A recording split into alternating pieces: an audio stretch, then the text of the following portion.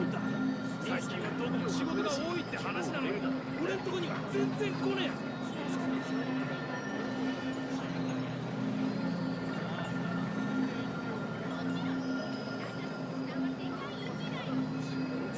冒険者たちが活躍するのにぴったりな場所だと思いません？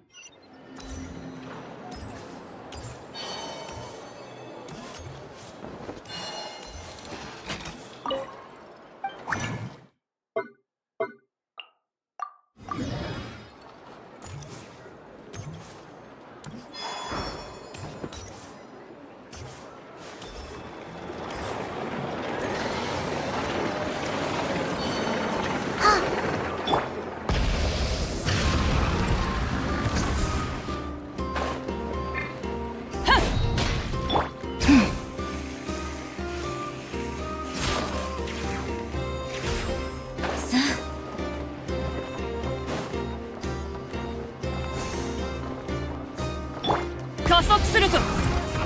気になることがあったら。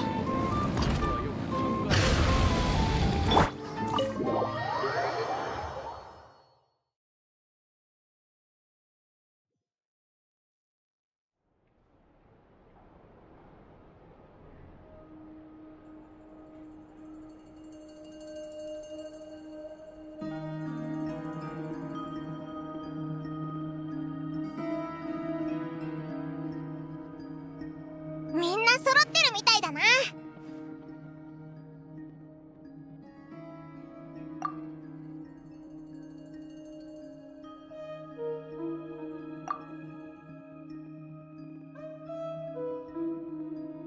ああ、こっちは準備万端だ。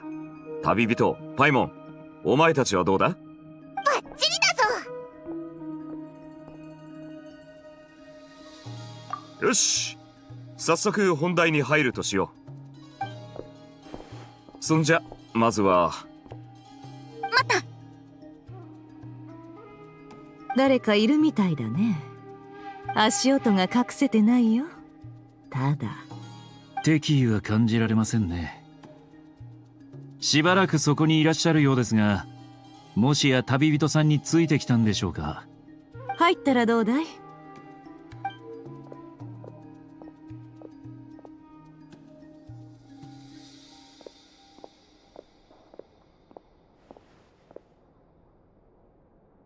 やはり簡単にバレてしまいましたか。召使い様の命により伝言をお届けに参りました。ドットーレはスネージナヤに戻ると思われたが、そうではなかった。そして空爆実験設計局にもナシャタウンにも姿を見せていない。ということはおそらく北にある研究所にいるはずよ。どうして個人で使える場所を申請したのかと思えば、最初から何もかも計画していたってことね。彼らにこう伝えてくれ。私とサンドローネが先行する。もし君たちも気になるようなら、ナドくらいの最北にある研究所で会おうと。コロンビーナと仲のいい二人だが、行動を起こす前にわざわざ俺たちに情報共有をしてくれたってことか。ファドゥイの協力に礼を言わないとだな。少女様はすでに組織を離れましたが、上層部があの方を気にかけていることに嘘偽りはありません。それに今の博士様の行動は不可解極まりない。我々も目が離せません。立場上人々と衝突することも多々ありますが、我々とて義理も情も理解しているつもりです。あなたたちは少女様のご友人ですので、もちろん知る権利があります。さすがアルレッキーノ、状況判断が早いね。おかげでだいぶ手間が省けた。地図はここに置いておきます。北の研究所へ向かうのであれば、くれぐれもお気をつけください。どうか忘れないように。少なくともなどくらいでは、召使い様の部下はあなたたちの味方です。お気遣い感謝します。当然の務めです。では私はこれで。何かございましたら空爆実験設計局へお越しください。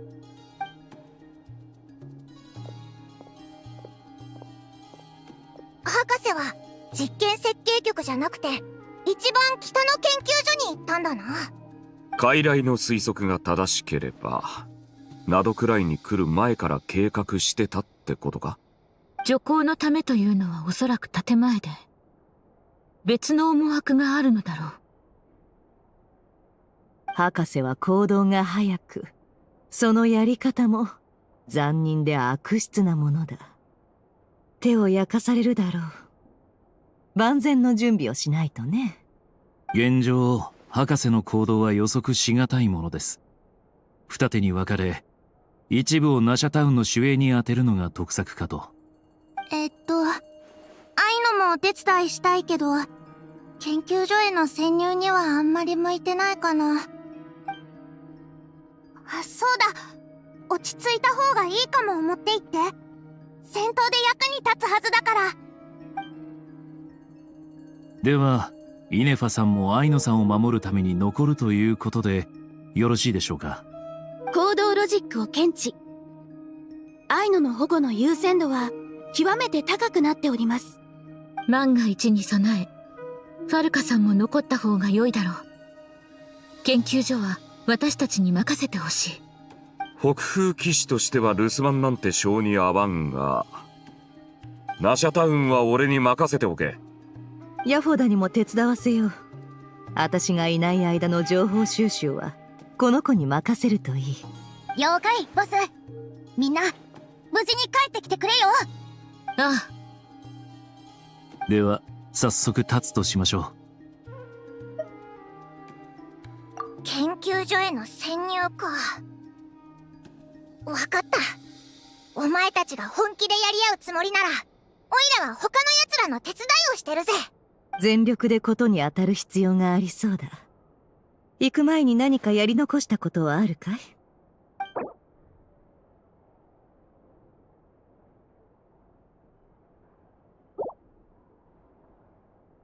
い？よし、みんな行動開始だ。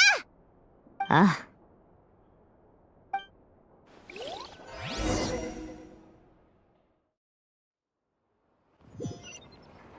装置が破壊されてる。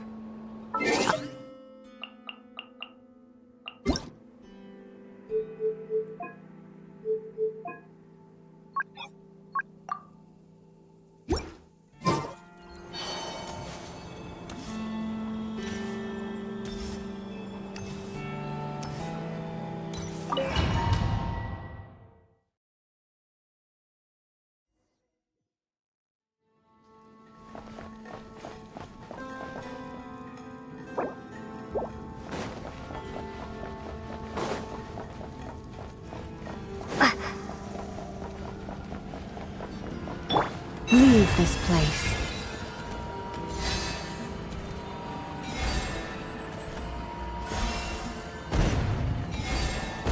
That's quite a welcome party.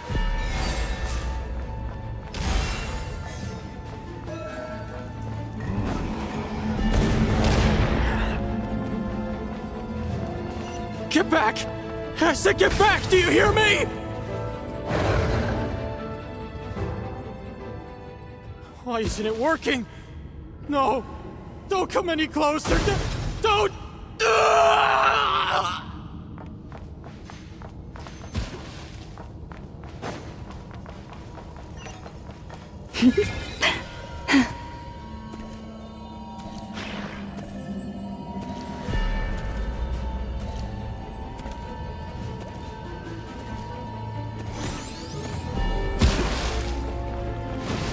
For the everlasting forest. The long sleep beckons. Close your eyes. Observe. Forest, protect. The mystery unravels.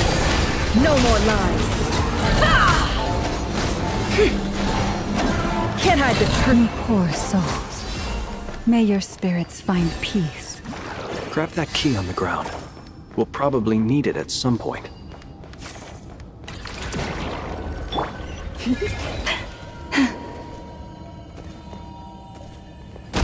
Watch out! There's no way through. Let's go around.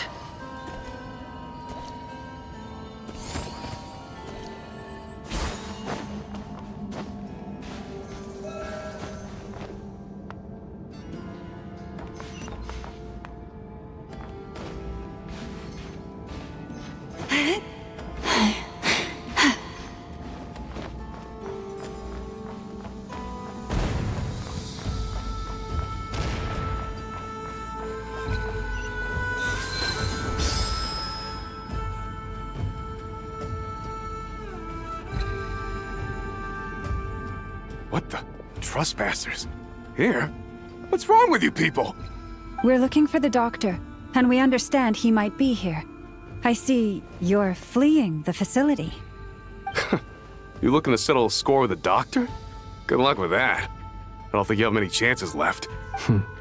Perhaps. But you might have a chance to live if you start talking. 2 other Harbingers had the same idea as you.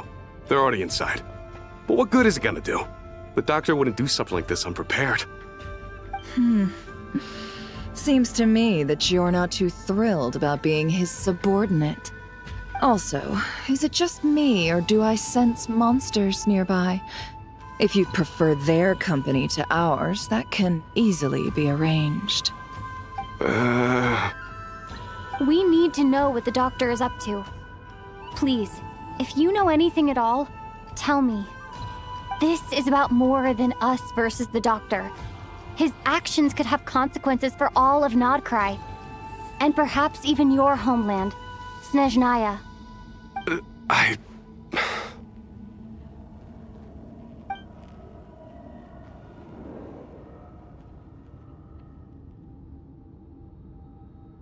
He's building something. Ambitious doesn't even begin to describe it. Feels like this could be the big one. God knows how long he's been planning it. A while back, he told us he'd be returning to Snezhnaya. We weren't expecting him back so soon. This time he brought some gemstones with him, or something. 2 of them. The moon marrow spheres. He stole them from their rightful owner, Columbina. Oh, Lady Damselette? Last I heard, she left the Fatui. Before she went, she told us she'd finished what Her Majesty asked of her, and wished to focus on some personal matters. I remember thinking that leaving us might not be the best choice. I mean, I always looked up to the captain the most, and... Back when this all started, the higher-ups dispatched 3 units to Nodcry to execute their plan. They were led by the Doctor, Marionette, and the Damselette, respectively. I was a part of the Damselette's unit to begin with. She never really interacted with us much. In fact, she seemed sort of detached from everything. Not because she was distracted, just felt like she was indifferent to the world around her. Like she had no stake in anything that happened. She always seemed like she was staring off into the distance. Almost as if she didn't see anything worth living for in the present, so she had to look further afield. That's right. She always used to stare up at the sky. The Doctor used to stand nearby and watch her. Apparently they got along well at first, but somewhere along the way, she grew wary of him, started avoiding him as much as possible. After she left, everyone in our unit merged with the Doctor's. He's similarly indifferent to the world, except when it comes to the moons. He seems to have big plans for them. Right now, obtaining the 3 moons is his #1 priority. He even said, if he can only get his hands on 2 of them, he'll create a 3rd one himself. How would he create an artificial moon marrow? Maybe the knowledge he gained from the Hyperborean phantoms has something to do with it. Thank you for cooperating. We appreciate the level of detail. I get the sense that you'd serve under Columbina again if you had the chance. Would that be fair? No, she's no longer a Harbinger. As a member of the Fatui, my loyalty will always belong to the Tsaritsa. I'm only telling you all this because I don't completely trust the Doctor. His actions do not align with the goals that first brought us to Nodcry. I understand. We'll do everything within our power to stop him. The Knaves unit is based at the Kuvaki Experimental Design Bureau. Maybe you can seek refuge with them. Well, Now we know what's going on here. Artificial moon marrow. He's likely well on the way to completing it. Dottore's technological capabilities are far more advanced than I thought. I fear this could get ugly. Everyone, prepare yourselves.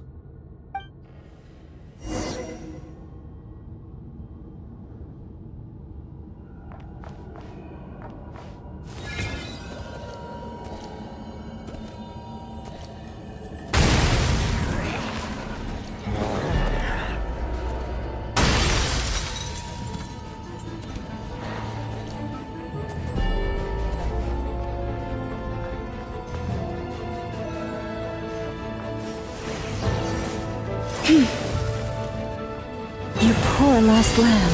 By the frost moon of all. Be silent. Observe. Night falls. Be silent.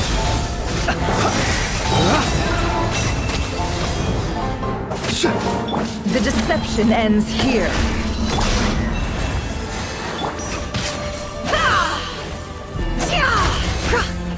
No more lies. Can't hide the truth. For the everlasting forest. Forest?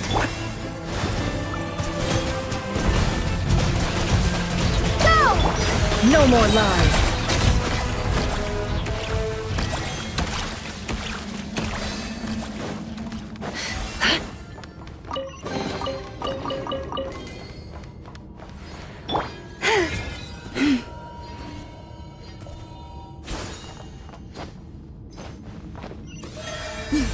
Yeah.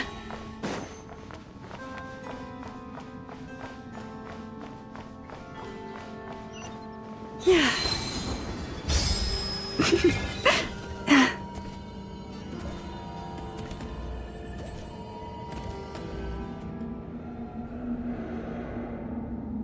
Welcome, one and all. I've been expecting you. I hope my humble research facility is to your liking. Yeah, we really appreciated fighting our way in through a horde of monsters. The gall. You expect us to believe you've just been patiently waiting for us? Of course I have. Should I be worried about something? Everything seems to be going quite smoothly so far, and you've shown up right on schedule. First Sandrone and Arlecchino, now you. Ah, quite a surfeit of guests I've had today.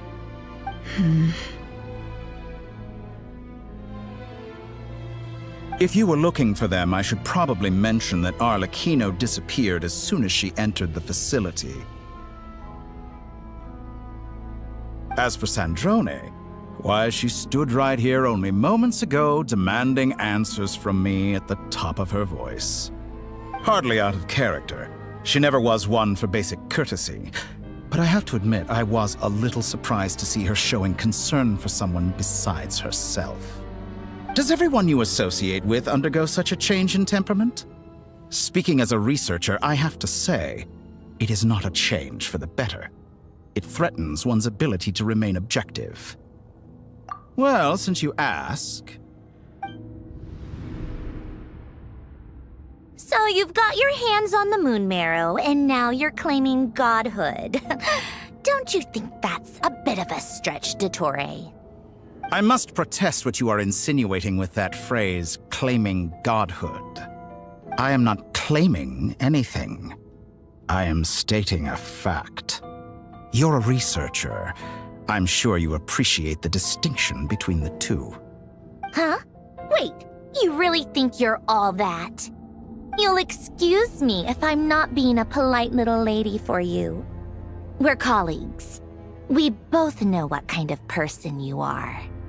By the same token, I knew you'd respond along those lines. You and I both understand that facts speak louder than words. To that end, I've had my people send you a small gift. It should go some way toward helping you understand my present position. What gift?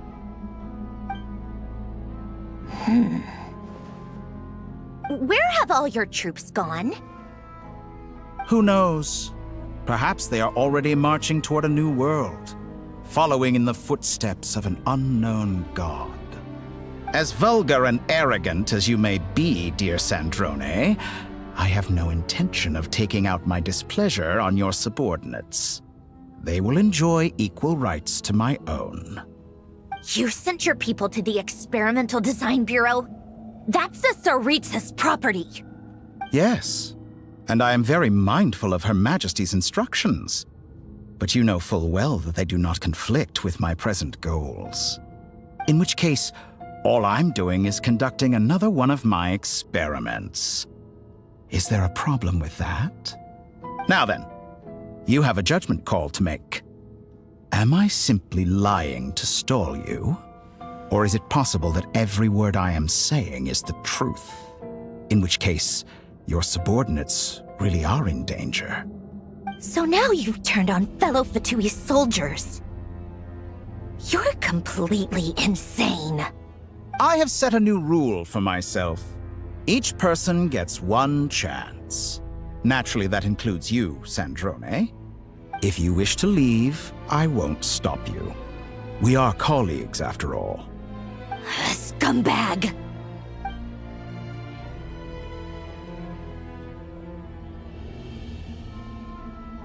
Still, I hadn't counted on Sandrone sparing any thought for the people of this world. Shame. I always found her self-centeredness to be one of her few better qualities. How can she ever hope to achieve greatness when she's so obsessed with protecting her little design bureau? It's more than a little disingenuous to speak of achieving greatness while taking hostages. Or does honor no longer mean anything to you? Honor? I have the marrow of 2 moons in my possession and will soon complete the construction of a 3rd. I will be the god of a new world. And you speak to me of honor? How charmingly naive. Those are sacred relics. You do not deserve them. In my view, many in this world do not deserve to be alive. And yet I mercifully permit them to go on living, do I not? You'll come to regret your actions. Will I now? Let's see if you can make me.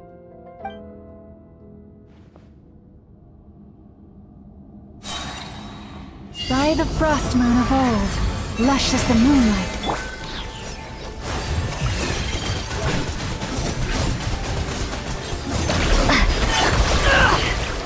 Seek within. It all adds up. Target acquired.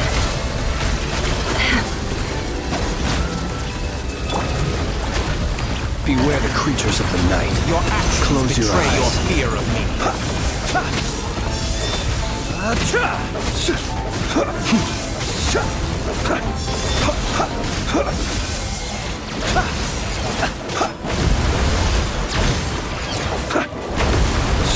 Receive my blessing. Get lost. No more lies. Arlecchino. Thanks for the assistance. Arlecchino. They see you as an ally. What a farce. You're clearly here to destroy my research, not you. I'd say your research is more valuable than your life. Am I wrong?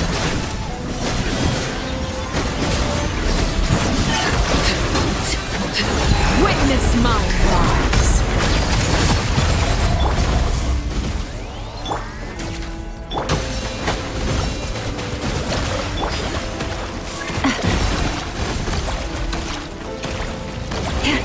Branch into song.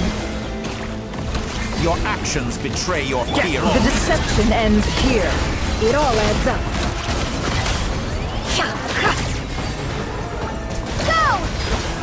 Target acquired. Keep your... Observe. Be silent. Get lost.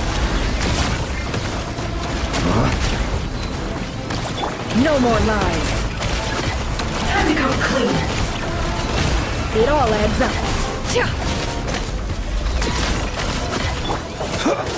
Close your eyes. Be silent. How's this? Night falls. Steady now. Disappointing. By the frost moon of old, receive my blessing. Go! Transfixed! I expected so much more from you. Dottore is too powerful with the artificial moon marrow in his arsenal. Fighting him is futile. Quickly!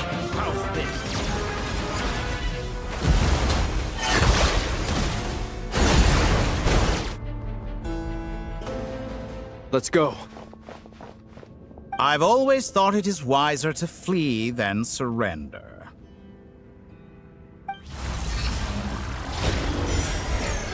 Watch out! What the? Forget about me! You should... Where's the traveler?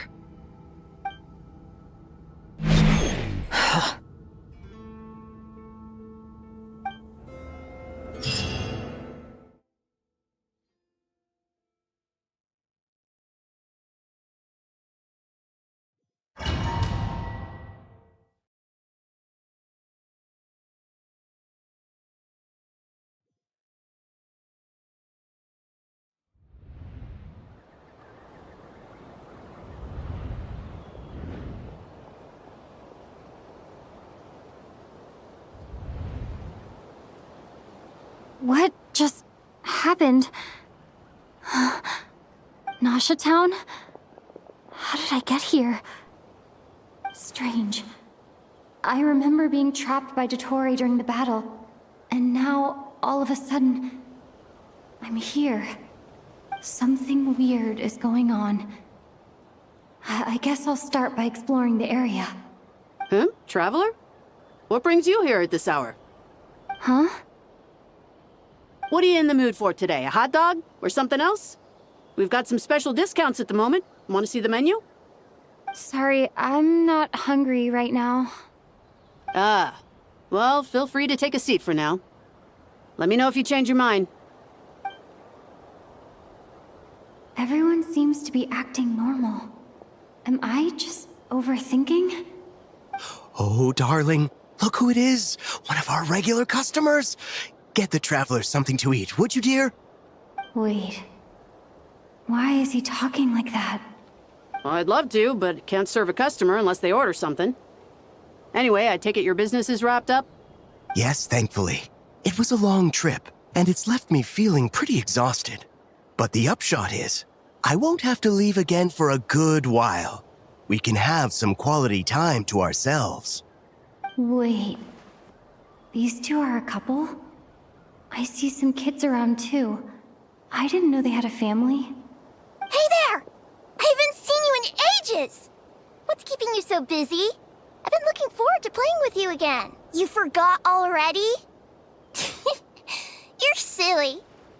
Daddy brought you over to our house recently. We had some snacks together. What is she talking about? We've had a lot of customers over the last few days, so we've been real busy. And like my mom always says, some people are more than just customers. They're friends. Oh, another customer's arrived. I better go see what they want. This is all wrong. I never once heard the owner of this restaurant talk about their family. It certainly isn't a family-run business. And that child, I don't recognize her at all. Could this be a false memory? Very good. I knew you had it in you. Aren't you going to try the house special? When did he show up? No, none of this is real. You don't seem to like it here. That's fine. We can change venues.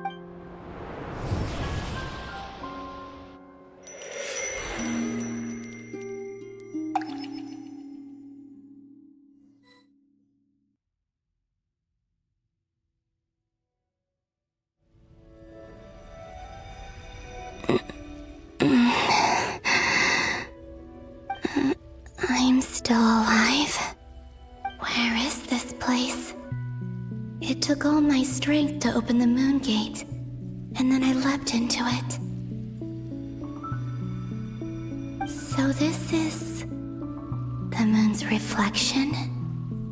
The mysterious realm beyond the gate?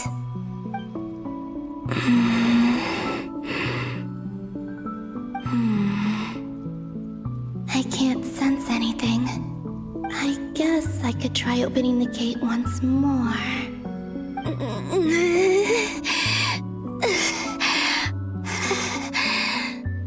No response. Maybe this space can't be opened from inside. If this was the space that killed both Rerir and his lover, then why am I unscathed? Or... no, I'm not unscathed. Even the air here feels... frozen in place. There is nothing here with which I can restore my power. I should conserve my strength and proceed with caution.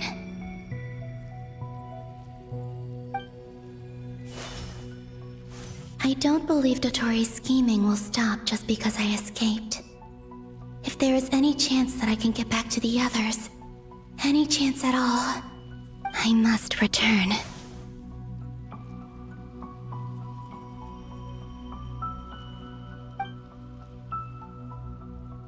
Emptiness, silence.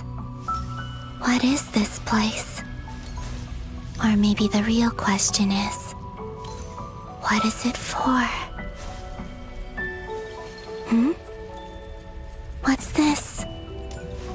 Looks like it responds to my power.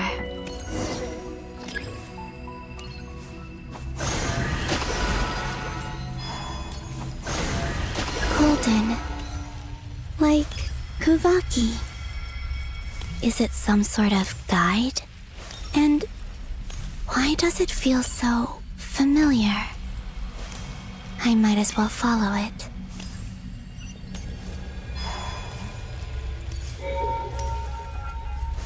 Where does this lead?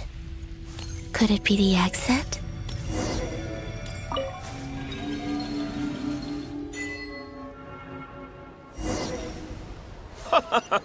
Welcome home, Moon Goddess. Is this Nasha Town? But isn't Moon Prayer Night over already?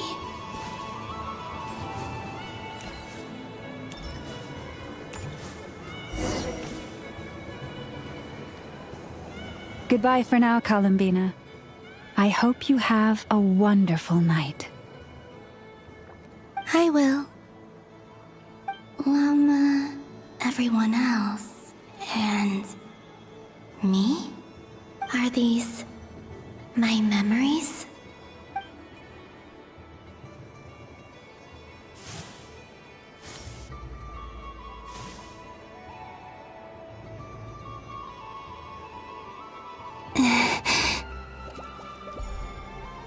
I can't touch them. It's as if we're separated by some impenetrable power.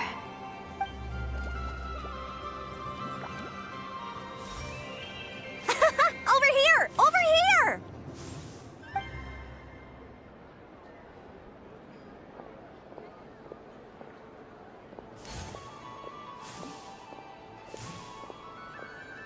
But the people in these memories pass right through me. Just like when I disappeared. If only I had known what would come to pass after that. Even so, I should still take a look around. Just being back here. It gives me the strength to keep going.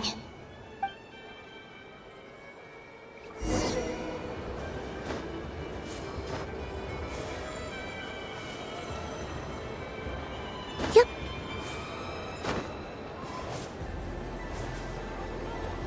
Welcome home, Moon Goddess. Oh, you're the genuine article. Alice was right. This Moon Prayer Night was worth watching after all. Oh? Yes. That was the fortune-telling stall run by Barbeloth from the Hexen Circle.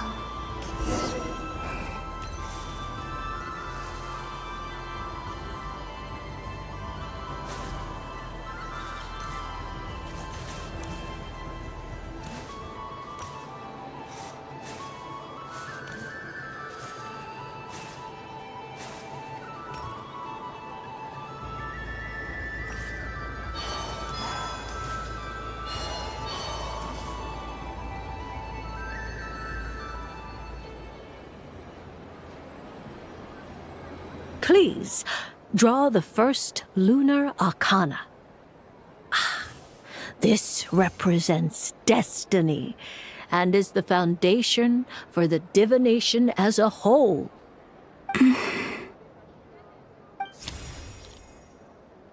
My destiny.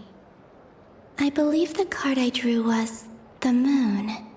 Now that I think about it, Barbalot's divination was absolutely right. It's almost time to draw the last card. The one that represents the future.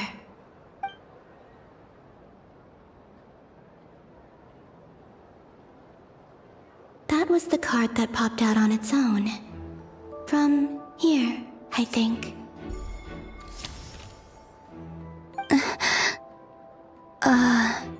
Kuvaki Pulse? What? Fascinating. I've never encountered this before in my role as a diviner. What's going on? Did that card leave the deck? Because of my influence? All I did was try to touch it, and then... Maybe this memory space is not untouchable after all. Are there weak points in the barrier? Or is it possible that there's more to this space than my memories alone? This card is death. I need to get to the bottom of this. I'll try touching something else.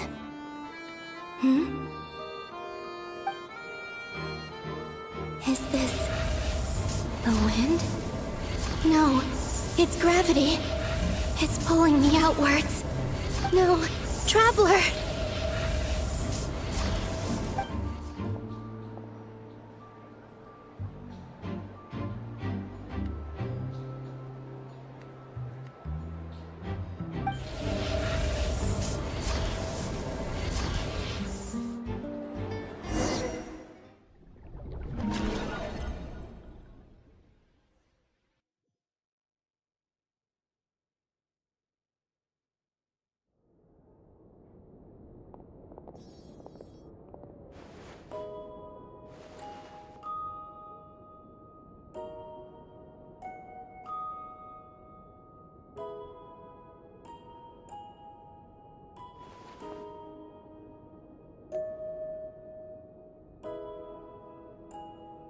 Haimon, listen to me. From the bottom of our hearts, we are so sorry. We completely understand how you must feel.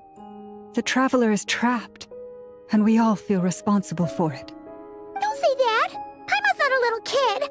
You didn't leave her behind on purpose! There was nothing you could do!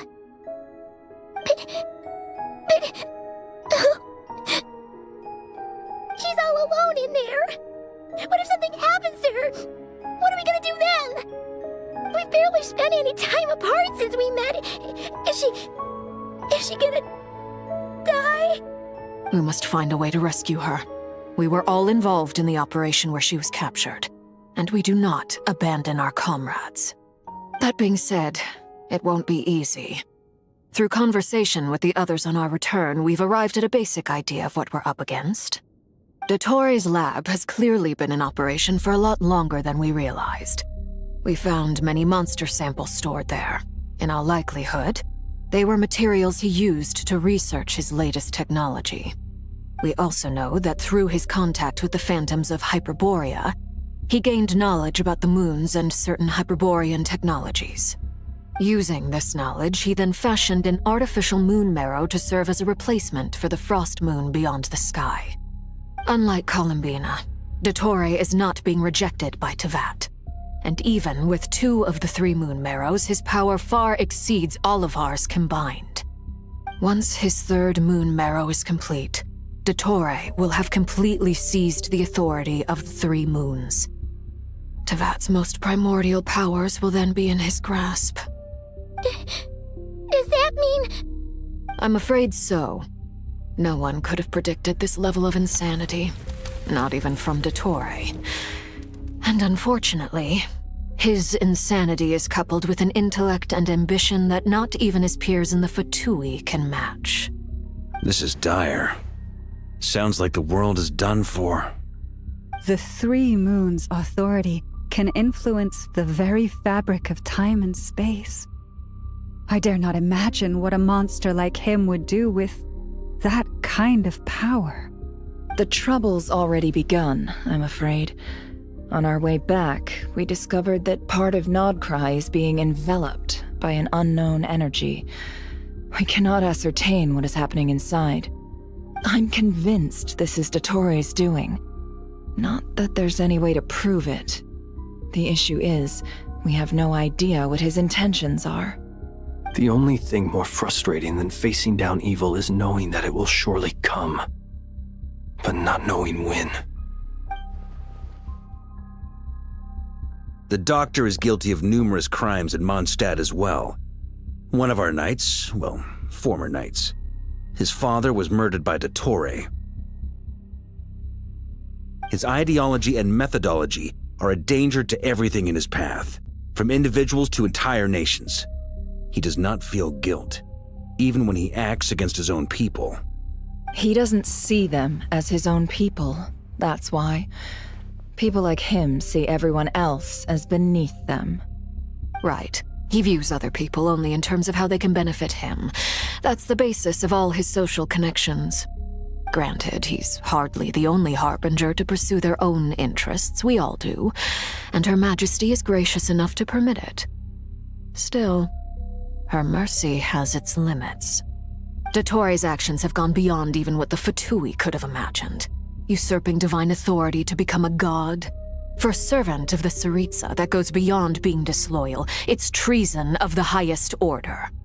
We can't expect him to heed the Tsaritsa's will once he gains the Three Moons' authority. Even we Harbingers consider him the most self-interested among us. Poor Traveler. Of all the people to get caught by... We have to go save her! Right now! Please! We gotta find a way! Paimon, I promise you, we are with you all the way. I get how you feel. I do. But it's gonna take more than strong emotions to take down an enemy like Dottore. What we need now is more information. Right. We can't even guarantee he's still at his research center. Before we can think about mounting a rescue operation, we need to confirm the Traveler's location. I'll find a way. Paimon knows, but... She's so scared. If anything happens to the Traveler... She might be the strongest person Paimon knows, but she's still human. She feels pain and bleeds just like anyone else. Then think things through before you stick your neck out. Unless you want to lose your head. Sandrone. Miss Sandrone, you're okay? Put the stuff over there, and be gentle with it. Am I okay? As you can see, I've had to move my whole livelihood out of the Experimental Design Bureau. It's been swallowed up by Dottore's energy field. If I'd left it any longer, I probably would have gotten stuck there. Ugh, Dottore always goes a little loco when he finds a shiny new toy. Not that he'd ever admit that. But this time, he's gone full psycho.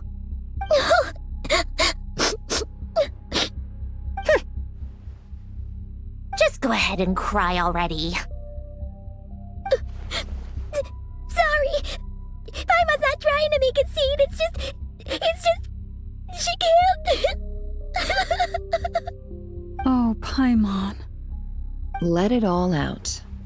There's no shame in it. When you're overwhelmed by fear and despair, crying can help get it out of your system. You'll feel better for it. Okay then, while the baby of the group is having a moment, how about the grown-ups get to work? Give me your hand. You've made a discovery? Polonia, scan.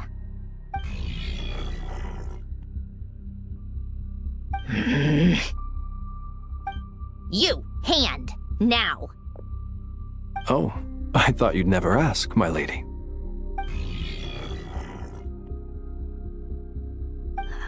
Curses! You're next, then you.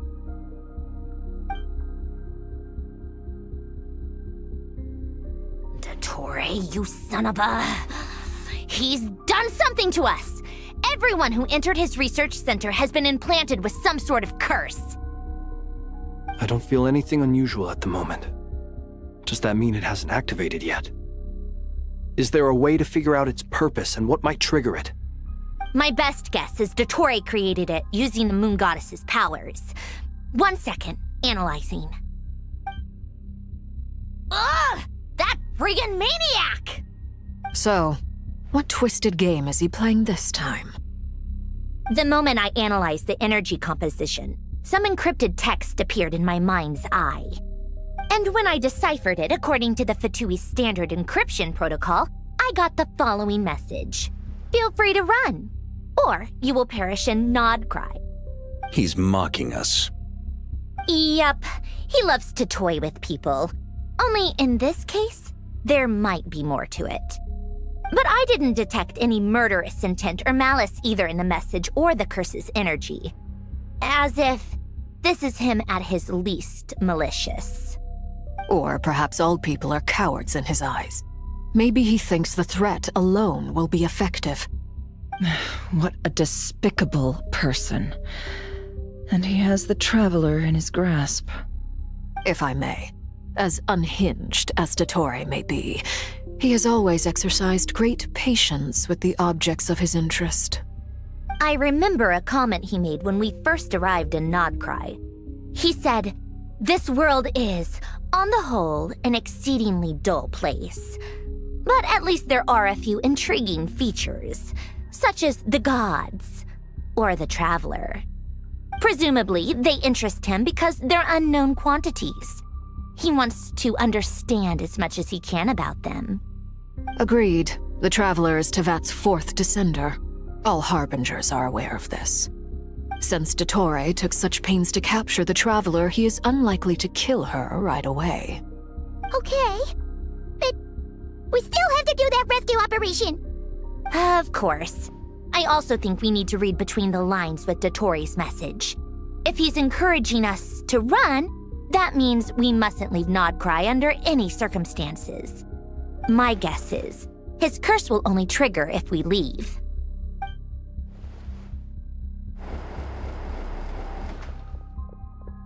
We've discovered multiple energy fields. Albedo is still attempting to analyze their structure. He told me to report back first. Each field is slowly growing, swallowing up more of the surrounding area in the process. And the pace of their expansion has increased since we first examined them. He's probably trying to swallow Nodcry whole. His nefarious ambition knows no bounds. If this continues, the whole of Tevat will be in trouble, not just Nodcry. The loss of Columbina could not have come at a worse time. Do we think she's truly gone for good? She entered the space beyond the Moon Gate, knowing what became of Rerir and Thalindus. I'm sorry, but I fear the odds aren't good. Don't be ridiculous. If I know her, she's busy finding a way back as we speak just so she can annoy me. She isn't dead. Whatever has become of her, the fact remains that we are two comrades short on the eve of a decisive battle. We need to find out the Traveler's location, but there is also other work to be done. Agreed. Whatever Dottore's planning, we have to get the local populace somewhere safe. So, as well as a rescue mission, we have to organize a mass evacuation at the same time. It would be best if someone could approach leaders of neighboring nations and negotiate emergency asylum for Nodcry's inhabitants. Can anyone handle that? Snezhnaya is one option. I'll see what I can do. This would be so much easier if the Traveler was here. No!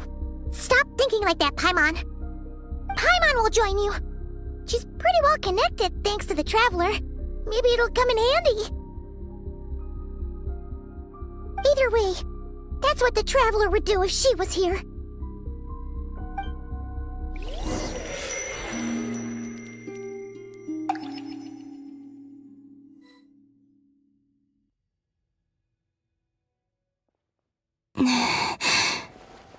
Back here again. that gravitational force that pulled me back. Is this where it came from? When I saw that memory of Moon Prayer Night, I think I influenced reality. Was it just a coincidence? Or, if only I could have sent the others some kind of warning on Moon Prayer Night. Maybe we could have stopped Dottore. I feel so heavy. Does entering that space consume a lot of energy? Well, even so, I have to keep moving forward. Back to emptiness and silence again.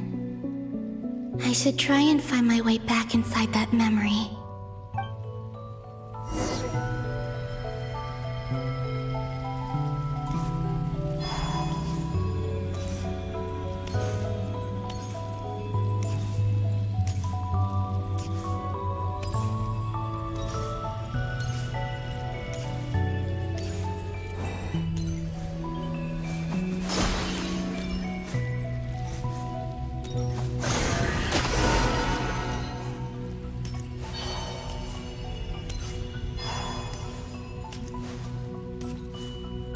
The entrance from last time isn't showing up. Looks like I need to gather these scattered fragments.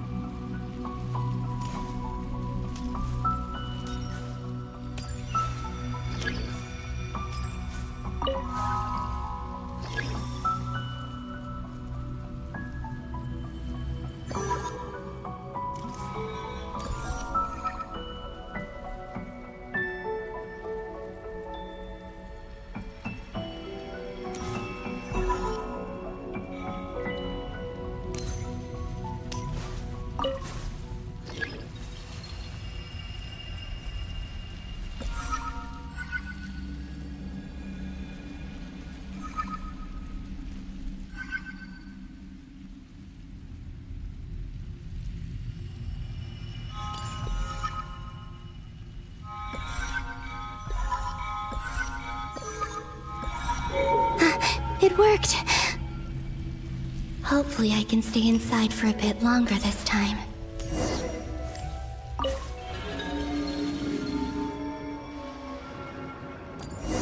Ad Astra Abyssosque. Welcome to the Adventurers Guild. What?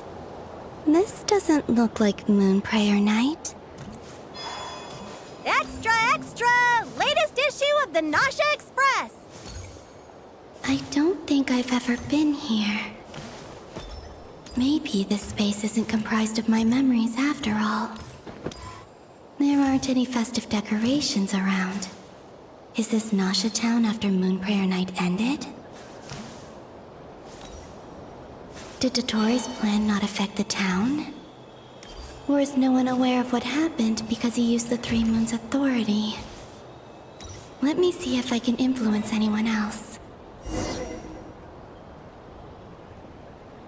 So, what do we do next? Wait, that voice. Paimon? The most important thing right now is to find that mage. Lauma the Traveler and Mr. Varga are here too. I'd better go pay the Fatui a visit. Traveler!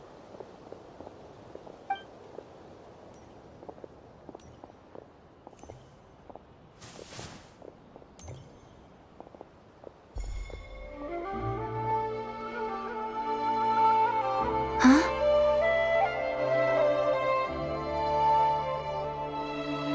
Columbina? I made contact. It's me, Columbina. Huh?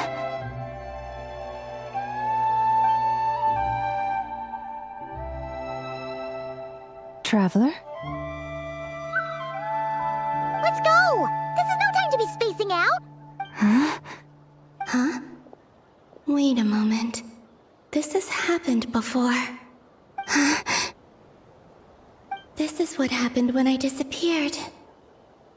I stood right over there, thinking that no one would ever find me again.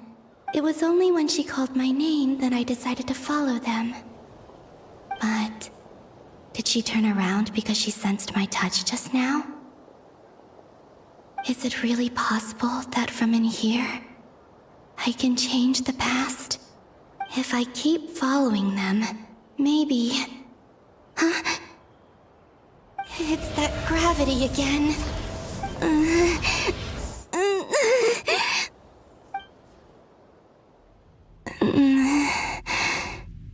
Every time I influence reality within that space, this force intervenes and pulls me back. It's as if it's trying to stop me from leaving.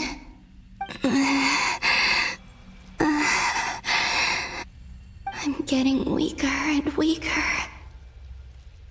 I'll just have to try another approach next time. Come on, Columbina. Keep going. You have to tell everyone what happened.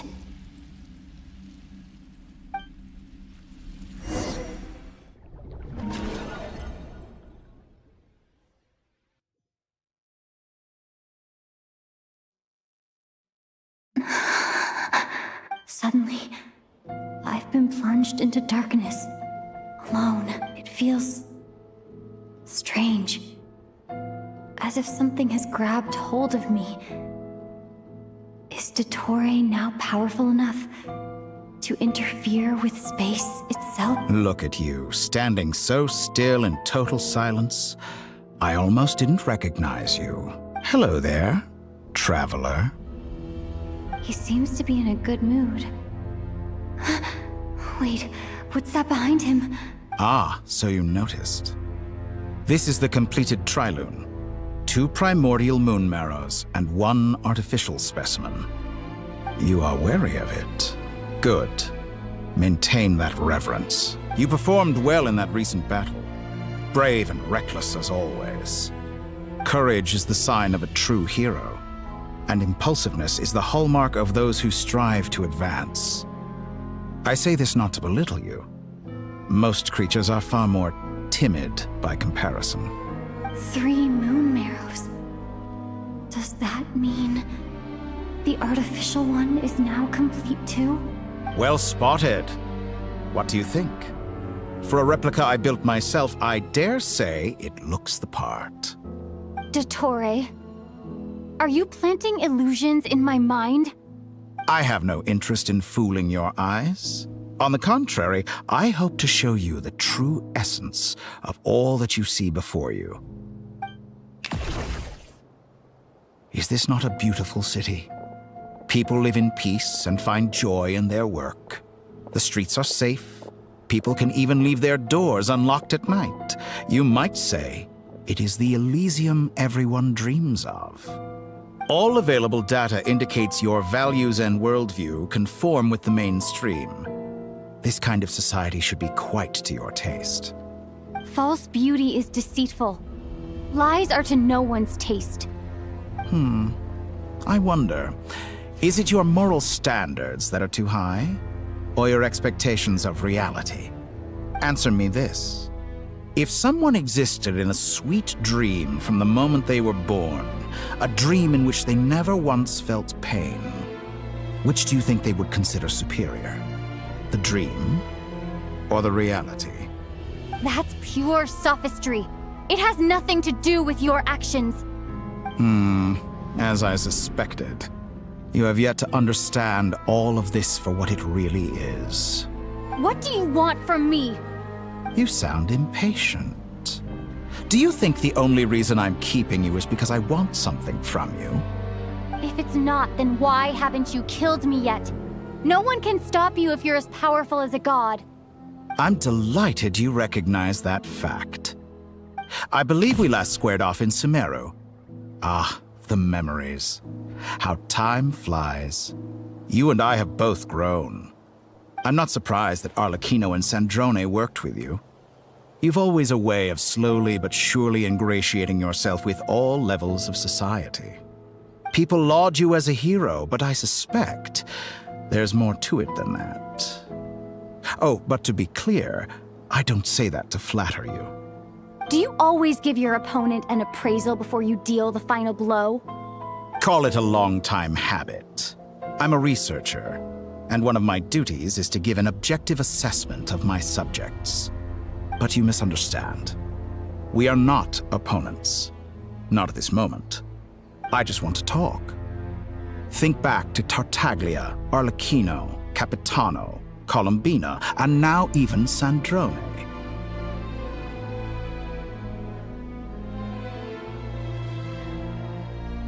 You've worked with each of them in the past.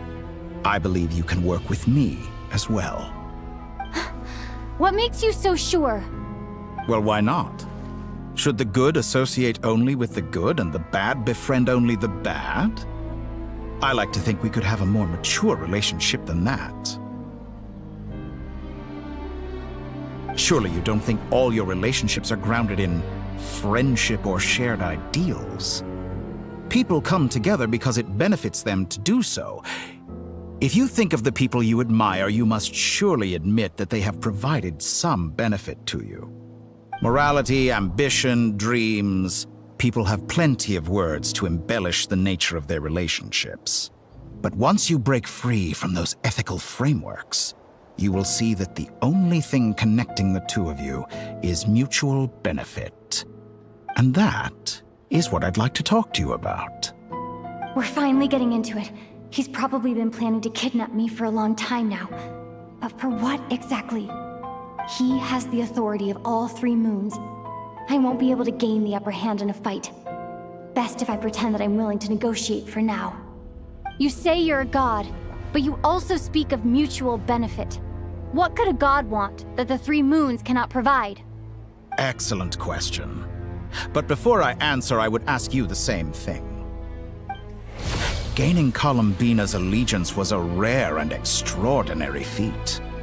But the Moon Marrows are now in my hands, and I have the edge over her. For this artificial moon is not being rejected by Tevat. Her identity and lineage may have been a thing of glory in the old world, but they were also shackles that prevented her from ever integrating into Tevat. I, on the other hand, you may view me as a thief, but I have overcome that limitation. So what is it that the 3 moons cannot grant you? What stops you from negotiating with me to get what you want?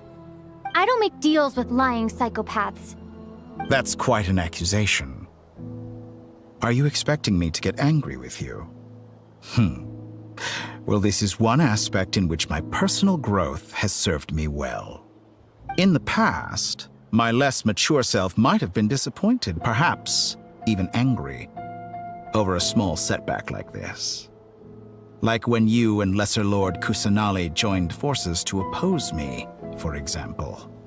But things are different now. Just as the rich do not quibble with the poor, I no longer find myself perturbed by these trivial affairs. Human relationships end with conflicts of emotions and interests. But relations between humans and gods are different. And ours is even more unique. I have ascended to the highest heights and laid claim to unprecedented horizons. And you were no ordinary person to begin with.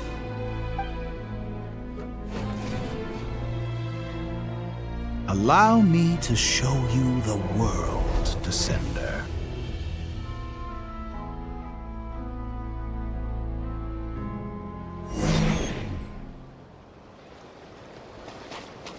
To stand, walk, jump, sit, and lie down. These are the most common of behaviors. Have you ever wondered why we were born following such laws? Who stipulated that we could not fly instead of walk?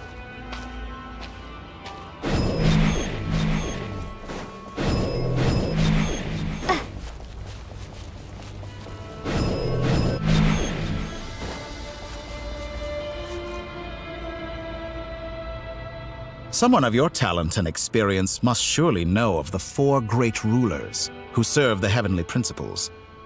They govern life, death, time, and space.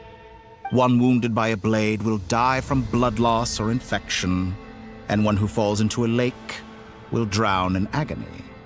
The elderly wallow in solitude, and the solitary age faster. Eventually, new life is born, only to embark on the same path of suffering. These 4 divisions anchor the world and shackle those who live in it. But they themselves transcend its boundaries, squandering the power bestowed by the heavens.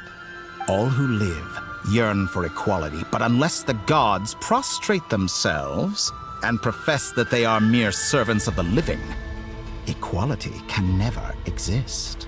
Who makes the rules we must live by? Who has the right to restrict us?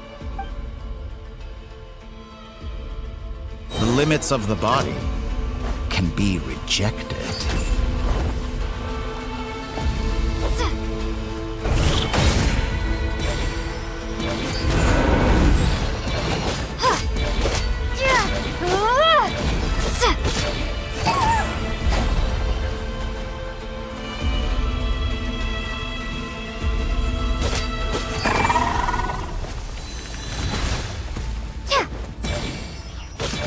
How does it feel to be among those with absolute power?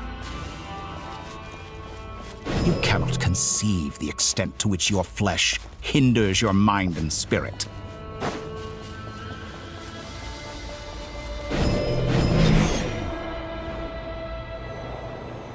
Only by discarding our useless, primitive eyes can we perceive a new world. How narrow-minded we all were in the past. Why should the final answer of the world not be the power that predates those of life, death, time, and space? The power of the Trilune. Through it, I have glimpsed new experimental possibilities. Nature suppressed, authority exiled, souls controlled.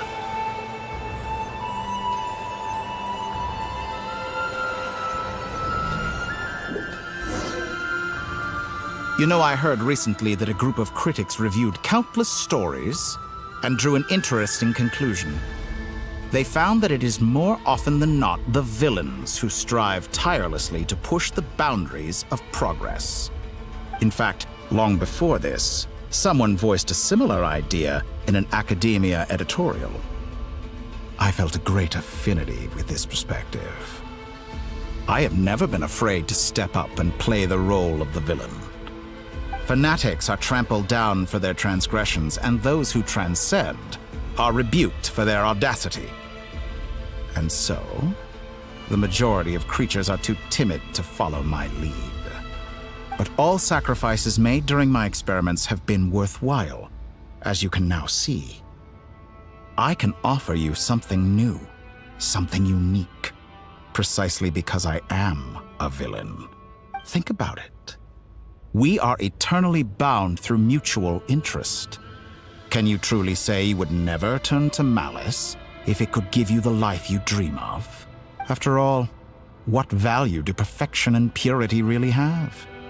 They are fragile and feeble things, utterly tedious. I say, better to be governed by a flawed humanity than a gnosis. The true seeker of knowledge is the villain who undergoes countless tribulations in pursuit of their goal. I'm sure many people have told you that you're different. Because I'm a descender? Exactly. Very clever. But what has that got to do with you? I do not conceal my wicked deeds, my selfish desires, or my greed.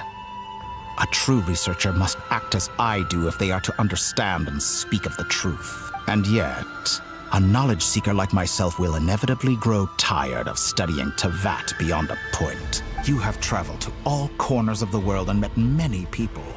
Along the way, there have been moments when you were misunderstood or even became a wanted criminal. And all the while, you have spent your days doing some of the most mundane jobs in the world. You fight and toil, claim minuscule rewards from my friend Pantalone, then you fight some more, winning some battles and losing others as your search goes on. And this cycle continues, with no end in sight. Surely you must sometimes grow weary of being stuck in this same loop day after day. We're completely different. I embrace everything that life throws at me. I am engaged in every step of my journey. How does that make us different? I too embrace what life brings, researching everything that interests me. Think of all the novel things I've managed to create, like the artificial moon marrow. Don't you see?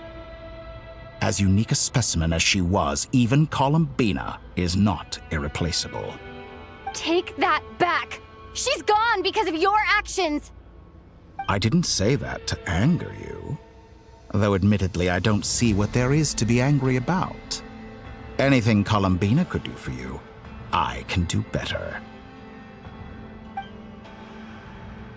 I know what your ultimate goal is. You wish to walk the path your brother walked and seek answers from him at the end of that journey, don't you? Someone like you could never understand what it feels like to care about another person the way I care about him. Perhaps not. But that doesn't mean I can't help. I could find your brother right now, bring him before you, and make him give you the answers you seek. Don't be so presumptuous. You'll never begin to understand the situation between us. Oh, no. This is no presumption. I'm only offering what I know is possible with the power of the Trilune. But it seems like you would sooner continue with your journey through this world. Why? Do you truly desire this journey? Or is it simply a necessary process from which you cannot escape? Think of all the time and energy you have spent, everything you've had to endure just to make it this far. Is this really what you want? Or has your hand been forced by the promise of that final answer? Yes, you have made many friends. But do they ever spare a thought for the void in your heart and what it yearns for? What you want is not friends. It is family. But do they know this? I, on the other hand, am far more considerate. Join my experiment, and in return, I will bring your meaningless journey and all its struggles to an end. This is a malicious attempt to manipulate me. But at the same time, he's stating some very human truths. Of course, he's right about my predicament. How can I deny it? I have faced ungrateful strangers, never-ending troubles, an endless quest for answers. I want to see him. After everything I've been through, words can't describe how much I miss him, how much I want to be reunited with him. Wherever you are right now, do you miss me too?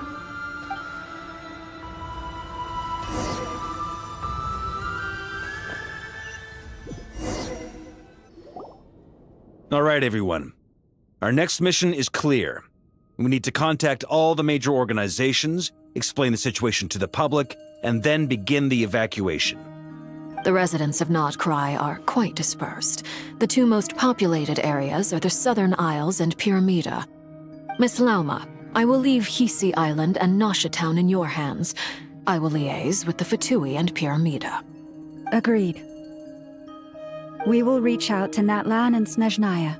Anyone found north of the Experimental Design Bureau should follow the Fatui to Snezhnaya. As for those dwelling south of that line, I will ask the Voynich Guild to help persuade them to leave. Then I, Mr. Varka, and the Frostmoon Scions will escort them to Natlan. The Voynich Guild has dealings with the Curatorium of Secrets.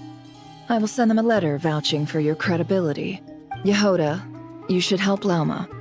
This is too big of a task for one person. My wish has come true.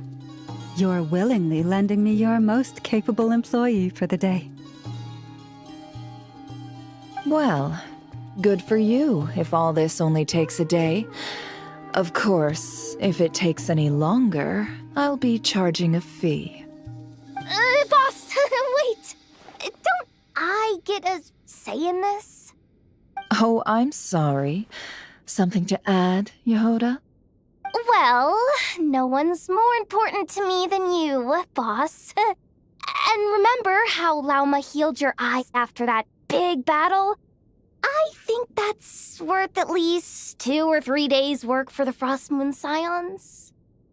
Are you completely incapable of acting in your own self-interest?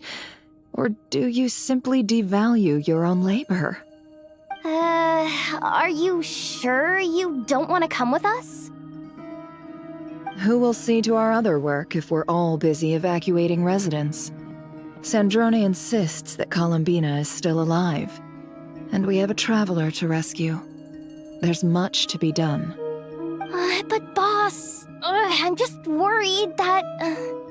Well, Nefer, I'll link up with you once my tasks are complete. What makes you think I'd need you to do that?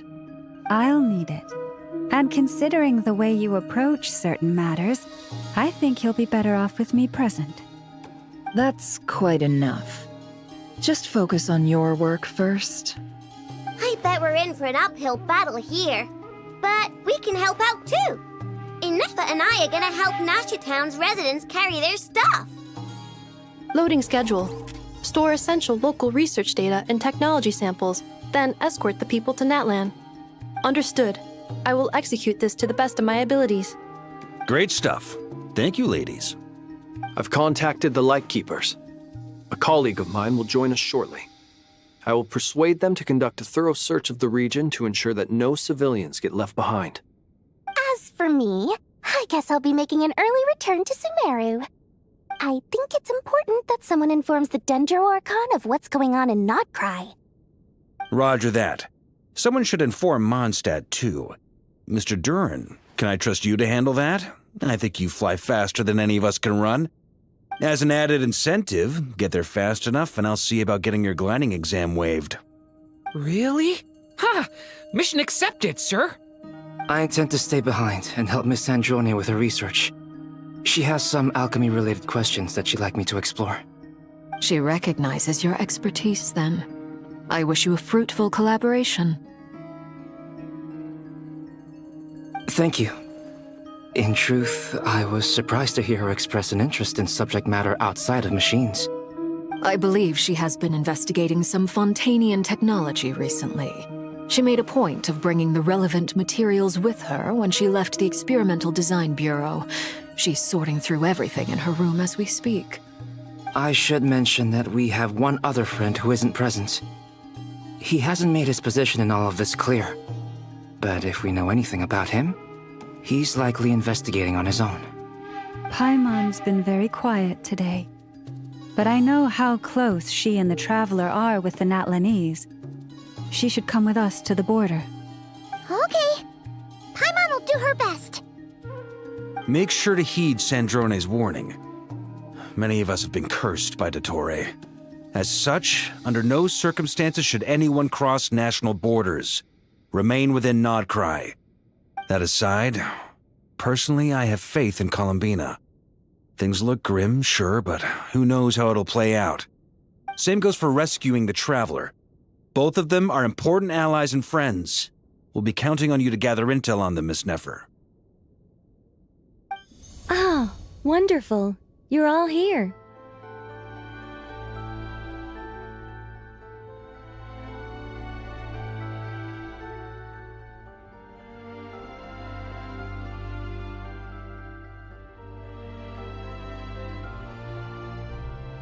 That voice again! Nicole? Whoa, that was loud! And it came out of nowhere. So mysterious. Sorry, this is the only way I can speak to you all right now. Please accept my apology. Anyway, time is short. I'll cut to the chase. We're still facing quite a catastrophe here at the world's borders. Alice has roped in every Hexenzirkel member she can get a hold of. Except for me. She told me I had to come and help you all out as a matter of urgency. I quote, "You love talking, don't you? Well, now it's finally your time to shine. Take these. Make sure the whole party gets one each. You'll be in charge of making sure everyone stays connected." Huh? Is this a Dodo communication device? Scanning. Unknown device. Analyzing. Unknown device. Conclusion. Cute. Affirmative. It is cute and good. I believe that I quite like it.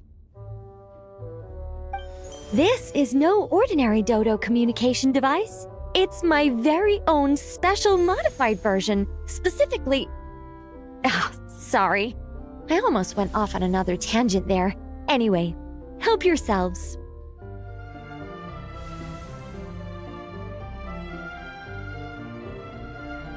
It will allow us to communicate over long distances within Nodcry. No more worrying about shuttling messages back and forth. What astounding technology. Am I right in assuming that it relies on your personal abilities to function, Miss Nicole? Yes, exactly. Right on cue, Albedo. Ah, I'd love to brag to you all about how it all works. But no, next time. Anyway, I'll be right with you all, serving as a communication hub. That's all from me. Head off as soon as you're ready. I'll be staying here to keep watch, and I'll be sending you my blessings.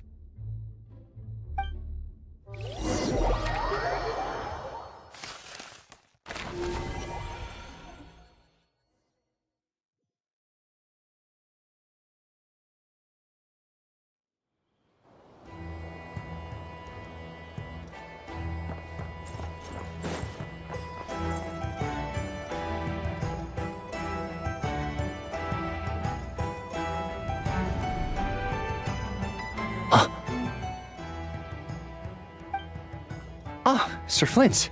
Perfect timing. I just arrived myself. You are most considerate, Master Ilua. But in fact, I know you have been sitting here for quite some time. If you saw me, why didn't you say something? I was curious to see how long you could sit still for. Also, shouldn't you have managed to sense me approaching? That would be a first. You always seem to appear out of thin air without making a peep. Also, how many times do I have to tell you not to address me as master? I don't qualify. I beg to differ. Why should a young man so well versed in social graces as yourself not be worthy of that title? Please, Lord Flint's... Sir Flint's. I'm begging you, don't flatter me into complacency like you do with everyone else. You understand me better than most. My newest acquaintances tell me I love complimenting others. What do you think? I think they don't understand why you do it. You just love puffing people up till they're a big, happy ball of hot air that floats away into the sky. In all sincerity, I can only hope that they bring good tidings when they come back down to Earth. Is the situation that bad? We just held a strategy meeting. Let me fill you in.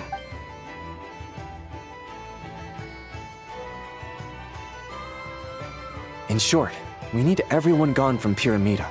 We also need a team of Lightkeepers to scour the more remote regions of Nodcry for civilians to evacuate. I only hope we have enough personnel. We do. Old Man Nikita will definitely help. And we can recall anyone out on patrol to focus on this instead. Good. I'm sure you and the others will make short work of this. Now, don't forget. Once you've completed this task, make sure you and the rest of the team evacuate to either Snezhnaya or Natlan as well. Flint? If you've got something to say, Master Ilua, why not guess what I'm thinking right now? You mentioned that you have something else to deal with later. How difficult is it going to be? I doubt it will be easy. I know you're a Lightkeeper, and it's your duty to protect others in times of crisis. But I have a feeling that you'll be walking into grave danger. However bad things have gotten in the past, Nodcry has never faced a mass evacuation before. I don't mean to pry, and it's probably none of my business. But whatever it is you're intending, you don't have to go through with it, you know. I've been afflicted with some sort of curse, and I'm told it may well trigger if I set foot outside of Nodcry. As such, I cannot leave. I have to act, if for no other reason than to fight this curse. What? No. Why? Why would anyone want to curse you? There are plenty of people out there willing to trample over others in pursuit of their own goals. Frankly, Sir Flint, I am furious. You're making light of what is an incredibly serious situation. Indeed I am. And? And what? I told you, I'm furious about this. Nothing I can do about it, I'm afraid. Things happen, and we just have to deal with them. If you find yourself feeling angry, perhaps start by drinking a big glass of water. Hey, you mean you're completely unmoved by my anger? I'm devastated. Then allow me to express my sincerest regret. Come by the lighthouse sometime. We'll catch ourselves a few fish, have a little barbecue, play some cards, and bask in the sun. Maybe I need to spell this out. Lean in a little, Flint's. Oh my, this doesn't bode well. Word is that you were caught up in a real horror show recently. People were amazed that you returned safe and sound. They've been debating whether you're even human. I've returned safe and sound from plenty of crises. When you say people, do you mean other people, or do you just mean you? Fine. I'll be frank. You're not human, are you? Heavens. Now that's a horrifying thought. You know what? Forget it. We'll revisit this once it's all over. A sound plan. Albeit a little ominous sounding. Just promise me you'll come back in one piece, all right? For you, Master Ilua. How could I refuse? Also, please pass my regards on to our colleagues. Tell them, thank you all for your assistance. Please put safety first as you proceed with the operation.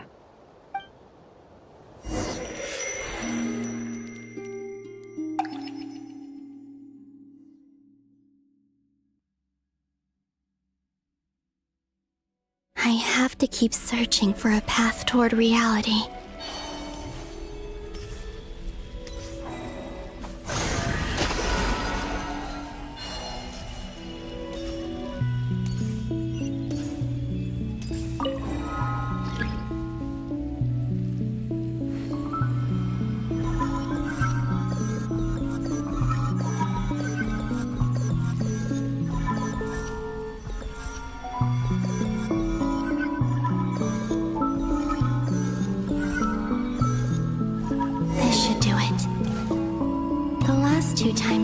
Influence reality in this space.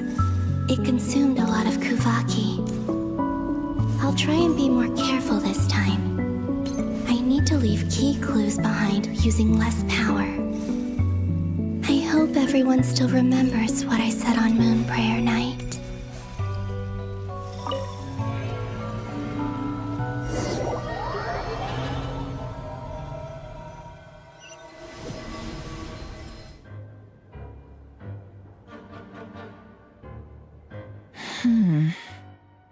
Nothing here either.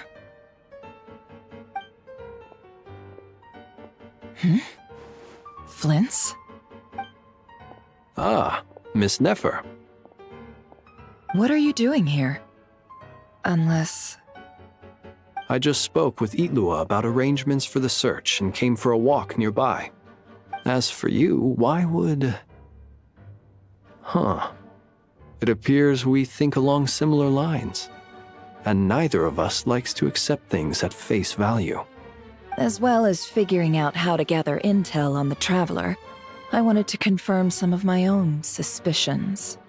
Also, we'll need to bring a lot of force to bear against Ettore, even if we're only looking to rescue the Traveler. We can't leave anything to chance. You don't think Columbina perished either, do you? I'm merely considering the possibility that she survived, just as you are. How much can we really know about a deity like her anyway? Do you remember what she said on Moon Prayer Night? About using moonlight to send messages to us? Of course. I think that's why we're both here. Where have you checked so far? I've been focusing on the outdoors. Anywhere the moonlight shines. I checked most of Nasha Town, but didn't find anything. I checked the Curatorium of Secrets and a few rooms where I thought I might find some leads. But no luck here either. The only places I haven't looked yet are the rooms in the flagship. But process of elimination isn't the only thing that brought me here. Oh, really? What's your other reason?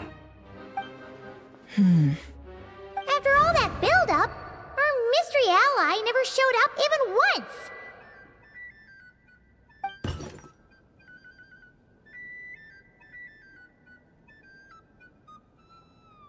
Huh? Am I imagining things?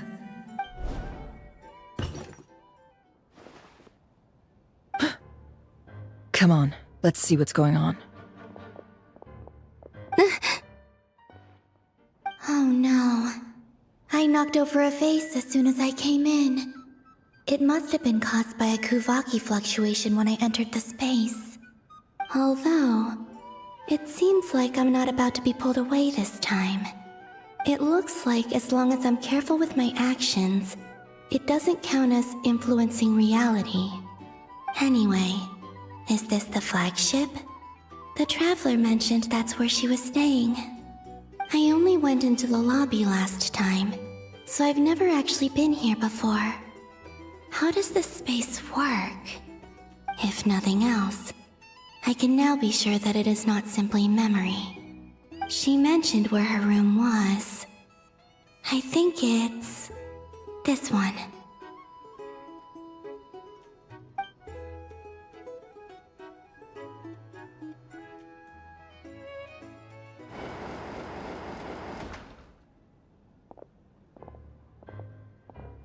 The door is closed. But if this is anything like when I disappeared, then maybe...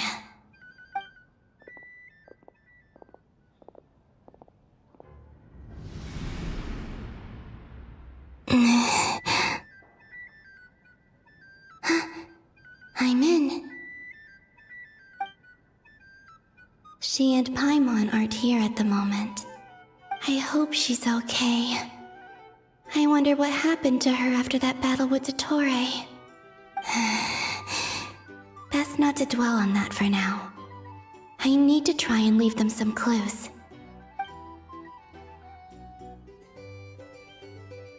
Please, Traveler. I really hope you find this.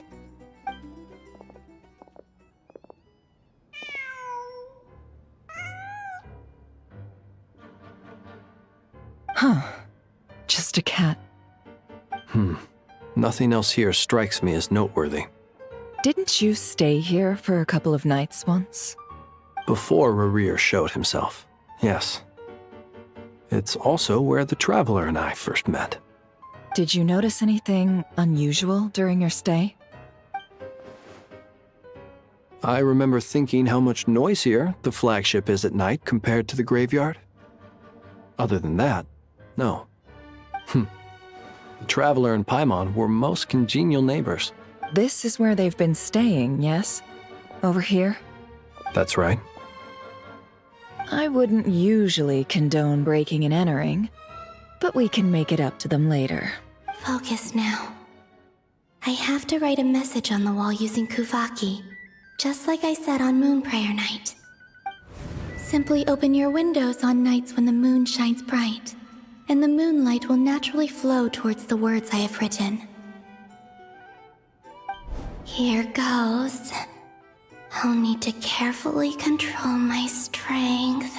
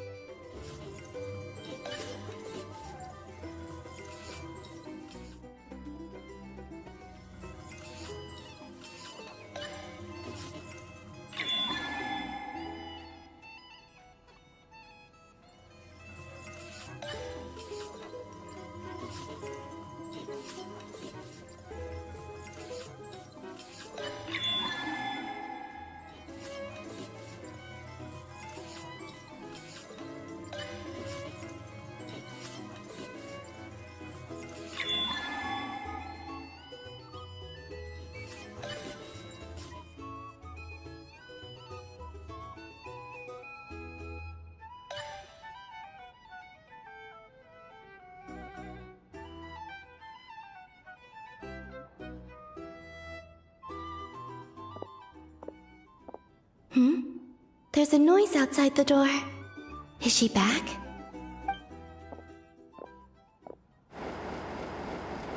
Please, you have to see these words.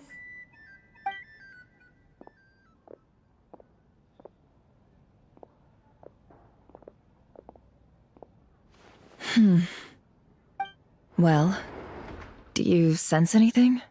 Unfortunately, no. And this place was our last chance. Not necessarily. We've only looked in Nasha Town so far. Miss Columbina said she would leave messages at her friends' dwellings. It's still worth checking where Miss Lauma lives and where I live. Let's try and make some time to look into those then. Wait.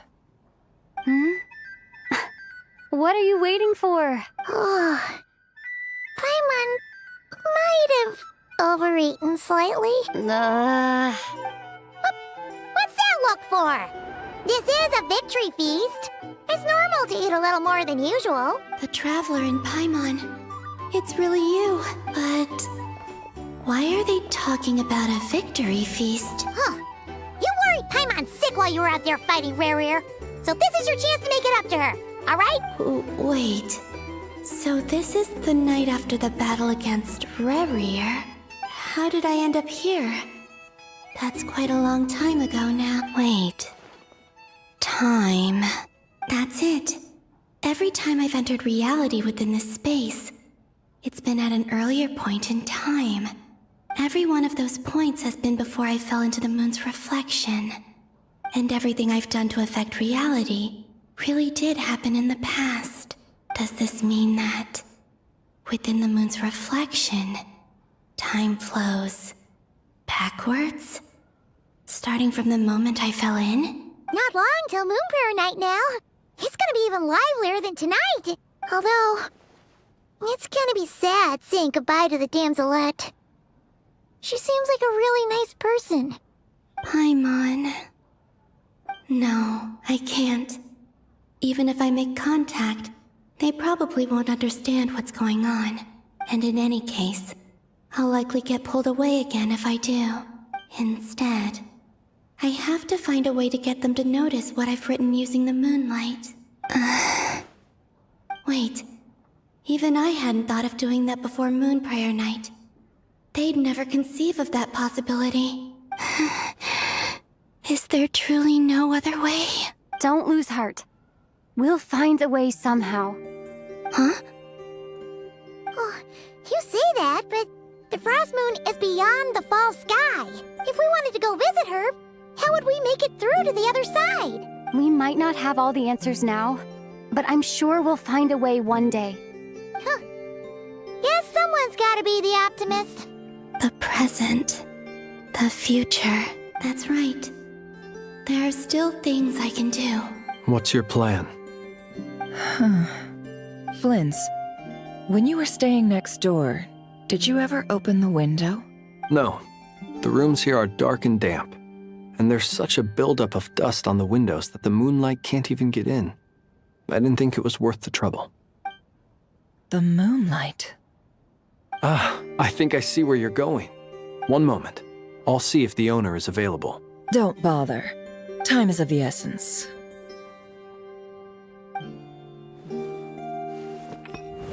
Time. Even if no one sees what I've written at this moment, maybe someone will remember what I said after Moon Prayer Night. I need to write down as much information as I can. And maybe one day... Huh? What's up with you? You can't even hold your cup steady. Are you...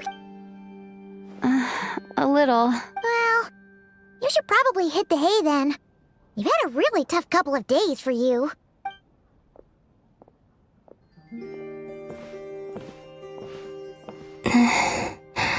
You truly have. You helped defeat Rare, helped me reclaim my name, and you helped the others organize Moon Prayer Night.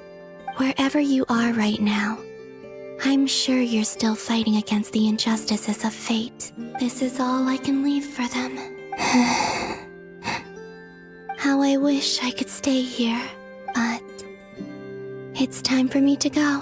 I hope to see you again in the next time, and if the opportunity presents itself. I will surely return to your side. Huh. Columbina. She's alive. Not only that, but she's left us an entire wall's worth of clues.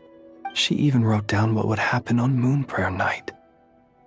It's just a shame we found it too late. I am here. Time in this place flows backwards. I am constantly moving forward.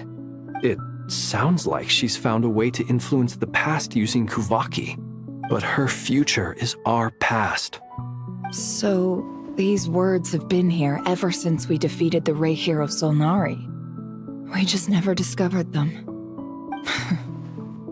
Which came first, the chicken or the egg? Do you ever mull over questions like that? Only when I'm in a good mood and at leisure. Well, I never do. Everything that has happened already belongs to the realm of fact. As a business person, and especially an intel broker, what I do is extrapolate from those facts to try and read the future. An admirable philosophy. It's a means of survival. Let's go. We have a wall's worth of clues to share with the others.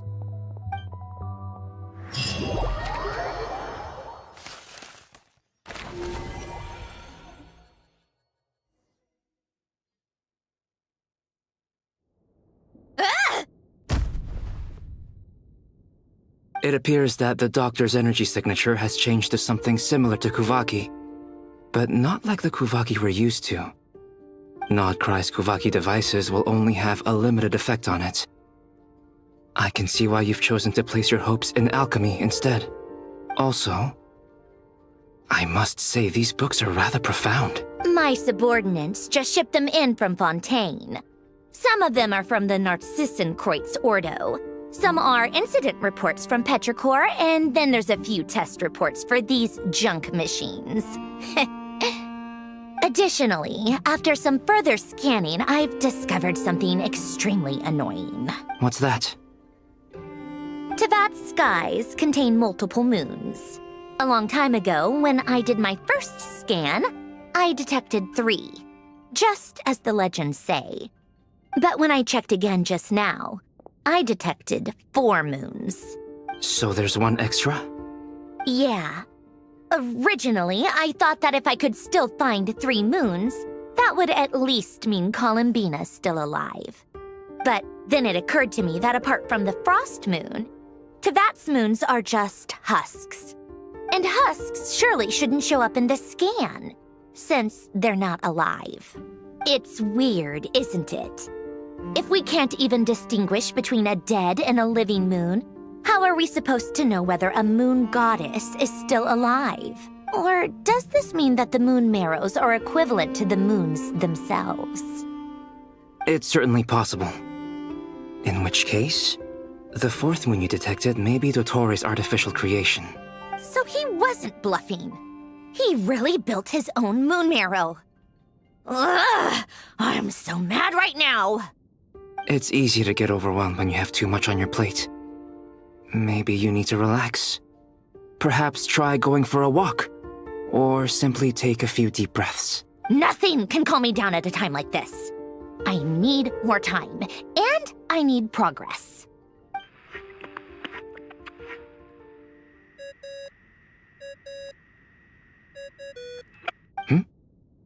It's Mr. Flynn's. I really hate that ringing tone. Ugh. First the 4 orthants of the Narcissenkreuz, then moon marrows. Now what? Oh, sorry if we're disturbing you. Might I ask what's troubling you? What do you want? We're busy. Are you still at the Curatorium of Secrets? Yeah. Look, everyone else is still out, so there's no hurry. Plus, I'm busy, so I would appreciate if you gave me some space. Even though we have crucial intel to share? Fine. I'm listening. Do you intend to share it via the Dodo communication device? Ordinarily, I would, but this is a unique situation.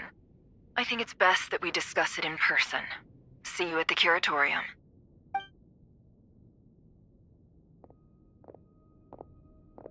All right then. So, what's the situation?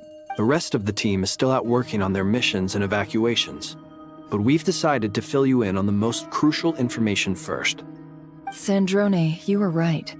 Columbina is most likely still alive. That's the best news we've received in a while, by a long way.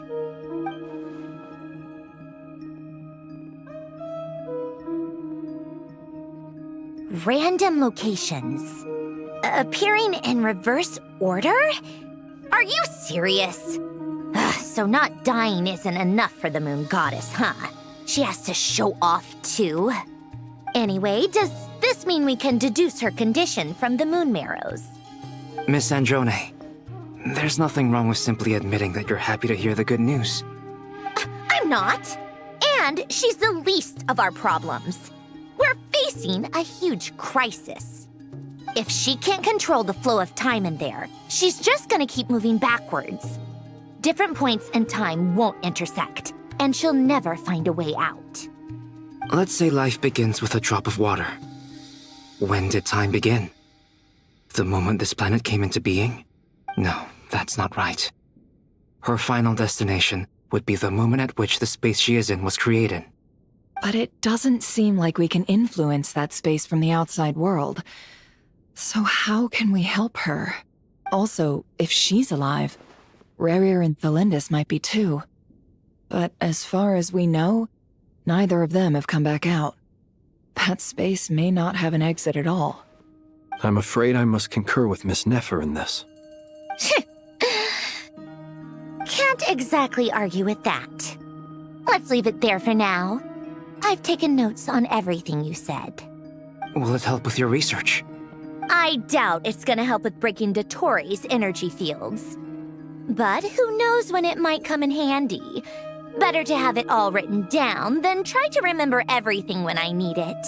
All right, I need to get back to my research. Mr. Albedo has made a lot of suggestions that will require my undivided attention. Sure, I'll stay here. I have things to work on.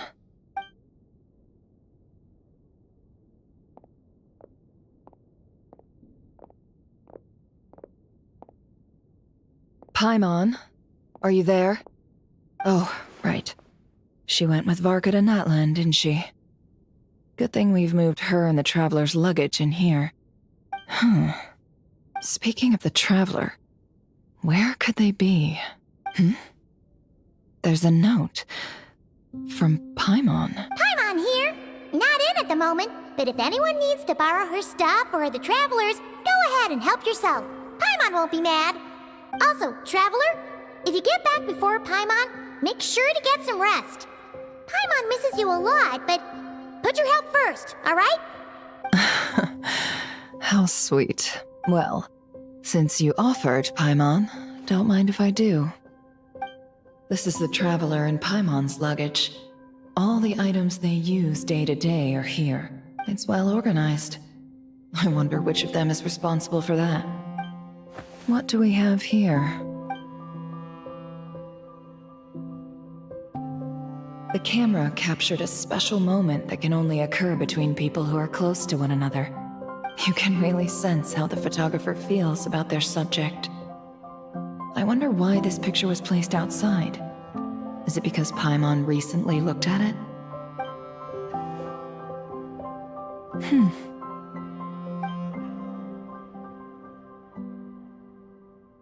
This must belong to the Traveler. Perfect.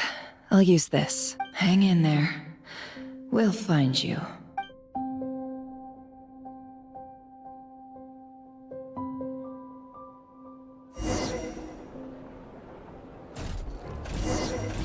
Polonia. Search keyword world formula and bring me all relevant books.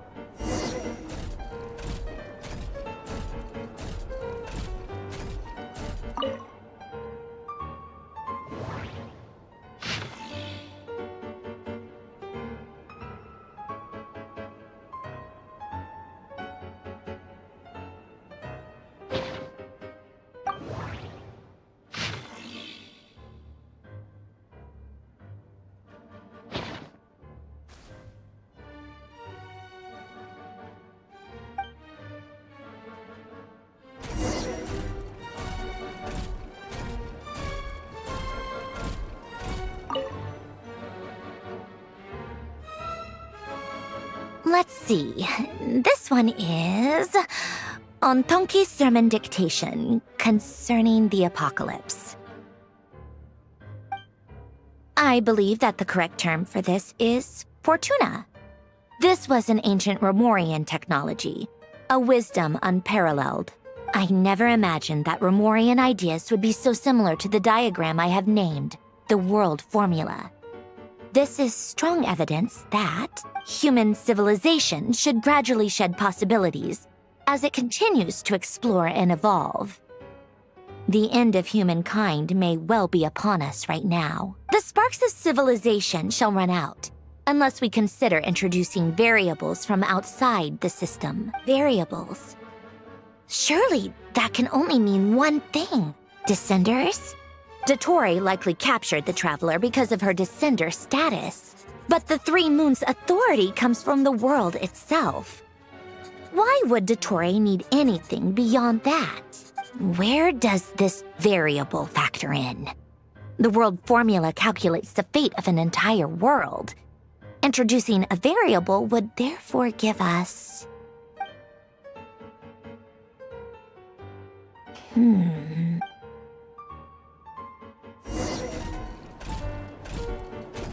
Polonia, search keyword pathway and bring me all relevant books.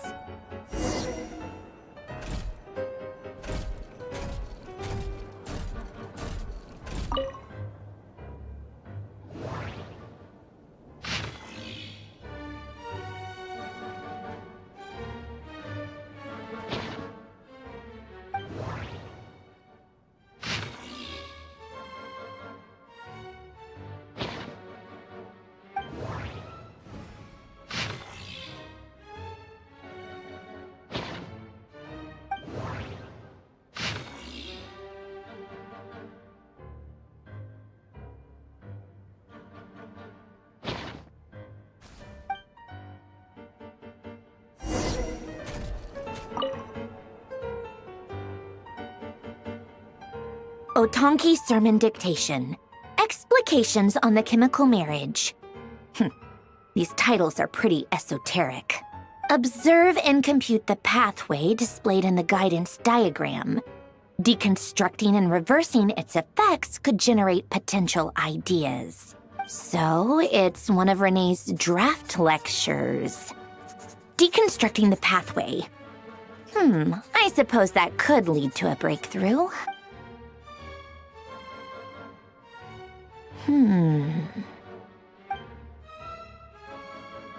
This is so long. This guy sure loves showing off his knowledge.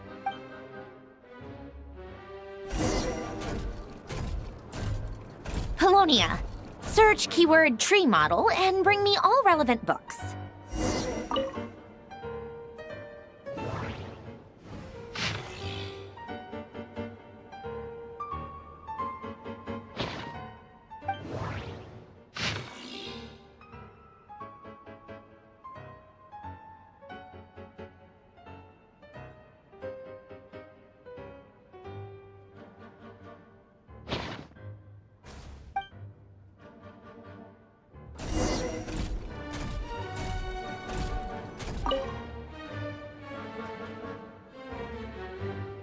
Most of the experimental devices proposed by the Lilia Crucis Ordo are built based on the simple and basic logical structure of a tree model.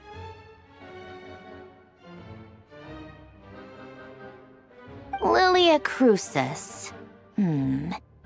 Guess they were trying to cover up the name of the Nausitzenkreuz Ordo? When Duke St. Germanus departed, he said, "It seems that there's no going back."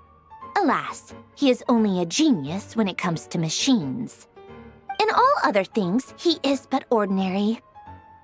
Excuse me? I'm sorry. That's just ridiculous. What kind of book is this? Great Detective Herlock, The Alchemist and the Clockwork Saint? Isn't this a novel? Come on. Still, the author swears that they knew Renee well. Whatever. I guess it's not beyond the realms of possibility that Renee would say nonsense like that on occasion. Memory, wishes, souls, and persona. Frankly, this sounds more like occultism, but if Albedo vouches for it, I suppose there must be some alchemical basis to these techniques. The way Alain Guillotin saw it, the world was comprised of machines. The universe needed machines, and thus his technologies were created. That's why I was born. René, his full name was René de Petrichor, if I recall correctly. Sounds like he and the town must be intricately connected. That place was also the source of most of our information regarding Remurian civilization. Seems like some of his projects were based on their technology. The cutting of souls and storing them in vessels. These seemingly unrelated techniques underpinned René's research. Assuming that the 4 orthants correspond to alchemical categories. The chemical marriage model? Alain would have scoffed at that. He never would have let those theories or parameters anywhere near his mathematical formulas.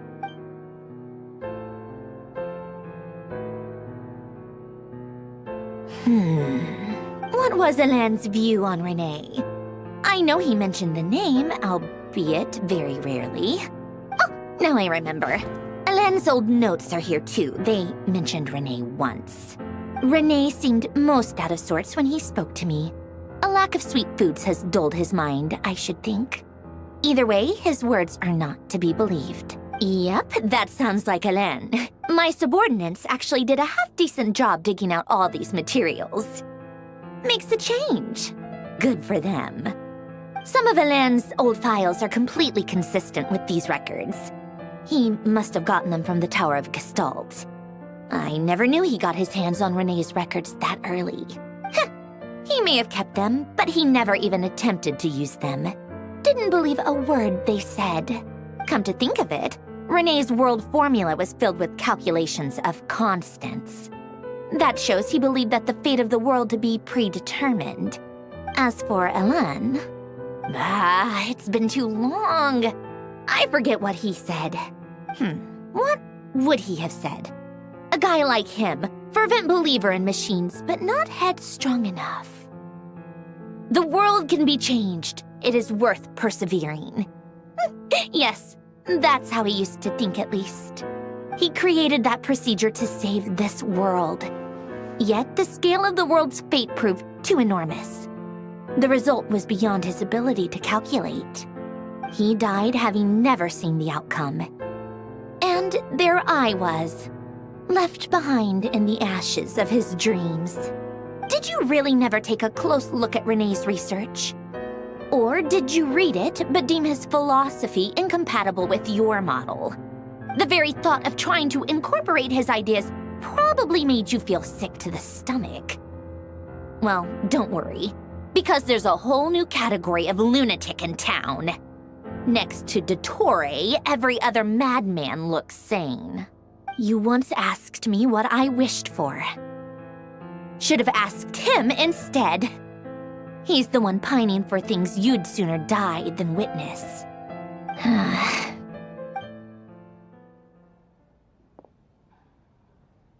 Even the tiniest variable can make big waves in the present. Now then, allow me to put these incompatible fragments together in your stead. First, establish and verify the existence of the Great Circle. Absolute nihil on one end, absolute reality on the other. Now, search between these two extremes. Then, the construction criteria. Variables.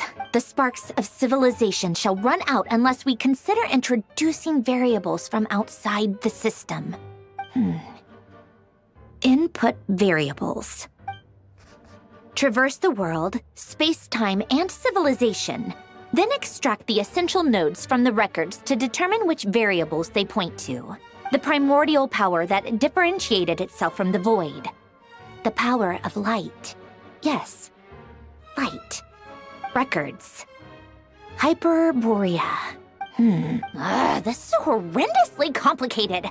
After all that, I'm still missing a few variables. I need to think this through again.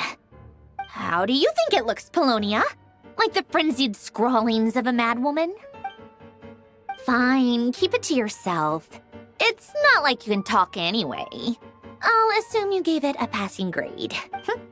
I jest. But true madness does often start with trying to save the world. What would Arlecchino and Columbina think if they saw this incomprehensible hen scratch? They'd probably have me institutionalized.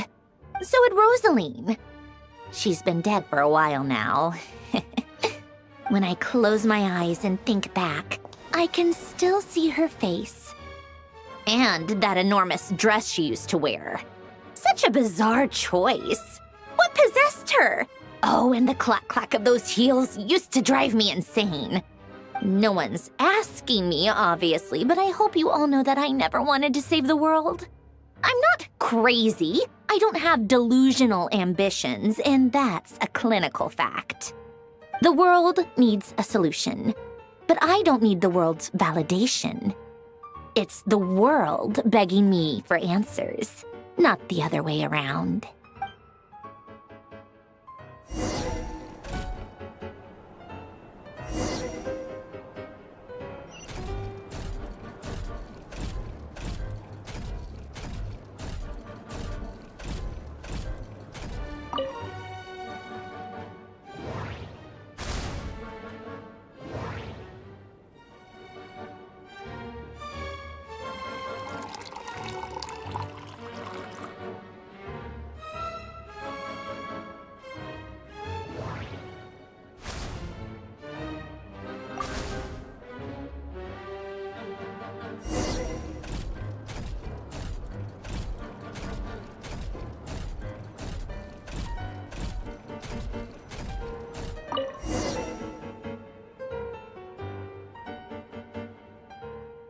Oh, cookies to go with the tea. Let's see. They must be from that person who brought those documents. I see they're from Hotel de Boer. Something's written on the box.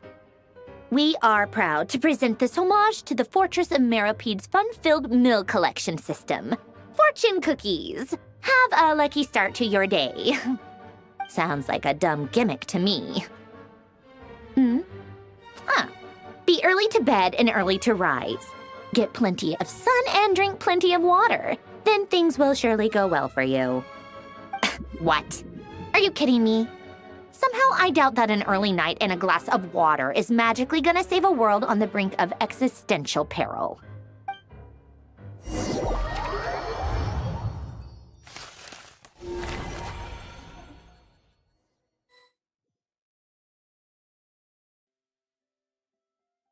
Lady Arlecchino, word has reached us that Lady Marionette's troops are all in position. They are ready to act as soon as the order is given.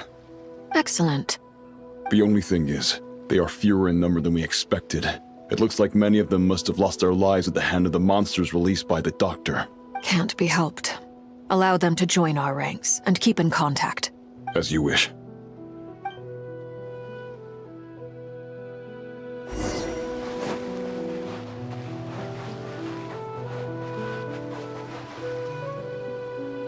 It's been a while, Arlecchino. You look well. Did Dottore really have to build his lab right on the sole path between Snezhnaya and Nodkrai? Had to go on a huge detour to stay out of its line of sight. Sounds like an arduous journey. I assume you've brought word from Her Majesty? Of course, all part of the job. Firstly, the Tsaritsa has authorized Fatui Internal Affairs to review Dottore's case. They will reach a formal verdict on whether he has turned traitor and whether he poses a threat to Snezhnaya. While they're working on that, I've been ordered to come and receive the refugees from Nodkrai. They are nearby. My team will escort you to them shortly. Great. Aside from that, Her Majesty has a message for you and Sandrone personally. Huh? Where is Sandrone? She stayed behind to work since I was making the trip anyway. It seemed sensible to have one person on standby at base while the other came out to meet you. All right, guess that's just how she rolls. In that case, tell her that the Tsaritsa's decree this time is pretty awesome sounding. I think she'll like this one. Still, I wonder what... Wait, what's that? Did one of our troops turn into a monster? Take him out.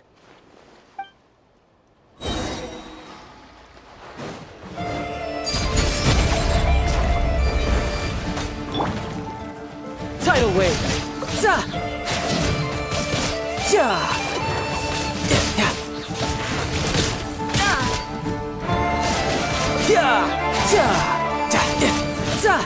Shouldn't let your guard down. You've gotten stronger, Arlecchino. Nice. Stop that right now. I appreciate the praise, but I am not fighting you today. I knew it.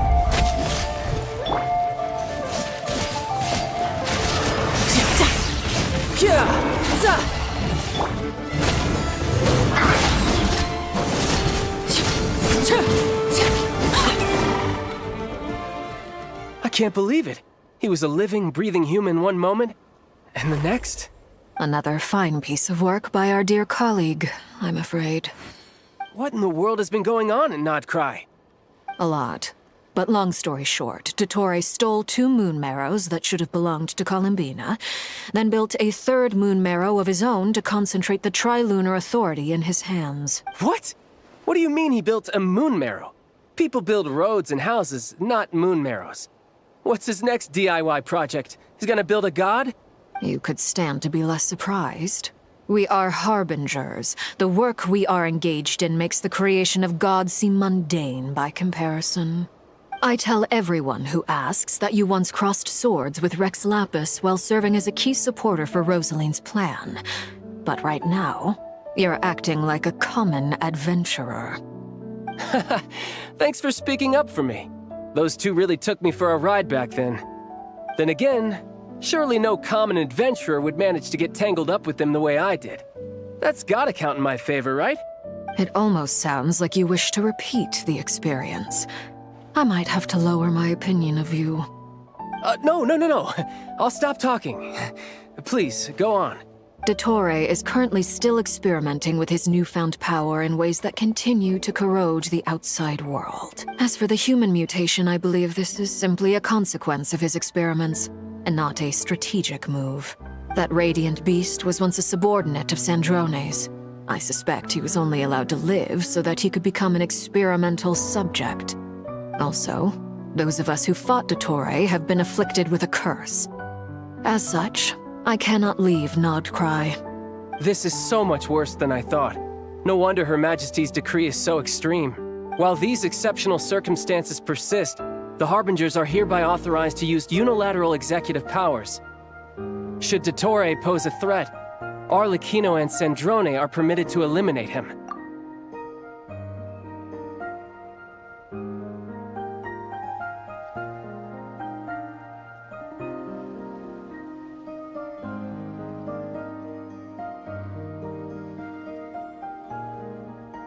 My thanks to Her Majesty.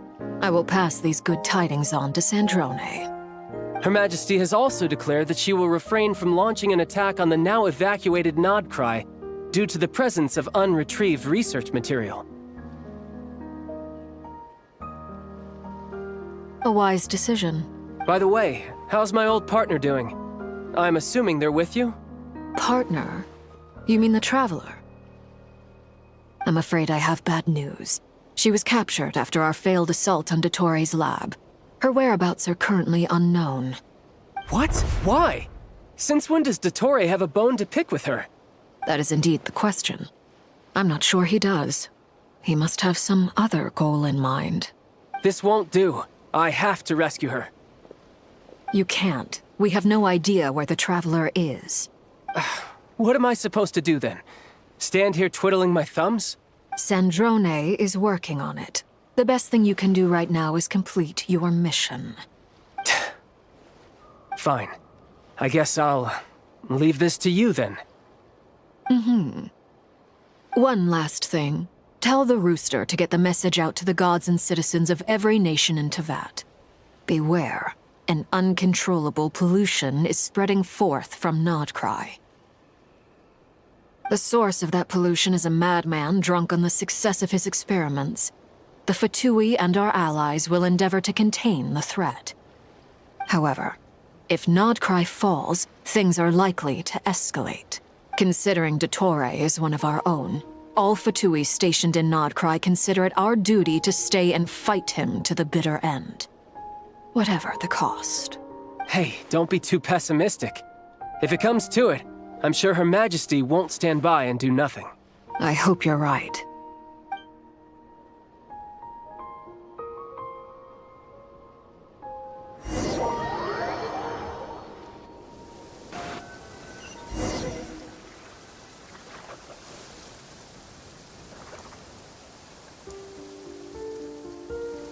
You're right on time.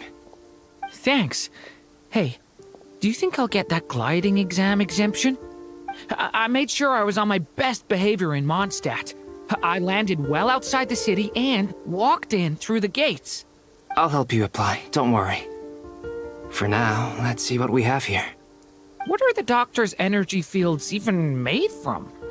The usual attract and repel principles that govern Kuvaki don't seem to apply to them. They are very mysterious, but ultimately, they appear to be comprised of energies from the three realms. Thanks to research by Master and the Hexen Circle, we know that Tevat's 7 elements are derived from the more primordial power of the Light Realm, which is antagonistic with the power of the Void Realm. Since you have the power of the Dragon Durin within you, I'm sure you can already tell that this energy field contains no abyssal energy. That's true. It's not abyssal energy, it's something pure, wild, and untamed. I've been thinking about something. Do you still remember the device that Dory supplied from the Academia when you and Miss Columbina fought Raria? That was one of the most marvelous feats of ingenuity I've ever seen. The design, the craftsmanship, the material selection. I couldn't fault any of it, not to mention the operating principles. Surely the most ingenious feature of all. Dory didn't go into detail on how it functions, but I have a working theory. The clue was that Miss Columbina was somehow able to use the pyro energy that you provided, despite the fact that, as a moon goddess, she should only be able to use light realm energy in principle. Now, all elemental energy is, of course, derived from light realm energy to begin with. Hence, I suspect that the device works by restoring elemental energy to its original state. This presumes a theoretical model of the 7 elements akin to that of light refracted through a prism. Perhaps it is no mere analogy. Maybe there is indeed a prism in this model. I almost wonder if the idea for the device was conceived based on direct observations of said prism. It would explain how such an ironclad design concept was achieved. It is at once a masterwork of engineering and a groundbreaking application of the Academia's latest elemental theories. I suspect only Lesser Lord Kusanali herself could have devised such an ambitious technology. But back to the energy field before us. If this is pure light realm energy, its relation to elemental energy is one of integration versus division. Or you could say that the former contains the latter. Could this mean that elemental energy can dilute the power of the light realm? Should we give it a try? We should.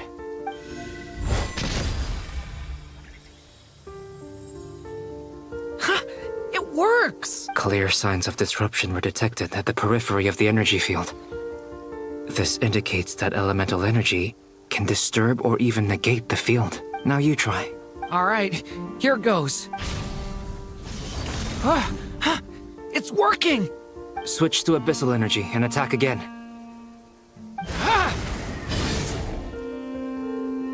No surprises there. Abyssal power drains the energy field to a significantly greater extent. I now feel confident in asserting that the energy field is indeed pure light realm energy, and that elemental energy can dilute it. But the energy field is huge. How much elemental energy will it take to neutralize it? We don't have to neutralize it completely. We can try other approaches. That's all for theory. Would you like to continue watching? So you knew I was here. Huh? When did you get here? A while ago. But Albedo sounded like he was working on his thesis defense back there. Back in Sumeru. You can end a person's whole career by interrupting them mid-speech. Very thoughtful of you. I'm truly touched. Could I ask you to lend me a hand? With what? A little test. Try using Animo to unleash a concentrated assault with circular blades, with the goal of breaking through at a singular point. Nice! This time it tore through the field. Tremendous. This is a major breakthrough. Should we go through? We probably shouldn't risk having mutually antagonistic energies in such close proximity. Durin, you stay here and watch the entrance. Hat Guy and I will go in to investigate. Sounds sensible to me. Keep your eyes peeled, Durin. Don't worry, I got this. You two be careful in there. Just give me the signal if you need help, and I'll dive right in. What do you mean, signal? It's based on a new alchemical concoction I developed last month. When 2 bottles of it are smashed on the ground together, they emit a blinding burst of light. If it comes to that, remember to shield your eyes with your hat. Glad I asked. Thanks for the heads up.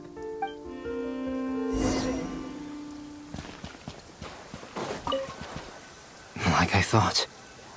Beyond a certain distance, we can't see the opening where we came in. Maybe that's to prevent people from escaping. Sounds like Dottore style to me. Not much has changed. Things are basically the same here as they were before. They have no heartbeat and they're not breathing. We can only assume they're dead. But there are no visible wounds. Also, there's an animal squatting next to each body. It's watching us. That's not an animal's gaze. What are you trying to tell us? Doesn't seem eager to talk. I guess maybe it's just an animal after all. Let's keep looking around.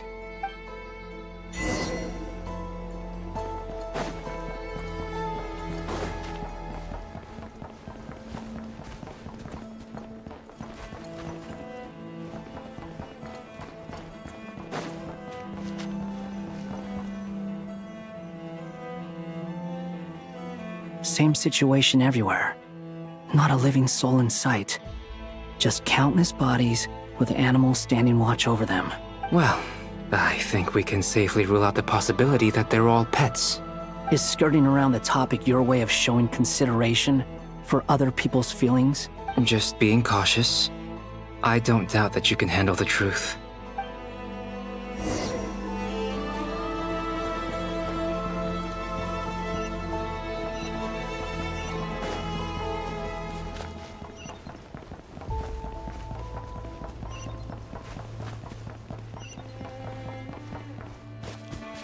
Careful.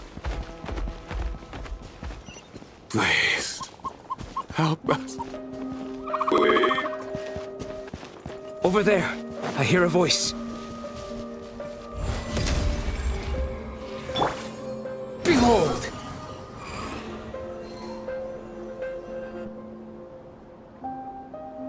Please. Help us. Please. What happened here? I don't know. Suddenly, everyone collapsed. Then my line of sight got lower. I still have some of my senses left.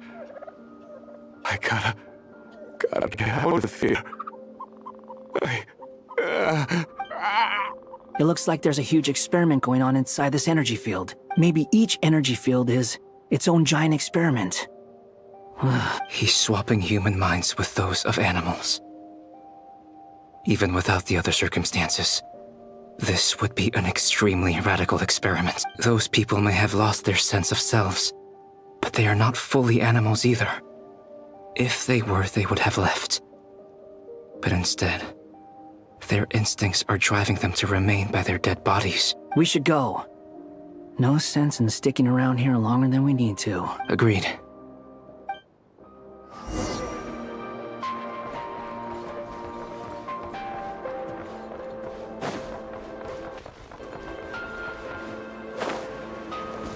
Squall Fury!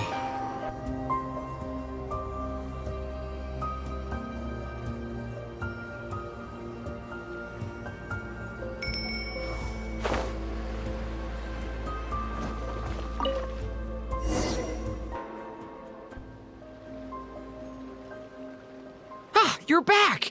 Everything okay? We saw some things that take a strong stomach. Otherwise, we're fine. We should share our findings with the others.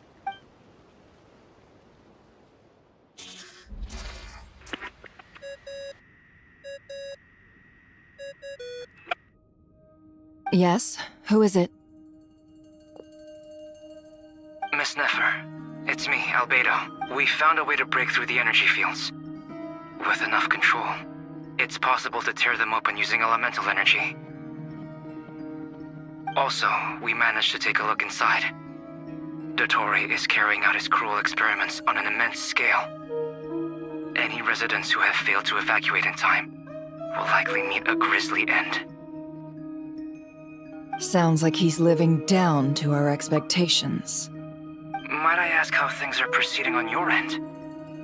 I'm just about to get started. I'll be in touch once I have a result. Understood. Stay safe.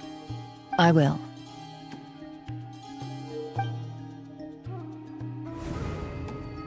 Well, Nefer, I'll link up with you once my tasks are complete. What makes you think I'd need you to do that? I'll need it. And considering the way you approach certain matters, I think you'll be better off with me present.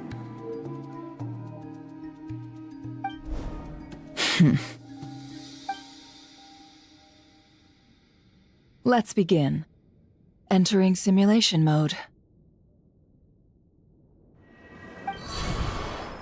A vast wasteland. Is this the Traveler's inner world? I was expecting something more vibrant. Wait, someone's there. What are you looking at? In that case, I'll look at it with you. I want to know all about everything you've seen and experienced. Is there somewhere I should return to? Or should I stay here and be the hero everyone says I am? I don't dislike my current life. Roaming the land, fighting battles, accomplishing missions, earning a living, looking after Paimon. It's not so bad.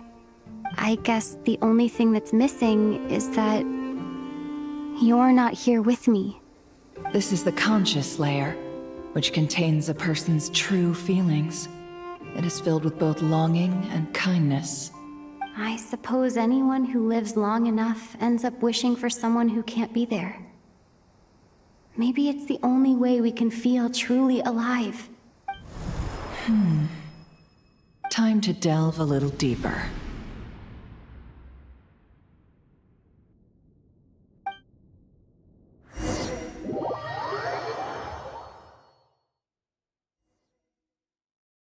Nasha Town is hardly the optimal choice for a place to live, but it has character and a reasonable population density. What are you trying to say? Oh, don't be nervous. I was just thinking where might make a good starting point for your journey. Perhaps I should send you further afield. Conria, perhaps. Conria ceased to exist long ago. Once again, you fail to understand the possibilities that the Tri-Lune creates. Anything that has existed in the past, I can now recreate. You simply do not wish to see that happen. That might be because you miss your sibling and fear getting answers that you are not ready to learn. But this is not for me to judge.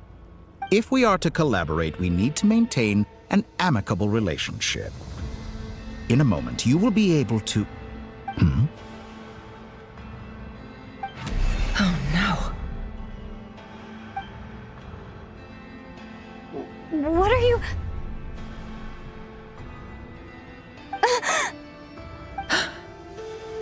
What are you gonna do? Don't move. Something unwanted has crept into... Oh? Gone as quickly as it came.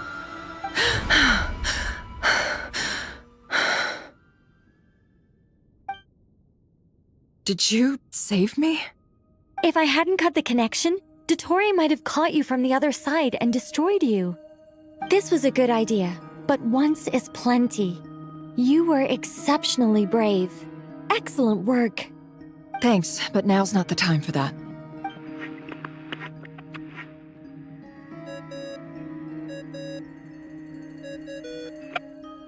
Albedo speaking. I think I know where she is.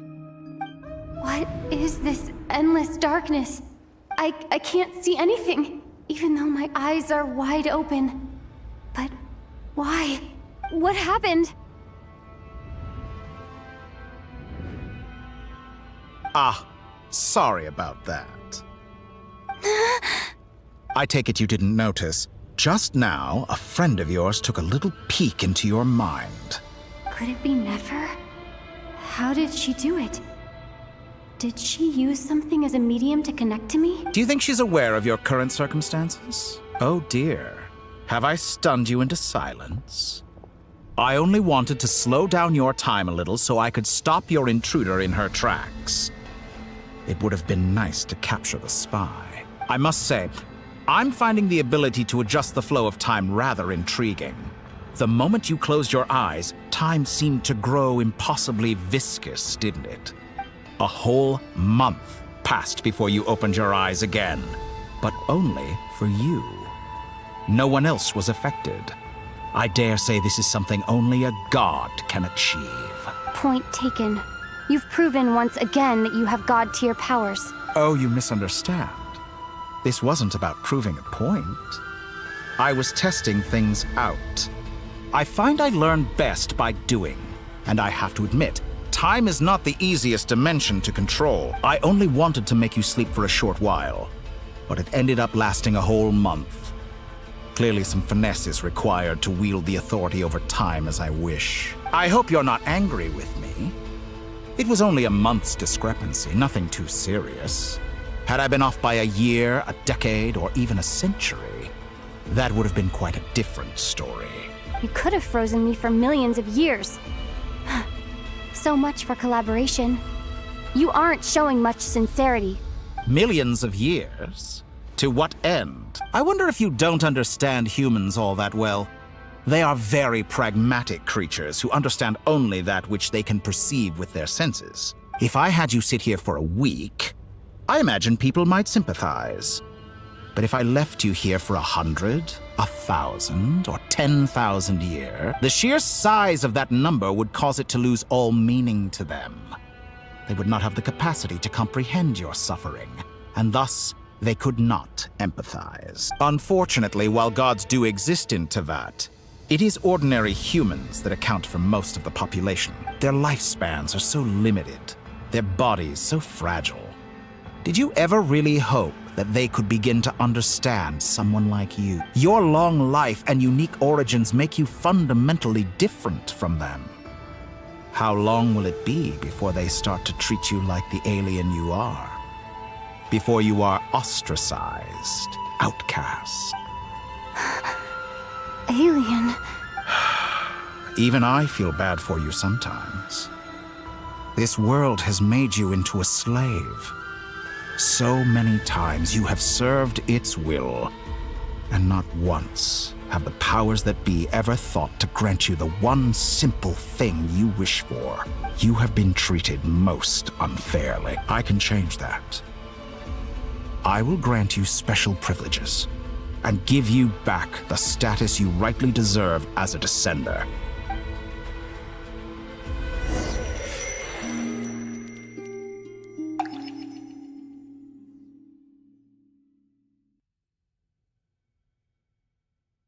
I've entered the past 3 times at this point, but I still have so many questions. For instance, beyond each point being further back in time than the last, what determines the specific locations at which I can make entry? So far, the common thread linking all 3 scenarios is that the Traveler has been present, but it's more than that. I know I sensed something familiar around her. What was it? I'll keep this question in mind as I carry on.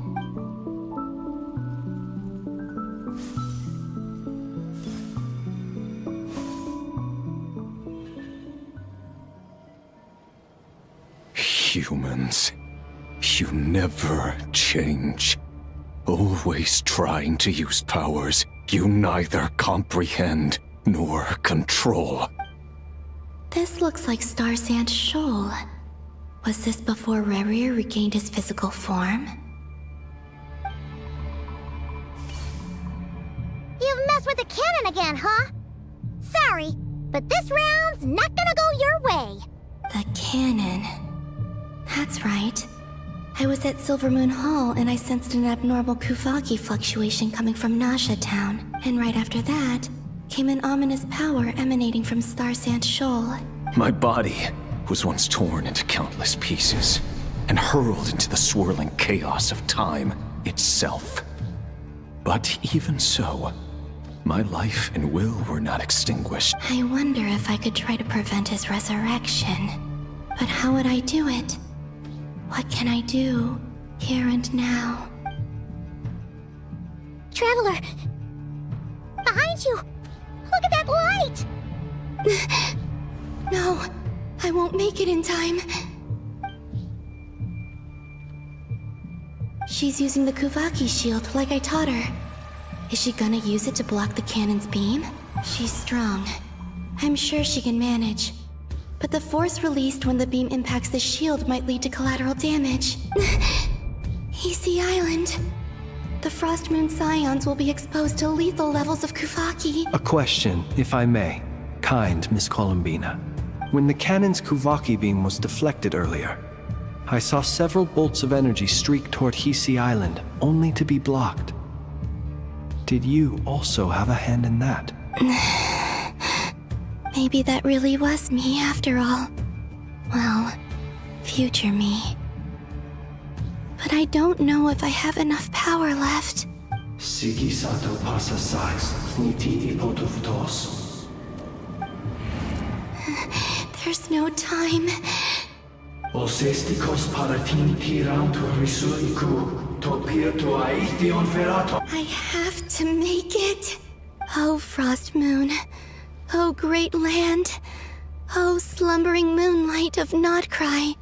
If you can hear me, if you can sense my call, then please, heed me once more!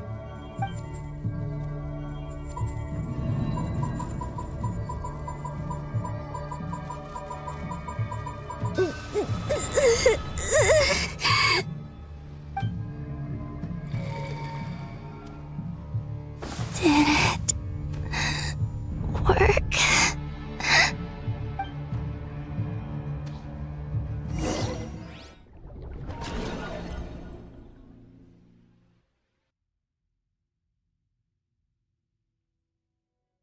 Hey, wake up. Hey, did you hear me?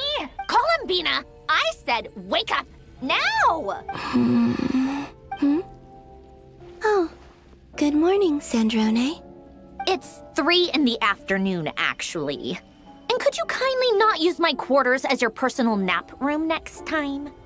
But I feel so safe here. And your coffee, right? It's so bitter, but it smells lovely. It's like you were raised by wolves in a forest or something. What did you drink growing up? Grass tea? The Frost Moon Scions certainly led a more frugal existence than the Fatui. Then I'll bet you've never eaten one of these before. It smells delicious. That's because it's a Fontanian recipe. I had a little free time today, so I made a batch. Rosaline will be here shortly, but if you really can't wait, I guess you can go ahead and... Hey, at least let me finish before you start eating! Did the Frost Moon Scions not teach you basic table manners? Or did the rules not apply to you because you're the high and mighty moon goddess? These are so tasty. Of course they are. I made them. I was worried they might contain traces of machine oil. What? You know, there's something I've always wanted to ask you. Why did you leave your old home and join the Fatui? I mean, I'm sure their food was awful. But there's gotta be more to it than that. Well, life there didn't go quite how I imagined. What were you expecting? You're a god. Your followers are gonna make some demands of you, right? Surely you can just answer a few prayers here and there in return for the free food and drink. How bad can it be? Well, would you help other people just for free food and drink? The doctor told me that you were created by a great mechanic, Lord something Fisher. The Lord Artificer. Ugh, some people can't keep their mouths shut. Oh, Lord Artificer. And didn't he have something to do with the, narcissist? Narzissenkreuz Ordo. Yes, that was it. Narzissenkreuz Ordo. So, would you try to fulfill their wishes? You must be joking. I wouldn't go even if they paid me. I don't even know them. Exactly. Well, I felt the same way. I did not know the people who made demands of me. What do you know? We're on the same page for once. In his later years, Alan did ask me if there was anything I wanted to do. If I had any wishes of my own. Well, I don't. And I'm not in any mood to fulfill someone else's either. Who's Alain? He was the... You know what? Never mind. You're not gonna remember. Anyway, the point I'm trying to make is, neither of us is the self-sacrificing type. Let me ask you this. What sort of place would you like to live in, if you could choose? A place where people don't ask me for things I cannot give them. Where they don't worship me, or fear me, but just want to chat with me like a normal person. I'd also like the freedom to come and go as I please. And ideally, it would be somewhere with the smell of coffee and snacks. Not to burst your bubble, but no such place exists in the world. Now, take your snacks and scram.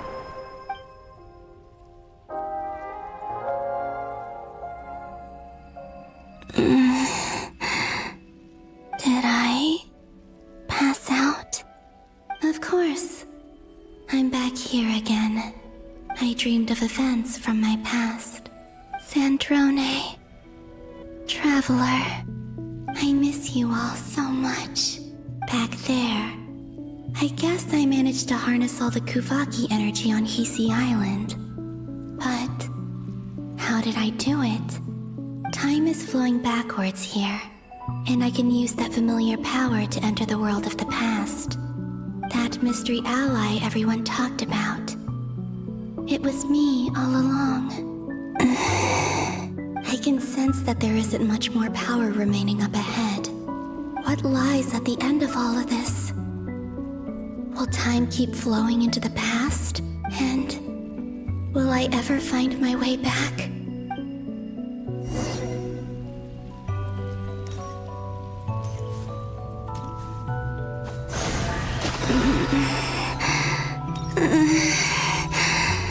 It's getting harder and harder to use my power.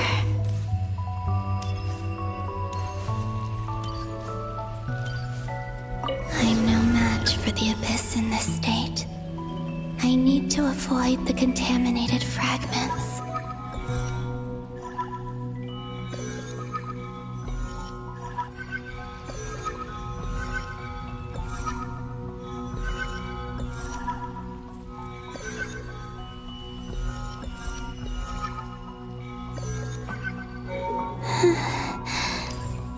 Time to go. I wonder where I'll find myself this time.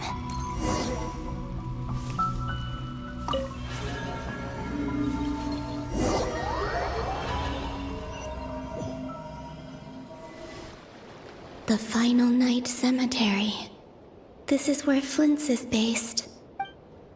Or not? How are we supposed to read through this many files? Difficult, yes. But it is also our most efficient option. Seems like they're searching for information. Oh, I remember.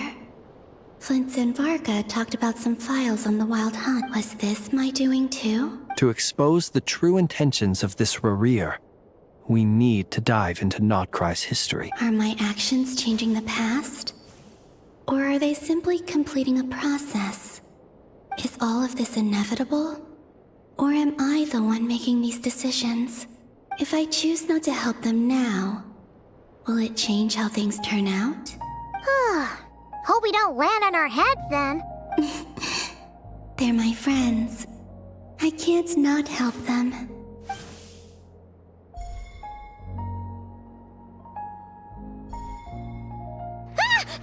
Ghost!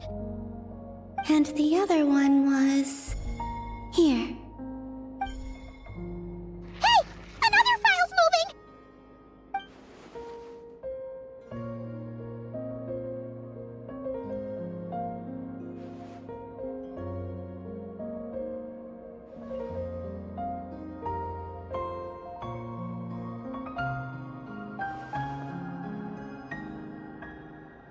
That should do it. Luanatar? You can sense my presence? Wait!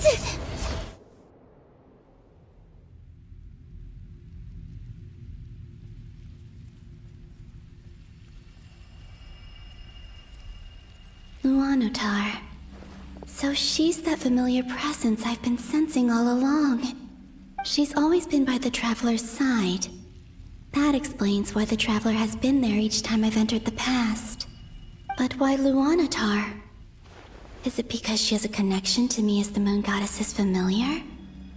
If so, why not any other Kuhenki?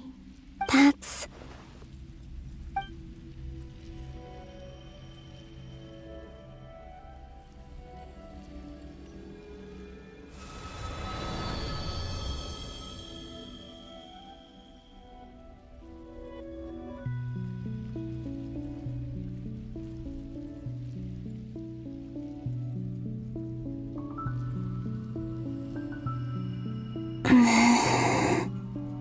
I cannot sense any power up ahead. Just a void, stretching out into infinity. This is likely my final chance to enter the past. It's now or never. I have to find a way back.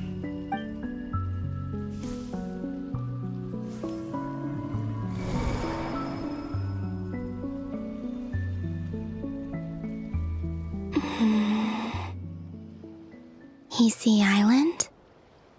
How far back in time is this? Where's Luanatar? I can't sense her presence this time.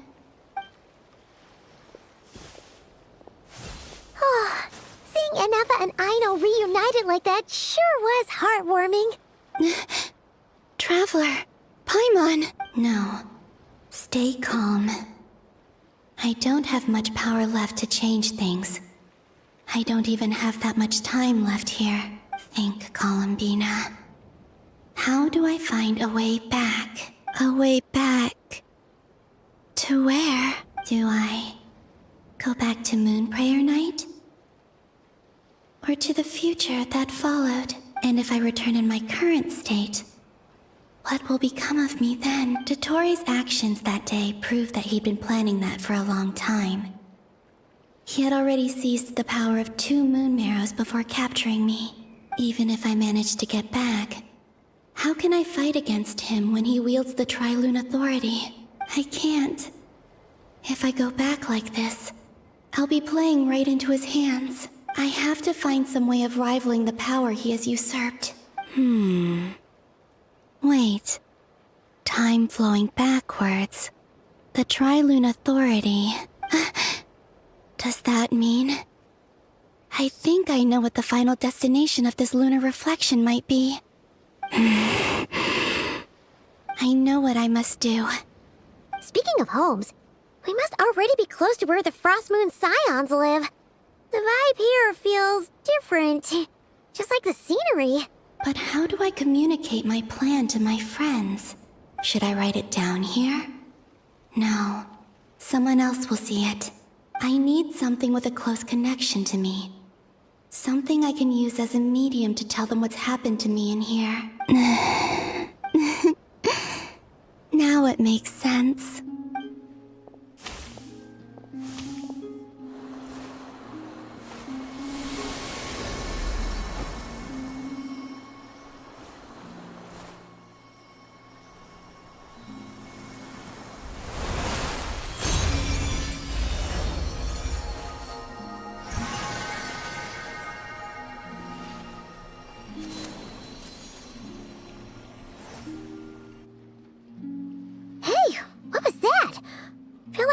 some sort of breeze blew by, and then the petals suddenly turned into... It was I who brought Luanatar into being. I gave up a piece of my own soul to create her. That's why I could sense a familiar power from the moment I entered this space. It also explains why she's been present in every past location that I've entered. Because we have a deep connection. Hey there! What's your name? And the reason why there are no more gates to the past after this point is that Luanatar hadn't been born then. No wonder I sensed the trace of a blessing when we first met. But I still didn't recognize the soul hidden within you.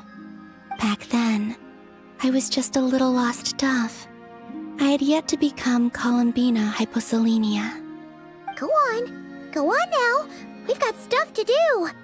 Best you find someone else to hang out with. Hey, you scared it off. I'll be counting on you. Remember to stay by the traveler's side, guide her, and help her in my stead. Oh, and bring her to the garden where the moon prayer blossoms grow. There's a little lost dove there who will need her help. Go on. You too. Go and live your story. As for mine must go in a different direction.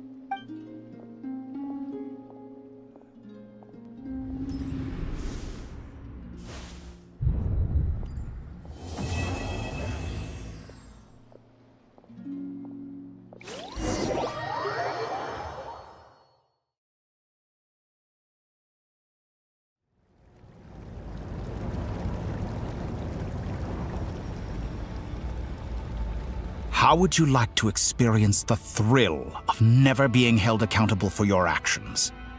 You could crush people like ants without consequence, or tear off their heads or limbs as you please. Believe me, such a life is but one small step away. What point is he trying to make?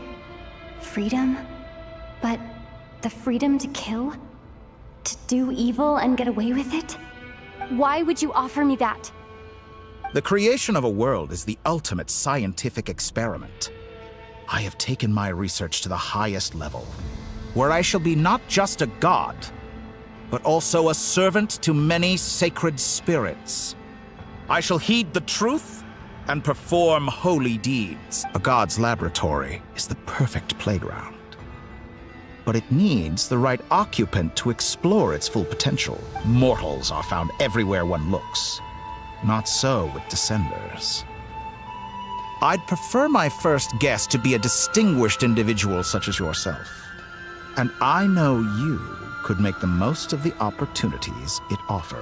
So the condition for entering the new world is to take innocent lives. The same dilemma that Rerir once faced. Could I really bring myself to kill others for my own benefit? Rerir did. And look where it got him. Have you made up your mind? I can't do it. Your playground is no place for me. You're putting your hopes in the wrong person. But we both know I'm not quite the hero you say I am either. I have my own reasons for the journey I'm on. And they aren't all selfless. You've grown a lot since we last met. But there are still things you are unwilling to compromise on. This will only hinder you. Why don't I lower my requirements a little as a gesture of goodwill? I'll give you a little time to learn to be a less noble soul. That'll make things much easier for you. I really doubt I could live that sort of life. And yet you already sound less defiant than a moment ago. The benefits appeal to you because you can read the signs of the times. Why don't we return to my research facility? Your last visit was so rushed. There is much that I have yet to show you.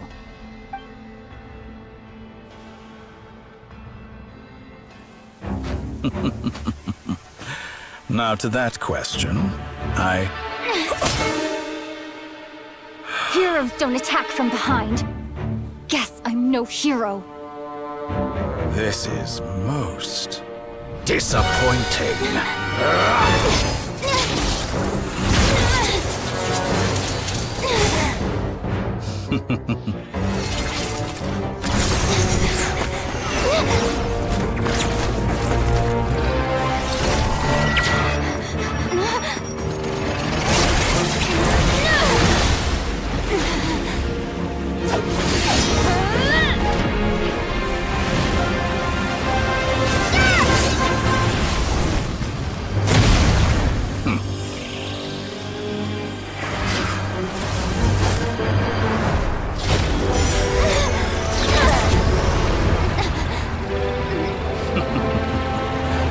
Now then.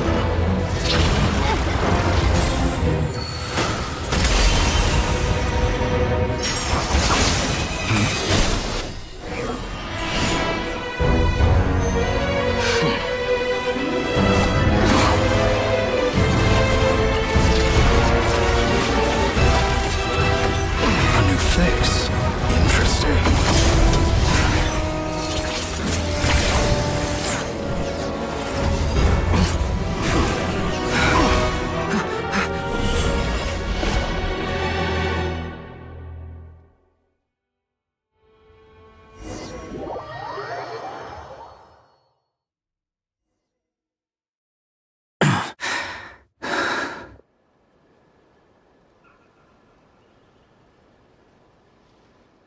You're still gonna call me Hack Guy after that, huh?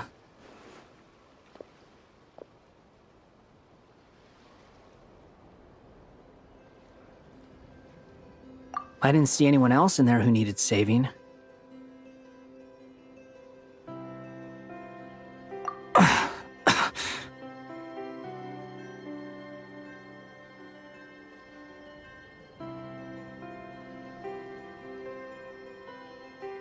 It's nothing. I'll be fine. Why are you looking at me like that? Is it that shocking that I'd come to your rescue? I owed you a favor back in Sumeru. Now we're even. Distracting Dotori was tough. I won't lie. He's not gonna fall for the same trick twice. That was my one shot. I'd hoped to use it to take him out. Ugh. I never wanted to obliterate someone more than I do right now. Dotori doesn't recognize me, but his segments were originally made based on an analysis of my operational principles. I expect it's only a matter of time before he figures out what I am. So Dotori doesn't recognize Wanderer because he deleted himself from Irminsul. Did he really miss his only chance for revenge by saving me? Why the long face? Hey, I'm not blaming you, okay? And I'm not complaining either. Rescuing you and killing Dotori are equally important goals.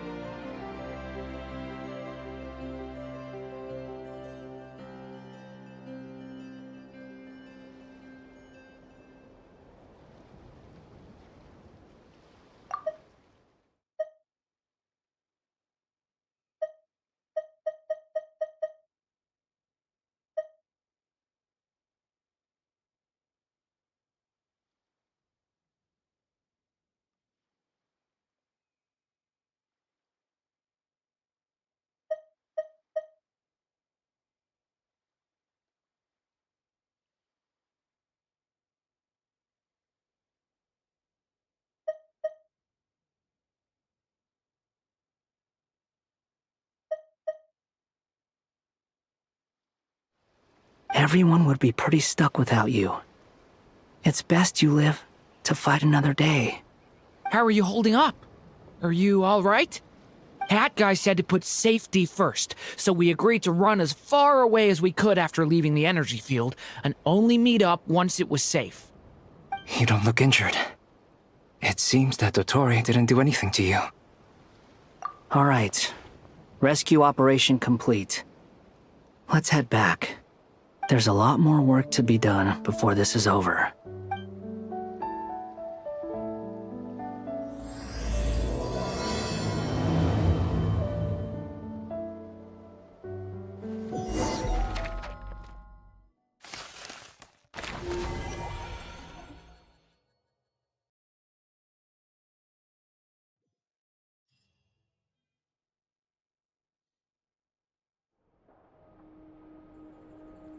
Understood. I will bear the Tsaritsa's decree in mind. I don't see what's so awesome about it, though. Does he really think everyone else is as immature as him? I'm not stooping to Tartaglia's level. I thought you might say that. How's your progress? Quite promising, actually. That alchemist Albedo gave me a few ideas. Remember how I asked you to look up some files for me? That stuff on the Nazi-Kreuz Institute. René de Petrichor and Jakob Ingold. Alain Guillotin despised René's theories and methods, but he never managed to come up with better alternatives either. So I adopted some of René's ideas. I thought Alain was like a father to you. He and René were mortal enemies, were they not? And what would you say if Lenny and his friends one day learned something useful from someone you utterly detested?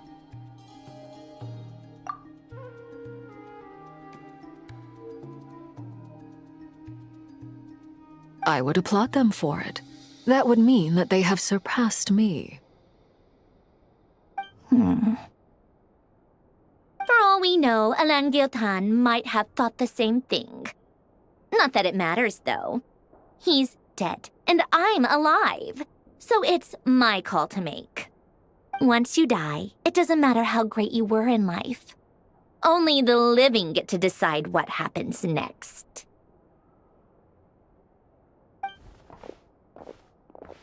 Hey, come on out. They're back. Huh?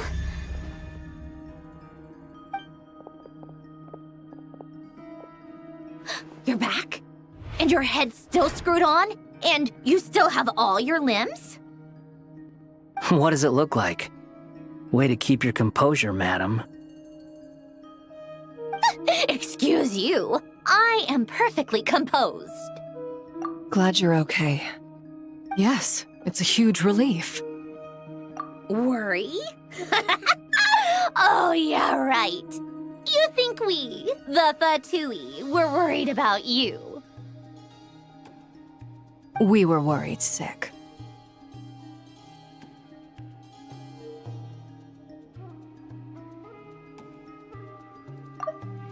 Worry? Oh, yeah, right. You think we, the Fatui, were worried about you? We were worried sick. Hey! The Traveler and I were already friends. You are free to join this mission in whatever capacity you please, much like your tea parties.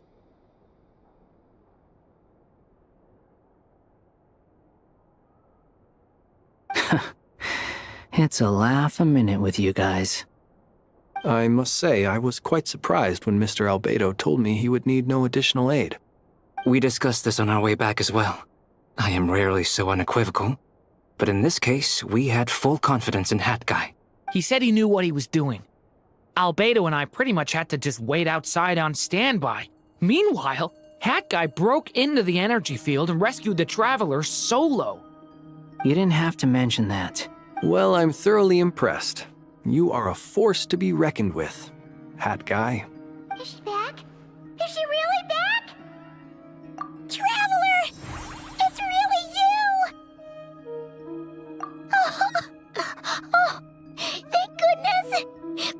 Paimon missed you so much! You can finally breathe easy, Paimon. It's great to have you back in one piece! Oh. Paimon's been having nightmares the whole time you were gone! Look at them. You know, once you reach my age, there's nothing better than watching a misty-eyed reunion between friends. It's nothing. Same goes when you get to my age, too. I bet Ino and Anefa would be tearing up as well if they were here. Varka, I'm not sure Anefa can cry. Oh, yeah, good point. Hey, your eyes are looking a little red and puffy. Come here, let's hug it out. What? Ew, no! No, thank you. You're not my dad, okay? Knock it off! Everyone, I'm sorry for all the trouble I caused you. But the silver lining is, I didn't come away from this ordeal empty-handed. While I was being held captive, I learned a lot about Dottoro's current capabilities and what he plans to do with them. Allow me to explain.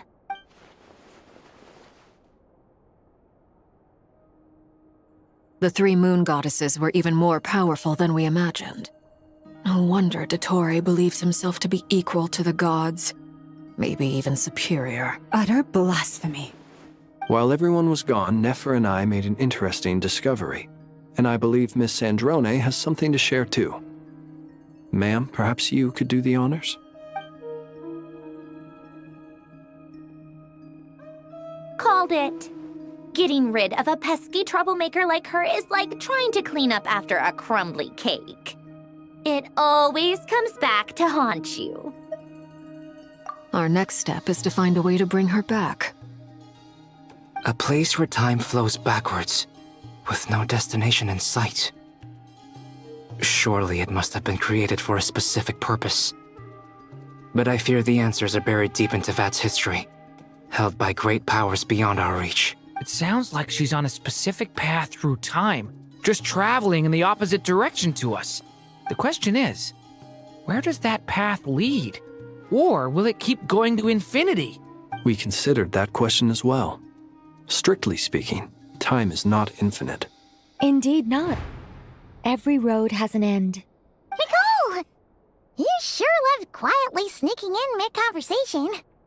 I do, in fact. It's something I've always done at our mages' tea parties. Quiet, mysterious, and persuasive. You wonder what lies at the end of her road. Well, just as the world has a beginning and an end, so too does time. And so, the end of the road is the moment that Tevat was born. But where Miss Columbina will end up along this road, that depends on where this particular river of reverse time began. What about the original moons and the moon goddesses? Do they have a beginning too? All things do. In the beginning, no moons adorned the sky. It was the Dragon King Nibelung who raised the three moons into the heavens, and thus were the moon goddesses born. They were shadows of the planet, born to wield Nibelung's authority and oversee the world on his behalf. They were extensions of his will, manifestations of his majesty. But then one day, they disappeared just as suddenly as they had once been brought into being. Nobody knew where they had gone.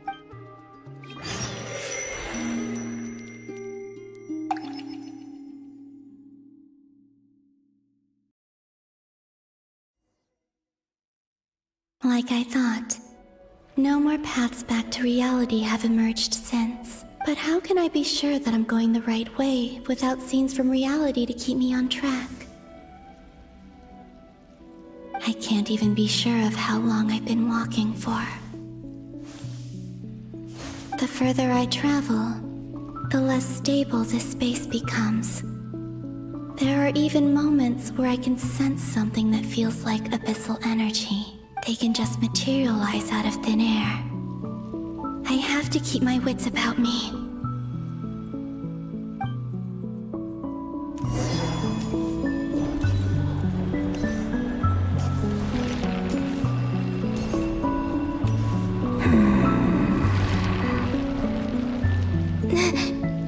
Is that the ray here of Solnari?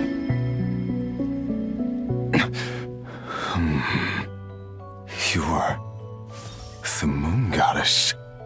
But how? Please, there's no need. I'm not interested in fighting anymore. I find that a little difficult to believe. Yeah. Honestly, so do I. The way you used my own power against me was... It was a brilliant strategy. And then, in the final moment before I was thrown into this space, I got to see an old friend. Mr. Dainsleif. Right. It was so long ago now. But we were friends once, when I first got here. I was filled with hatred, remorse, and rage. How I cursed and devoured. I tore everything here apart. I was consumed by the desire to leave this place and have my vengeance, but to no avail. This is a place with no exit. This is the second time I've entered this space. Though I have no memory of the first, I was torn to shreds the moment I entered. But this time I survived. It must be partly because of this new body, and partly because of all the Kuvaki I absorbed in Nodcry. Are you the source of the abyssal power in here? Not all of it. Some is from when I first arrived here and tried to destroy everything.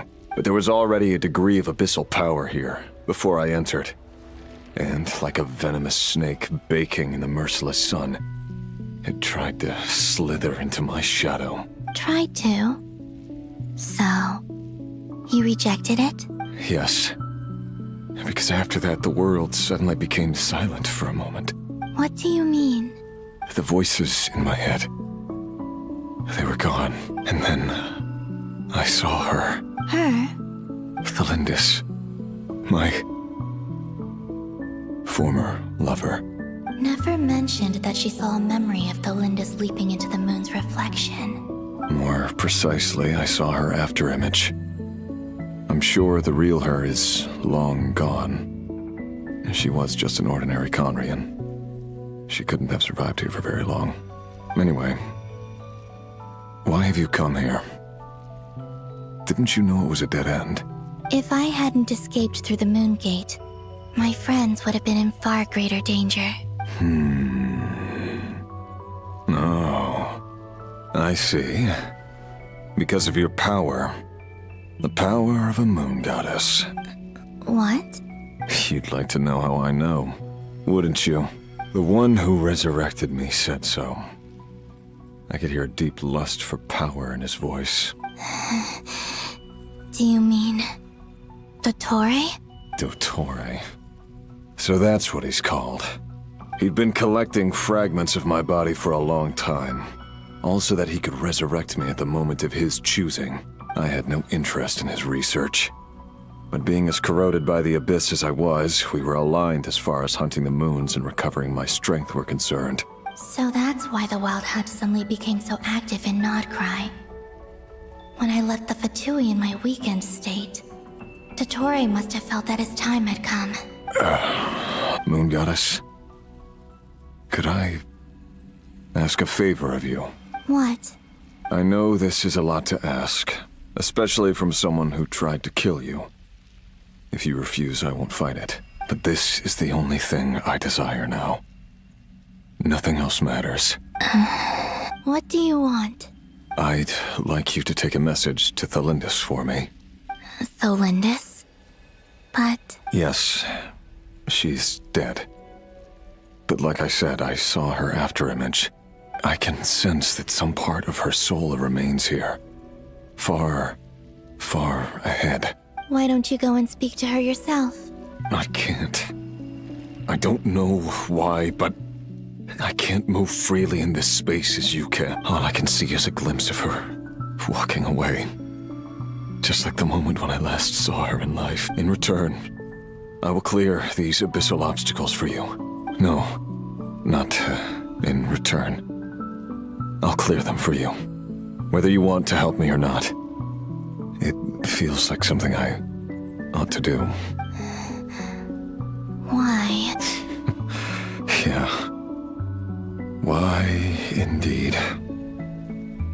I've been asking myself that question a lot recently. Why did I do the things I did? I'm tired of it all. Tired of the person I became. People used me. And then I turned around and started using others. I hurt a lot of people. I think I grew tired of it long ago. But I wouldn't admit it to myself. And ultimately, that's how I ended up here. What do you wish to tell her? All of it. My past. mistakes. Everything that happened after we were separated. Is it okay if I give her the abridged version? Yeah, I'm sure there's plenty you can skip over. Just tell her the important parts. Whatever you think that means. Like the part where you relentlessly tried to kill us? It's up to you. Love demands honesty. But my relationship with Thelindis was built on lies. We hid too much from each other. But after living my whole life in the shadows, I don't want to hide anything anymore. I will do my best. There.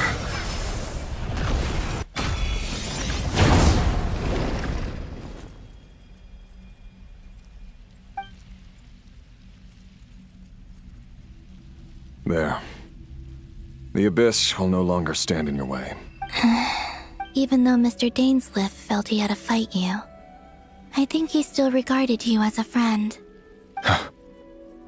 Dane? He said that you betrayed him. But he also felt great remorse at never having understood what you were truly going through. Why tell me this? Because if he'd known that someone could take a message to you, I believe that's what he would have said. Thank you. It means a lot. I know this will sound strange coming from me, but don't die, Moon Goddess. I can tell that you're determined to get out of here.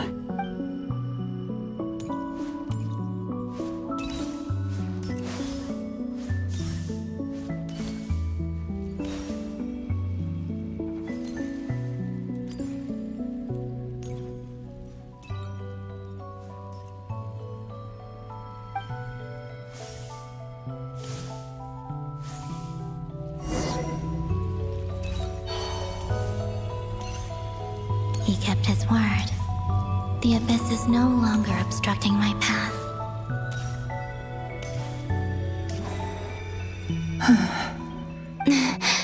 Is that the Lindis? She wasn't far off at all. And yet, they can never meet. Hello, Miss Thelindis. Who are you? How do you know my name? I've never seen anyone else here before. You can call me Columbina. I promised Rerir that I'd bring a message to you. Rerir? My Rerir? Is he well? He's doing better than he was. Better than he was, huh? Sounds like he's had a pretty rough time. Others have had a rough time on his account too. In many cases, their time ran out because of him. And I'm not just talking about the children of the Crimson Moon. So, things got worse before they got better. Could you tell me what happened, Miss Columbina? Are you sure you wish to know? Yes. This is my opportunity to learn the truth. No matter how hard it is to hear, I have to know. I admire your courage. However, time is short. I cannot stay here for long.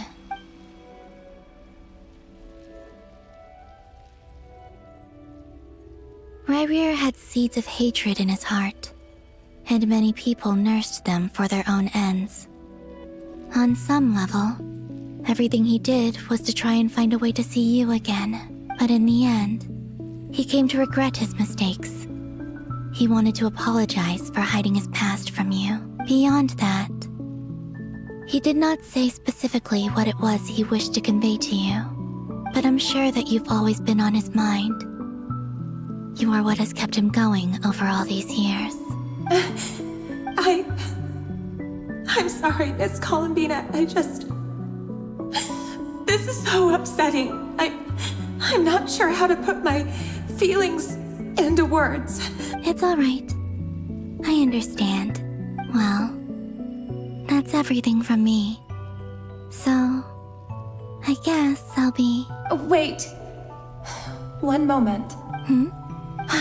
Time flows backwards here. The road ahead only leads further and further into the past. I know. intend to reach the end of that road? Without a moon marrow, without the 3 moons' power, you won't make it far. Wait, unless... Are you one of the moon goddesses? You could say that. I see. I often think to myself, if life is like a train ride, why haven't I reached the terminus? Where am I even going? And it's not just me, it's this whole place. Wherever it is, it seems like it's existed forever. It's such a mystery. Where is it going? I must seem so ridiculous. I can't answer these basic questions, and yet I jumped right in here without hesitating, only to be torn apart the moment I entered by powerful energy currents. Only my soul remains now. Thinking back, I was suddenly overcome with fear and terror in that moment. Perhaps I too became bewitched by the abyss. I may have been the leverage it needed to control Rayrir. I used to be a researcher at the Universitas Magistrorum in Conria, researching the iridescent moon's marrow. Eventually, I came to the conclusion that time in here flows in reverse. Rayrir was one of the Finster King's retainers. With me, he was in an impossible position. It plagued him constantly. I wanted to help him escape his lot in life. I wanted him to be happy, so I thought I'd use this place to return to the past. At the time, I thought I could just go back to the day that the Finster King first found the prince. It was only after meeting the prince that the Finster King started going too far with his research into the abyss. That was the day all of our woes began. I thought I could stop the king from ever meeting him and solve everything. I couldn't kill the Finster King himself, so I had to find another way to save Rayrir. That's why I wanted to go back, to kill the person who had brought new possibilities to our realm. I'm sure it was a futile endeavor, but the abyss probably enhances the basest human desires. So I naively hoped I could change everything, but I was simply too weak. Like a speck of dust against the whole universe. Look at me. I didn't even survive the journey here. Not physically, at least. I know I'm never getting out of here. But you're different.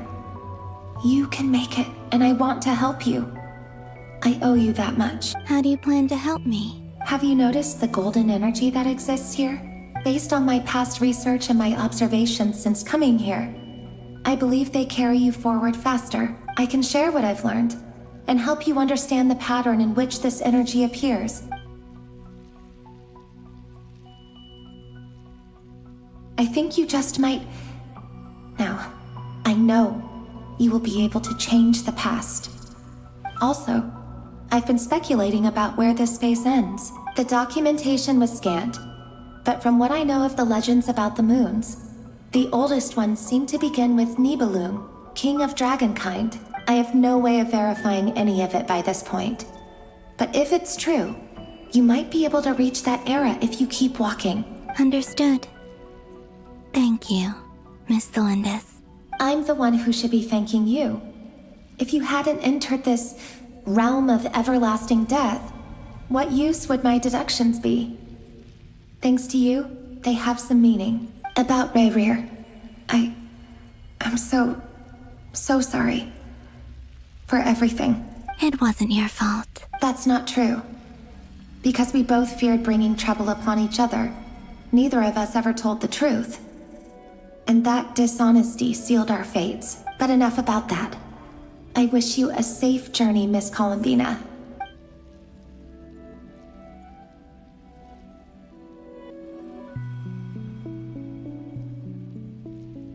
And may the outside world never have to experience pain like this again. Rayrir, you're there, aren't you? I cannot see you, because you exist in the future. I expect we'll be trapped in this prison of space-time for all eternity. But please, gaze upon the past, and then sit for a while. Let's find a place to sit down together, just like we did when we first met.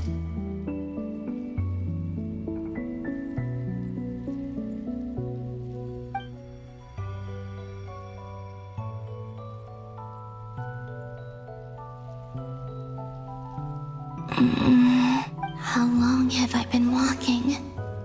How much further till I reach the end? Is there even an end to be found? Everything's getting blurry.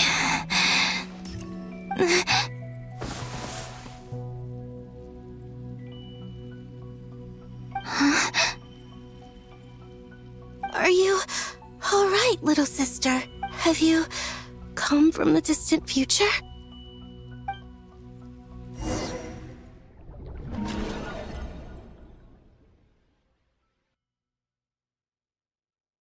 So, how exactly did the moons just disappear? Shouldn't it be a little harder to get rid of major creations like moons? The world is a vast and ancient place. On a certain scale, all life lasts for but a fleeting moment. Miss Nicole explained that the moon goddesses likely perished in the War of Funerary Flame. The moons themselves were also destroyed at that time, save for the Frost Moon, from which a new moon goddess was later born. Am I missing something then? 'Cause the stories say that the moon goddesses were born on the moon, but doesn't Columbina say she was born in Nodcry? Huh, you're right! Why do their birthplaces differ? What's the difference between the two generations of moon goddesses? Also, remember what Sandrone said? Her scans detected 4 moons. In other words, 4 moon marrows. Technically, the result of the scan means that 4 moon marrows were detected and positively identified as moons in that moment. In other words, this piece of information alone isn't enough for us to know how Miss Columbina is doing right now. Yep. We have no way of staying up to date on whether she's dead or alive. She's on her own for now. But at least she's trying her best to get back to us. Yeah. She's a tough cookie. And a sore loser, too. We have to trust that she'll find a way. Because we really need her power. As much as it pains me to say it, we've got no chance of beating Dottore in a straight-up fight. He's much too powerful. It wouldn't even be close. That maniac is going to devour everything in his path until he reaches us. We need to find someone or something that can stop him before he does anything worse. I'll be frank. Our only hope of defeating this false god is with a real moon goddess on our side. I'm not just saying this because Columbina's a friend and I want her back safe and sound. It's just the truth. And I know that even she was no match for him when he attacked, but I don't have a better solution. We're not giving up on saving her, whether she can defeat Dottore or not. Right. Don't worry, Miss Sandrone. We're all aligned on saving Columbina. No one's trying to argue that we can only justify saving our friend because it will help save the world. This is about multitasking. We want to save both. So, she's more than just a moon goddess to you guys? Absolutely. Duh! She's part of the gang! And you are too, you know. Yes, I know. You don't need to labor the point. I knew that the moment I came running over with my documents that I was part of the in-group. I mean, if Arlecchino can fit in, I certainly can. Anyway, as for how we get Columbina back, I've been working on it constantly. But I think I'm still lacking certain information about the moon. I'd probably get there if I could continue my calculations, but the problem is, I've run out of computing power. Computing power? You mean you need more energy? No, the issue isn't energy, it's processing power. There's so much data to get through that the whole process has just ground to a halt. That's a tricky problem. René de Petrichor of the Nazissenkreuz Ordo once foretold the fate of the world. But I don't know how he did it. My guess is that he used the primordial sea's power. However, that won't work for me. His methodology was vastly different from my own. What's worse, they're incompatible. And to top it all off, we can't even leave Nodcry. Ugh, this is so annoying. if I'd known we'd run into a bottleneck like this. Well, no, the design bureau's a bust as well. Curse that Dottore! Couldn't have made this harder for me if he tried. Oh, what do we do then? How about we grab a bite to eat and take a break? Maybe something will come to mind after... You don't get it, do you? I'm trying to calculate the fate of an entire world here. And I need accurate results, not big prophecies. Where the heck am I gonna find the computing power for that? Ahem. Anyway, time to shelve the discussion on technical difficulties. Being a killjoy isn't very ladylike, after all. Either way, we've done what we can. Rest well, everyone. Remember to let us know if anything new comes up. Haggai? Is he hinting that we should talk outside? Let's go somewhere a little more private.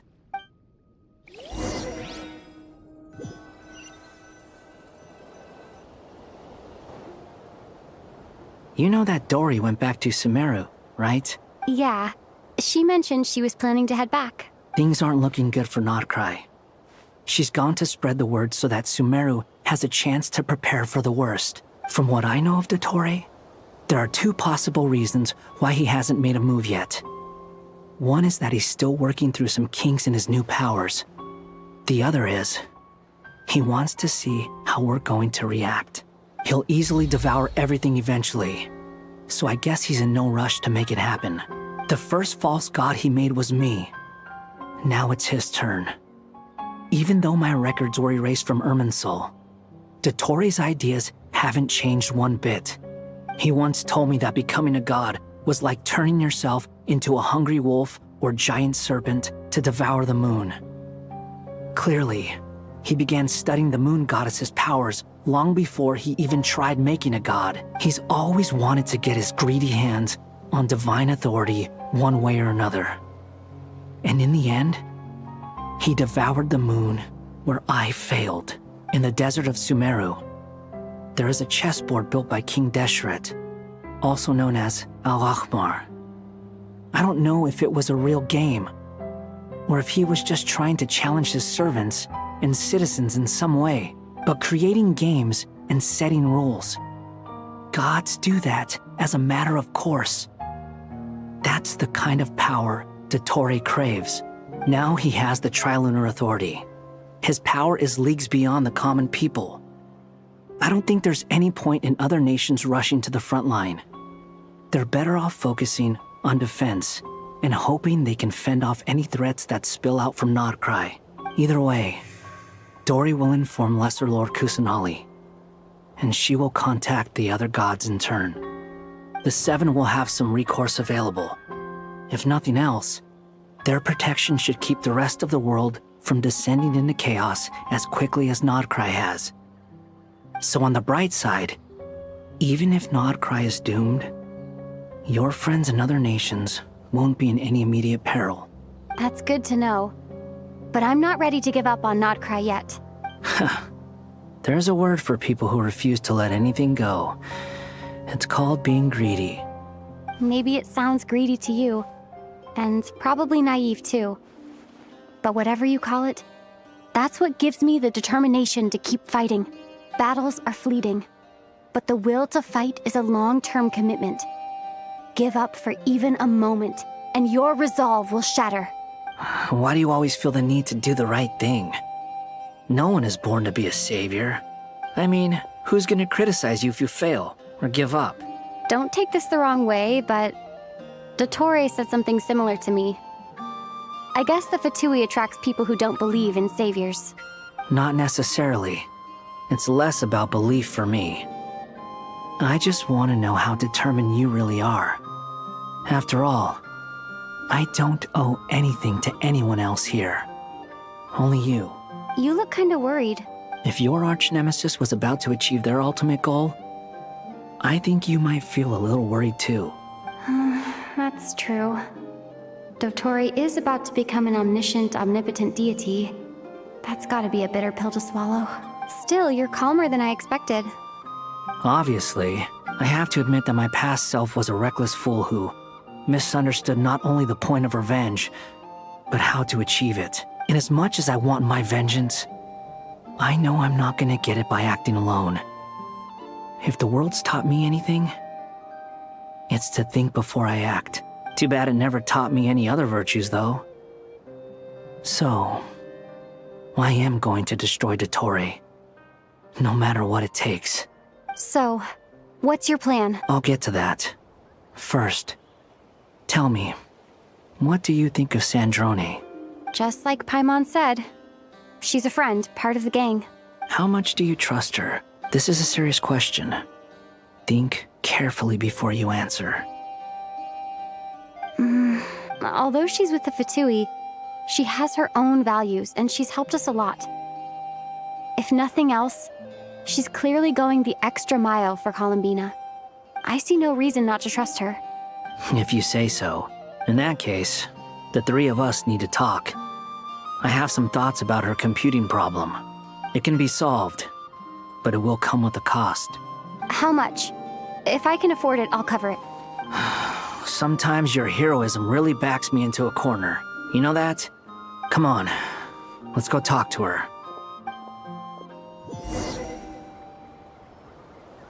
Take me up!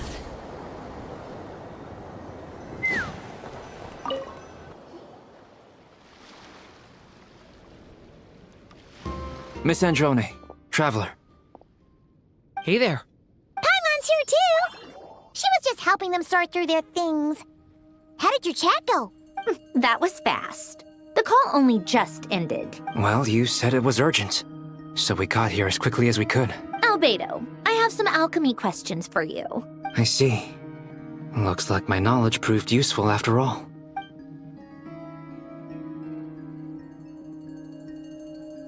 If I might ask, what is the end goal for the modified formula you'll be using? I needed to predict the future of the entire world. But I've run into some teething issues since trying to implement Renee's theory of the four Orthants. I see. I'll have a look at it.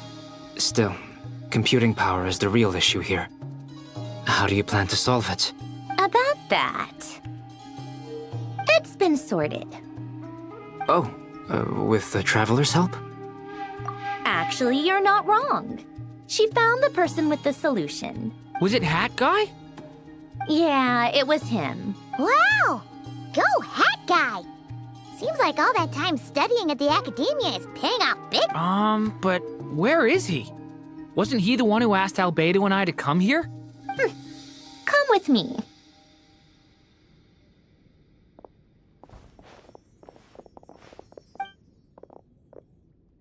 Hat Guy? What's happened to him? Hat Guy!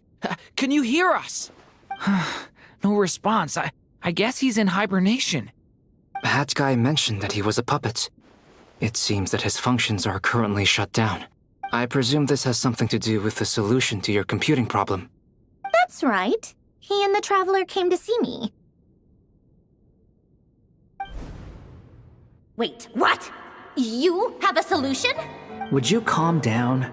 Why do you always react so hysterically to everything? Excuse me? How would you know? You shouldn't be so quick to judge complete strangers. It's very bad manners. Oh, please. It doesn't take that long to figure out that you have a temper. Where does a mere student get that kind of confidence? I've actually published more papers than you. Not that status counts for much. Even Paimon's applied for academia admission. Huh? Are you serious? See? This is why I can't be bothered to explain myself. She recognizes no one's skills but her own. Okay, fine. I'll hear you out. So, tell me, how do you propose to solve my computing power problem? This world itself is constantly processing all kinds of information.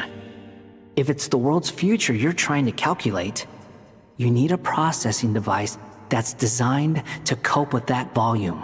Easier said than done. Only Irminsul can handle that kind of... Wait, is that what you're suggesting?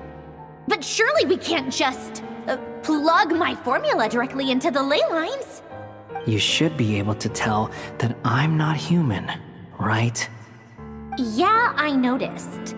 The technology, though, seems pretty ancient.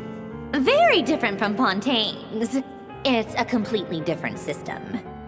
Conrian, to be precise. I'm what they would have called a puppet. Puppets need an energy source and processing power. The artisans who built them sought out the materials most suited for that purpose. You? Do you mean... The Traveler and I have talked it over. She's willing to vouch for you. So, I'll allow you to borrow my core for your calculations. It was built using wood from a silver white tree, which makes it a small part of Irminsul. Conrian technology and Irminsul wood. Who in the world could have built you? Are you sure about this? A puppet without its core will cease functioning completely. And if it's left in that state for too long, it might not recover. You could die if you do this. You do realize that, don't you? I can put two and two together, yes. No need to rub it in. I won't lie to you. This has never been done before. I cannot guarantee your safety. Doesn't matter. I'm prepared for the worst. Did you two actually talk this through? Is he... Are we really considering this? Yes, we discussed it. The bottom line is, he trusts me and I trust you. Let's give it a shot, shall we? Honestly, I have no clue where this kid even came from. But for whatever reason, he lent me his core to use in my formula. I'm very close to finishing my calculations now, and the core is currently in use. So I'm sorry, but I can only show you a sketch right now. This is what the core looks like. A silver white branch. It certainly matches the legends told about Irminsul. Is Hat Guy gonna be okay? He's not gonna die, right? Right? In theory, he should be fine. As long as we put his core back in time. Beyond that, all I can say is that I'll try my best to avoid risk and make sure the core doesn't sustain any damage. I think I know why you called us here now. Someone needs to watch over his body and make sure it's protected until the process completes. Correct. He said that the only ones he trusts here are you two, and the Traveler. And the Traveler will have other work to do. He will have our undivided attention. Aww, Hat Guy.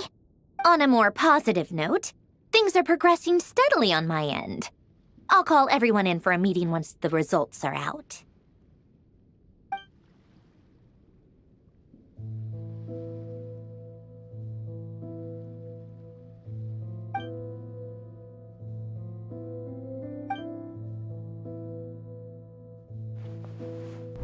The worst case scenario with the core removal is either a system reset or a total loss of function. But I'm not afraid. A quiet death should have been my fate long ago. A core is completely different from a heart. It's like another vital organ entirely. I never believed it could be a true replacement for what I sought. But in the end, it turns out the core was more useful to me.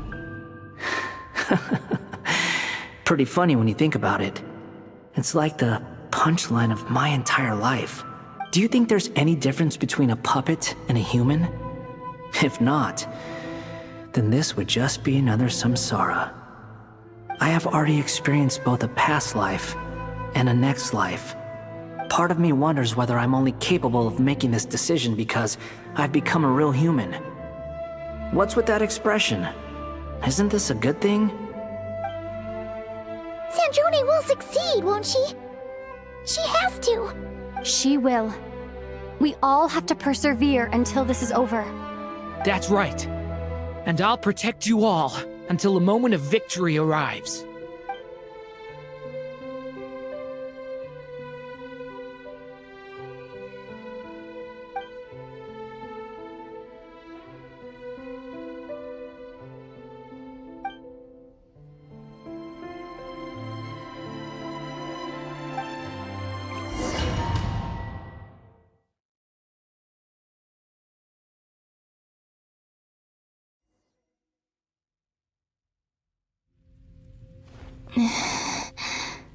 Who are you?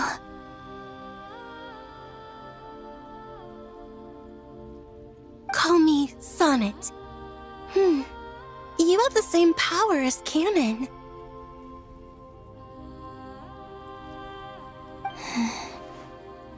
Sonnet. So, you're the goddess of the iridescent moon? Oh, goodness. You recognize me? Well then, what's your name? Columbina. Columbina Hyposelenia. Hyposelenia? What a lovely name. Did you choose it yourself? It was a joint effort between me and my friends. Friends? You mean your friends in the heavens? Huh? Oh, sorry. You must be exhausted. I apologize. Hang in there. Let me introduce you to my older sisters. Do you mean the other two moon goddesses? Arya and Canon?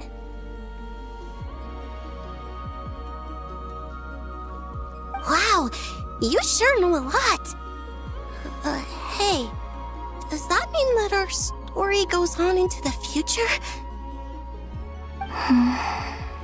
Oh, I guess that wasn't the best question to ask. It's all right. We were prepared for that possibility. You could say we were too prepared. I can't even remember how long my sisters and I have been here by this point. When did you get here? How long has it been? I can't say for sure, but it feels like it's been forever. I see. Are you feeling all right? You look a little unwell. I can hold out a while longer. We don't have far to go. The place where my sisters and I are based is just up ahead. Don't worry, they're both really nice. I'll introduce you.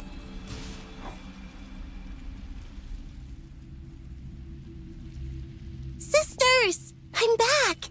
And look who I've brought with me.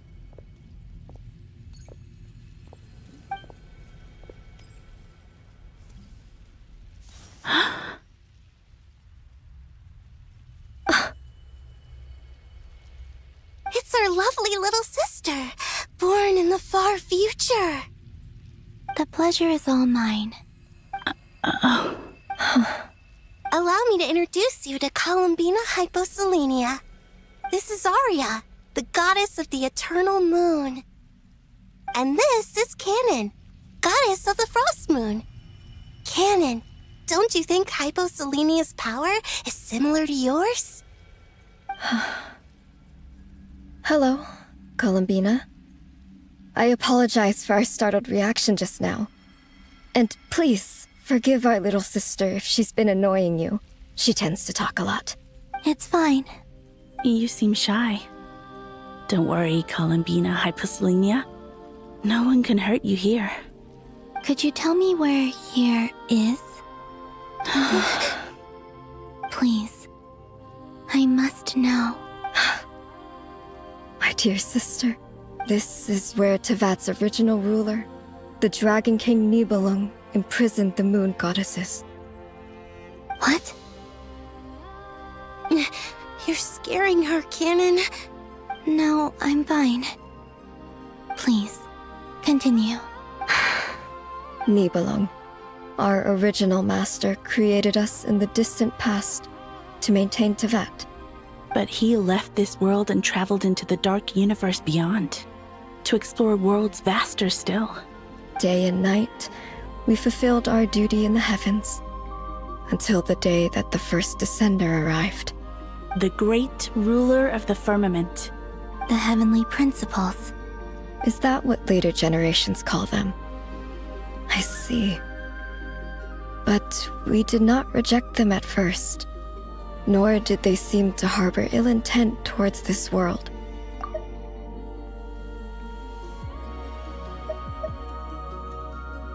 coexisted in peace. They were like a guest in our home. Slowly, however, we came to realize that our guest had a growing desire to change and dominate the world. And you didn't stop it? No. There was an order to the rules they set up that Nibelung never taught us. We wanted to know if this order would bode good or ill for Tivat. All right. Canon and I wanted to know. Sonnet was against it from the outset. Later, we discovered that this great ruler of the firmament bore an almost paranoid hostility toward the desire of certain life forms to seek power. Or perhaps they feared them. They would even cast down celestial nails as manifestations of their power, to punish the civilizations of the world below. Only this was far beyond mere punishment. Right. Their rules brought order, but the price people paid for merely testing the limits of those rules was far too great. I did everything in my power to help the punished escape catastrophe, but still, too many lives were lost. The ancestors of the Frost Moon Scions were some of the ones you helped. But just when we had decided to take countermeasures, the Dragon King, Nibelung, returned. And so began the War of Funerary Flame. So, that's the name the world gave that war in the future. Well, who won in the end? As far as I know, the Heavenly Principles won, although it came at a great cost. They remained in Tivat, where they continue to rule to this day. And the world's original master, the Dragon King Nibelung, was destroyed. And what of the moons? Are there still 3 moons in Tivat's skies? You can tell us the truth, Columbina. We know we are but remnants of a bygone age. We are prepared for the answer. Only the Frost Moon remains. But it has been cast beyond the false firmament by the Heavenly Principles. The eternal and iridescent moons were both shattered during the war. So death finally came for us in the end. Sonnet. But you're still here, aren't you? A moon goddess cannot live without her moon, Columbina. She's right. That's why I began to disappear. Because the Frost Moon is cut off by the false sky. How much worse it would have been if it were outright destroyed. Our souls may endure within this lunar palace, but if our moons are destroyed, then we shall disappear the moment we depart from it. I'm sorry. There's no need to apologize to us, dear sister. If anything, we owe the world an apology. If only we'd decided to act sooner, rather than arguing amongst ourselves. all the more reason not to spend this time in regret and repentance. Instead, we should focus our efforts on how we might help our future sister. Sorry? Don't you see, Columbina, your story is not yet over. Is that not why you are here?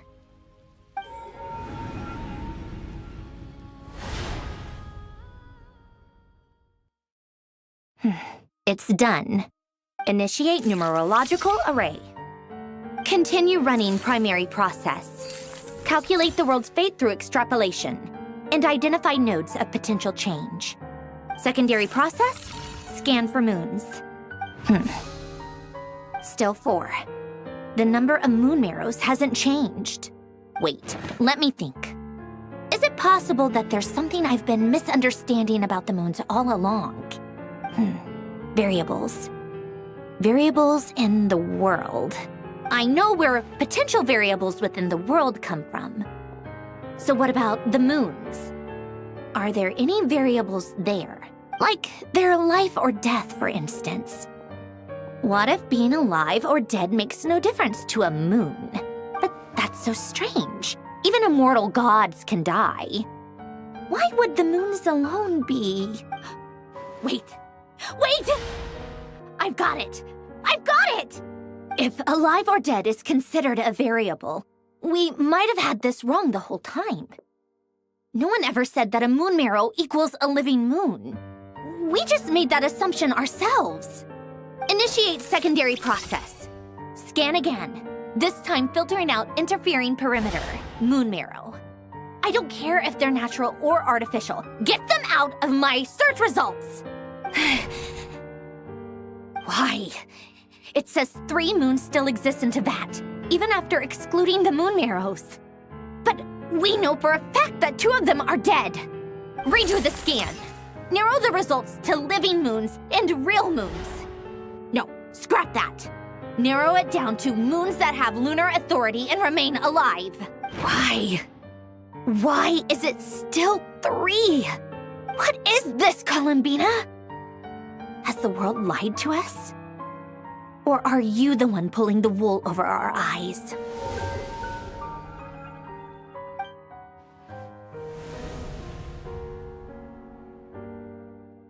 So, you think that the moon's reflection might be where Nibelung imprisoned the 3 moon sisters? Yes, it would explain a lot, such as why that space would respond to a moon goddess's power, opening the moon gate at her command. It would also explain why Miss Columbina has been unable to leave, and why time flows in reverse there.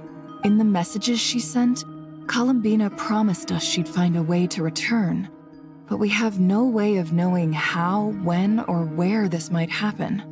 The fact that she still has yet to reappear in this world indicates that returning from that place is no easy feat. We cannot afford to simply wait for her. So you're saying, if she could return by her own power alone, she would have done so long ago. Yes, she certainly wouldn't leave it to this late stage when it's so touch and go. I've been giving this some thought, and I've come to believe that Luanatar might be an anchor that she left behind, as a sort of future waypoint. This could also explain why Luanatar is always by the traveler's side. Sounds like a plausible theory. If that's the case, there must be some criteria we need to fulfill to allow Columbina to return to the present. The question is, what could they be?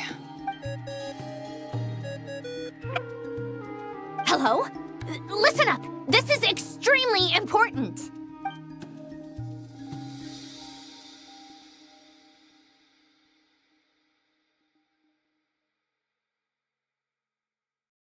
Not only is Columbina alive, but she may well exist in a form unimaginable to us. I'm still unclear on the details, but she's done something truly inconceivable in the past. And the clue to what she's done lies in the moon and Teyvat sky. Truly amazing. Oh, I'm so delighted for her. I'm sure we all feel the same. And I'm sure Columbina is ready to get back here and fight by our side. I'll keep my calculations going and try to find some way of coordinating with her. But that's not an excuse for everyone else to slack off, okay? All of you had better keep trying to think of solutions. How can the dead moon still live? And Luanatar...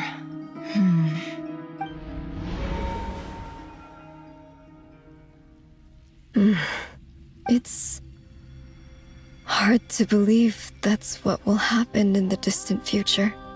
Our authority is linked to the most fundamental rules of Teyvat. I suppose it's no wonder that many would covet that power. I didn't realize that when you said friends, you meant people who live down in Teyvat. That's so lovely. I always wanted to go down there and have some fun. Have you ever tried leaving this prison?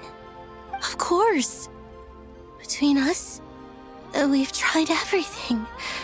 But no matter where we go, this space will eventually bring us back here. It's like the center of a whirlpool. Everything ultimately converges here, at the moment when Nibelung imprisoned us. In that case, Have you tried using any of those pathways that connect this space to the real world? Sorry? What are those? They're passages through which you can make small-scale changes to reality by using Kuvaki. Or am I the only one who can use those passages? Because part of my soul remains in reality. Kuvaki. What is that? You don't know? It's a unique kind of elemental energy found only in Nodcry, the land from which the moons arose. Oh. Well, it's true that the moons first rose up from the part of that you say is called Nodcry. But there is no difference in the elemental energy between there and anywhere else. What? Could you show us some of this Kuvaki hyposelenia? Maybe if we see it, it'll make more sense. Okay.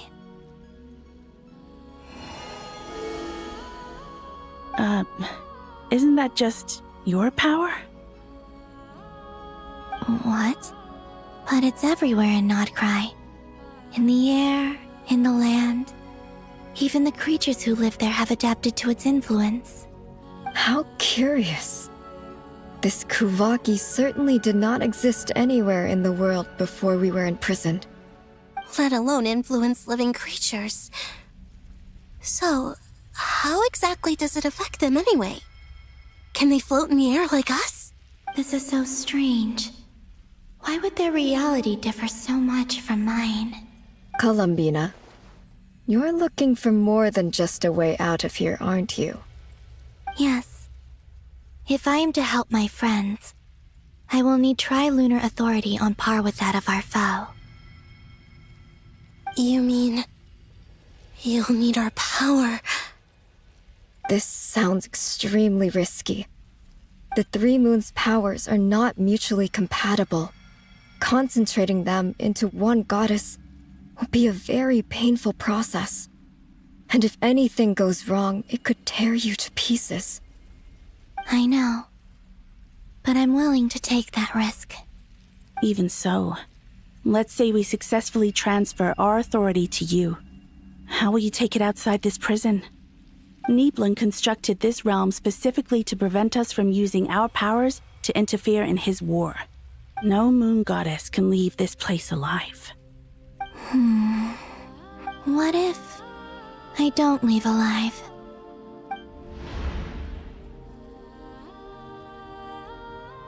Where do we even start? How are we supposed to figure out what we're meant to do to help Columbina?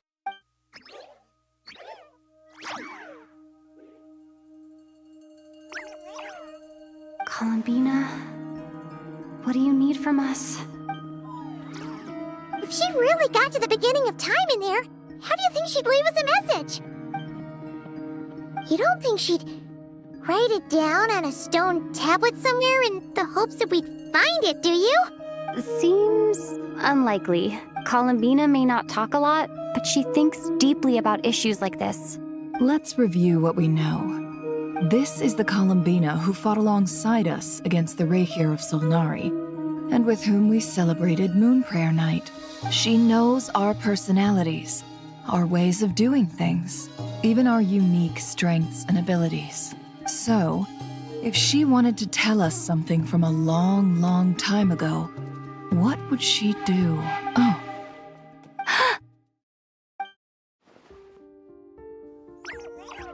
Traveler, you once said that those golden ripples also appeared when Luanatar was born. What if Columbina left Luanatar here, not just as an anchor to the real world, but for some other purpose? If she is part of Columbina, and Columbina knows that I can see past events through her. Oh yeah! Like when you peeked into Rarer's past through his heart! Nefer, wait! If you're right about this, and you can really see past events through Luanatar, your eyes, they'll... Oh, I know. Looking at Rerir's past in Conria was already enough of a strain on my eyes. Looking this far back into the past, it'll surely blind me. But it's our only chance. This is the only way. Boss. We spoke about this once, a long time ago. Do you remember what I said, Yehoda? The day I lose my sight, the Curatorium of Secrets will be yours to run. But... What's wrong? I'd be overjoyed if I were you. This day's come a lot earlier than either of us expected. I need to know you'll honor our agreement, Yehoda. Promise me. Yes, Boss Neff. I promise. Are you sure you don't want some time to think this through? What is there to think through? I should have gone blind after our battle with Rarier. Frankly, it's almost criminal that I got away with it for this long. Then at least let me take some precautions on your behalf.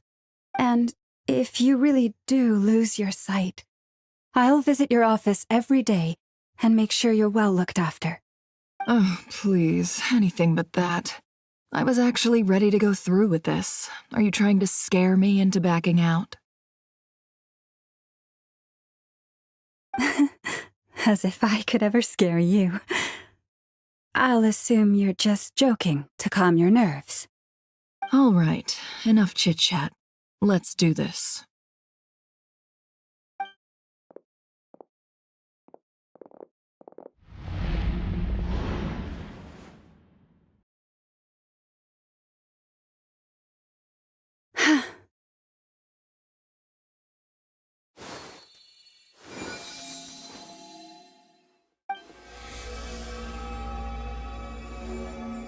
All done. Good. Now give me some space. Come on then, little one. Show me what happened in the past.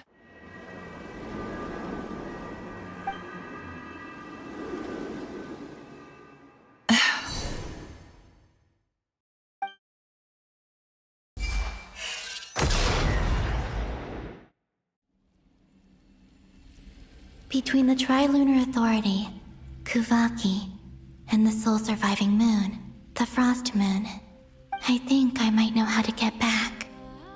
But I will need my sister's help. Time to go talk it over with them.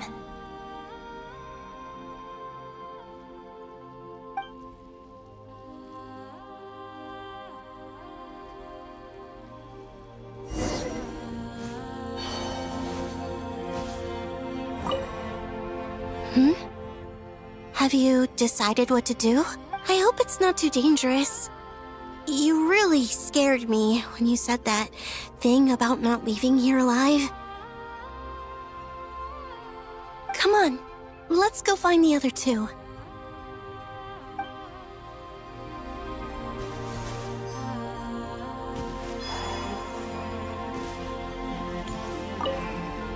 It seems you have reached a decision. I'm all ears.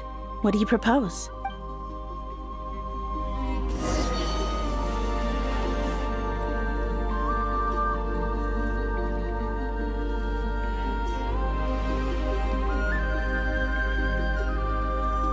Have you figured it out, Columbina? Tell us, how do you plan to leave this place?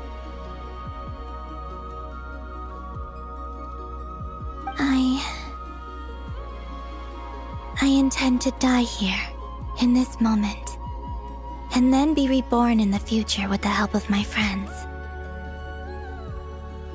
What? What are you saying? How can the dead be reborn?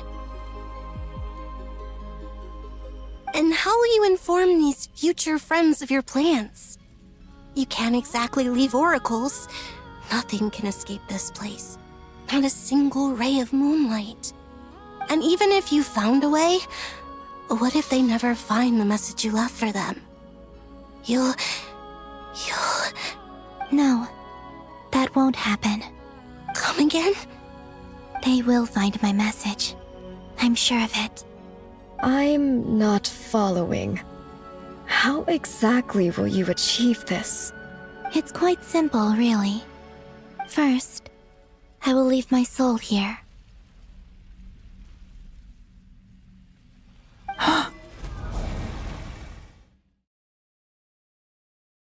I see it. Your soul? You mean you're a divinity? Yes. I once left a portion of my soul in the future. One so small that this prison barely noticed anything. In this very moment, she can resonate with my soul across time. When the time comes, I believe that she can serve as an anchor to pull my soul from here back to the future reality. Just as gravity connects the world to the moon. Exactly. In the future, where I came from, the moon has been cast beyond the false sky, but I can still feel that it is there. In a similar way, I can feel a connection to the soul fragment I left behind even now. My friends can use it to detect my presence. But how do you just leave your soul here? Is that even possible? On my way here, I met an ordinary mortal who entered this place long before I did. Her body is long gone, but her soul remains. And before that, I encountered an old enemy whose entire soul survives here intact, while the power that once corrupted his body has faded away. So, perhaps this space is specifically designed to imprison divinity and authority, but not the physical body. Still, even if your body can escape, would it not just be a lifeless husk without the soul inside? Wait, is that what you meant when you said you wouldn't leave alive? Yes. I shall turn my body into moonlight and pour it over Nodcry. That power shall protect the land and quietly blend into it, awaiting my soul's return in the future. However, I cannot do this on my strength alone. I would need your help to do this, so I'm humbly asking for your assistance. Oh, dear sister, you need not be so formal. As I said before, we are but remnants of a bygone age. You, on the other hand, were born alone in that distant future, and you have walked a long and lonesome road since then. How could I bear to let your story end here in this dungeon? Don't forget, we are your sisters, your family. Arya's right. Actually, I've always wanted a little sister. Can you imagine how it's been for me? Getting nagged by two older sisters all the time. Now, I finally get to be the big sis. And not just that, but I get to help you return to your world, too. How could I say no to that? Sonnet. Canon? I'm sorry. I know this is a bold request. The Frost Moon is rightfully yours, and it remains intact. Oh, no, please, don't misunderstand me, Columbina. I was just thinking back on the years that the three of us once spent together. You cannot imagine how happy I am to hear of the future world you describe. The Frost Moon Scions, your lovely, kindly friends. For the three of us, whose purpose in life was to maintain the peace in Teyvat, it is a great relief to know that the people of this world live in such an abundant future. If your plan can save them, and save Nodcry, I will gladly give you all that I can. Besides, the three of us have been together since the day we were born. I could never abandon them to live on alone without them. Canon. Still, I do have one question I would like to ask you before we proceed. Certainly. What is it? Why do you cover your eyes?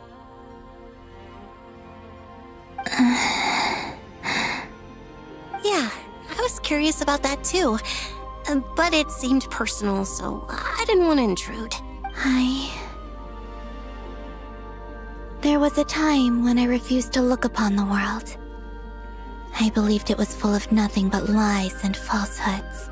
I wished to hide my feelings, seal my heart, until I could return to my true home. I see.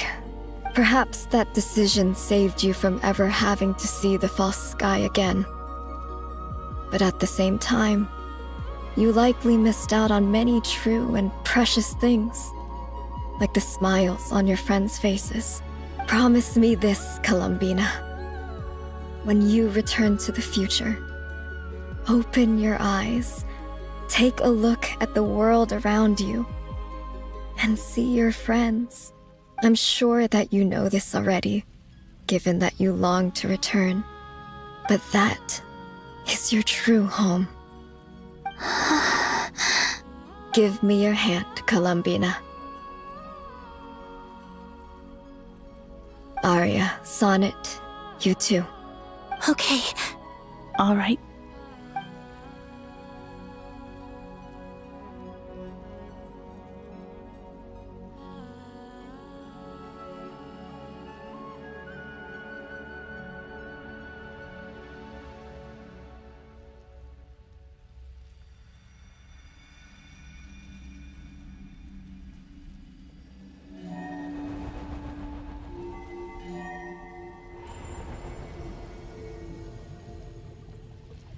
We once were the songs sung for eternity, but now it is you who must continue to sing. We once were the tides in the great river of time, but now we subside, and you arise. We were the messengers of madness and inspiration. But now, the lies have faded, and your truth must endure. We are souls awaiting the sun. You must return to be with those who smile when they see your face.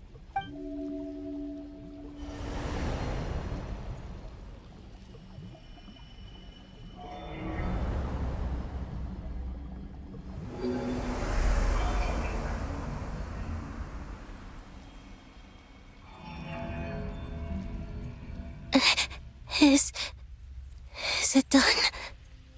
Yes. We have transferred the authority over all 3 moons to Columbina Hyposelenia. From this moment on, she is the Tri-Lune Goddess, the one and only moon goddess of this world.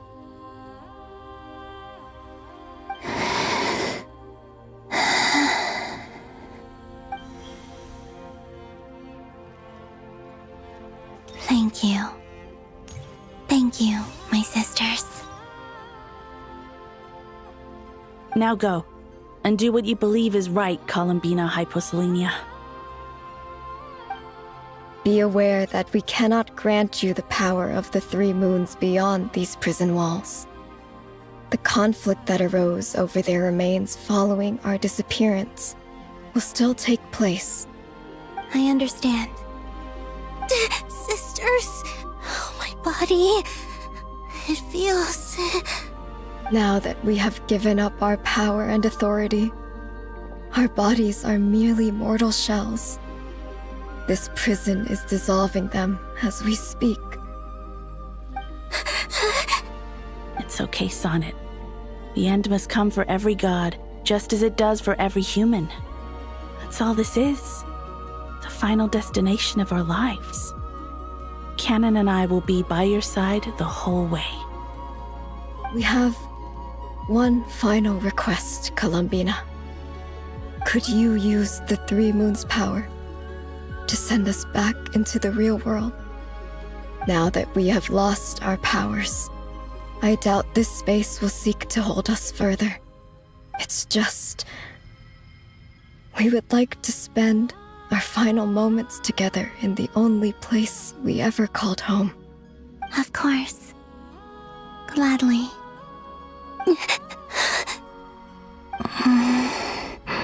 Sonnet. Yes? Don't... I wish I could tell her not to give in to the abyss. Not to be afraid. But is this really what I should say at this moment? Don't forget. I'm so glad to have a big sister like you. No, Hypo. Thank you. I'm okay. I'm not afraid. As long as my sisters are with me, I won't be afraid. It looks like this is goodbye, sisters. Goodbye, Columbina. Take care of this world in our stead. I will.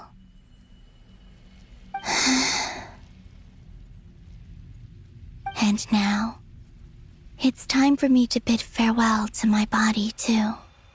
May it become the moonlight that keeps Nodcry company through the long years ahead. So this is why Nodcry was not always home to Kuvaki. It only appeared after I poured my body out upon this land, and only this land. Kuvaki responds to me because it is me, my body, answering the call of my soul. And the golden energy I've encountered on my way here was, in fact, that very soul, which I am about to leave here to guide me.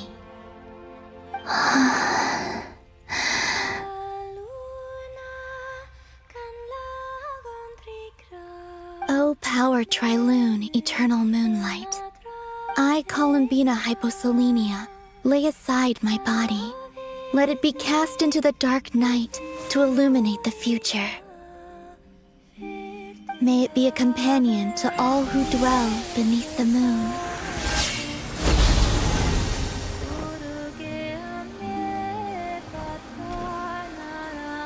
Until the time comes for me to return home.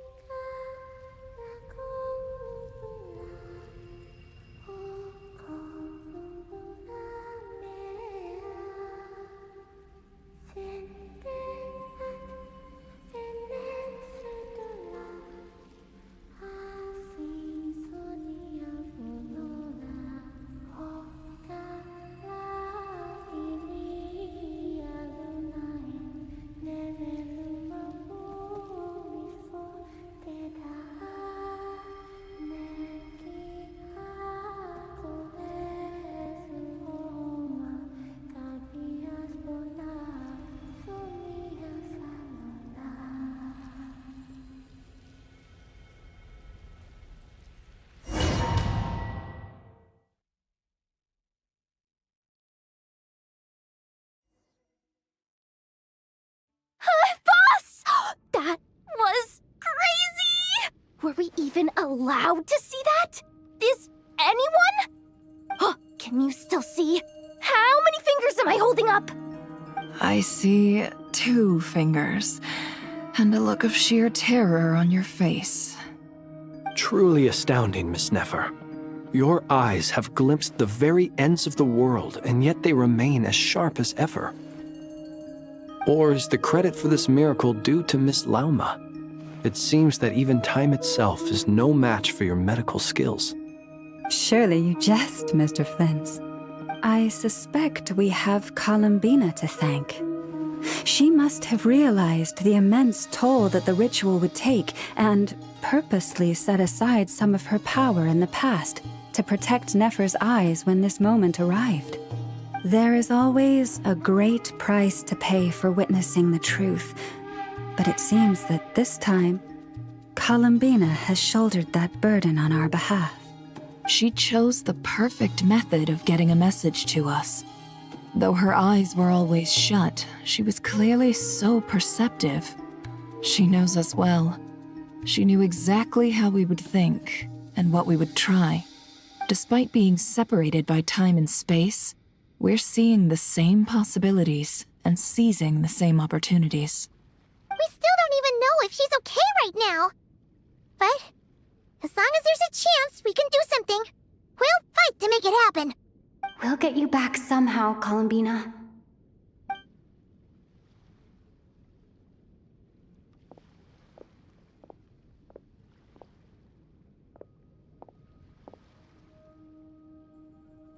Well, based on the information we now have, let's figure out our next moves. Thanks to these gentlemen, we have a much clearer picture of the situation with Dottore. The civilian population has been moved to safety, so we no longer need to hold back. Miss Androne, how are the calculations going? So far, so good. I'll keep seeing how far I can push the system, though. Can't have Hatman being powered down for nothing. There's still a long road ahead. Where should we begin?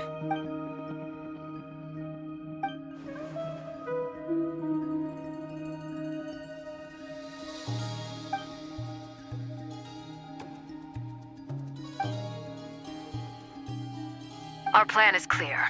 Time is short, so let's get moving. There's just never enough time, is there? Time is the bane of my existence. Ugh. Anyway, I'm gonna get back to work. All right, we'll do our part too. Yeah.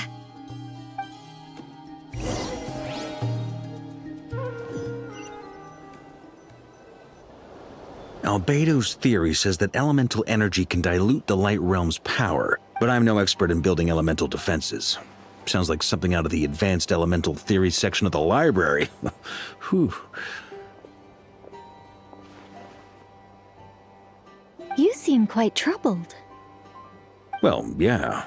I mean, who doesn't get a little flustered when they're completely out of their depth? You were the very picture of confidence back when you approached the Hexen Circle. Yeah, I could have been faking it through that whole meeting for all you know. Who's to say I'm not just a ball of nerves in a charming and gregarious package? Oh gosh, really? I'm so sorry, I had no idea. Well, you're all the braver for it. Still, I was much more in my comfort zone than I am here. At least in Mondstadt, you can cry for help from a cliff top and actually stand a chance of summoning Barbados himself. Things have never looked bleaker than they do now. If we don't pull this off, Tevat's doomed, isn't it?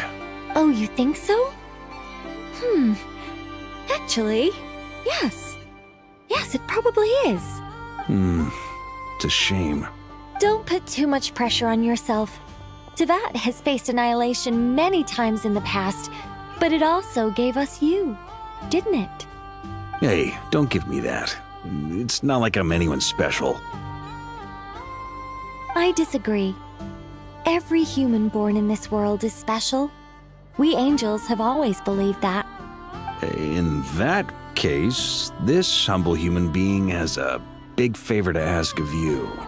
I thought you might say that.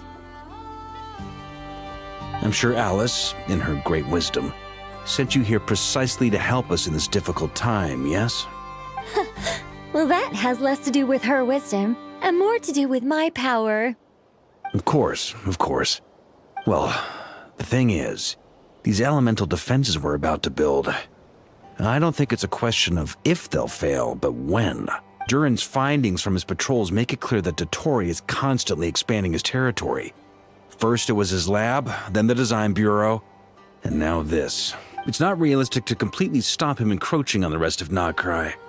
Rather, our goal should be to stall him for as long as possible. If Miss Androne's calculations are correct, well, they're the closest thing to certainty we have in this situation, so let's assume they are. Anyway, her calculations suggest that our best hope for victory lies in Miss Columbina's return. It's up to us to slow Dottore's advance and buy time for her to make a return. Are you asking me to help you with building the defenses? No. I'd like you to prepare for what comes next. When he eventually reaches us, we will have to fight him. You were an angel once and a mage now. I'm asking you to lend us your protection. Oh.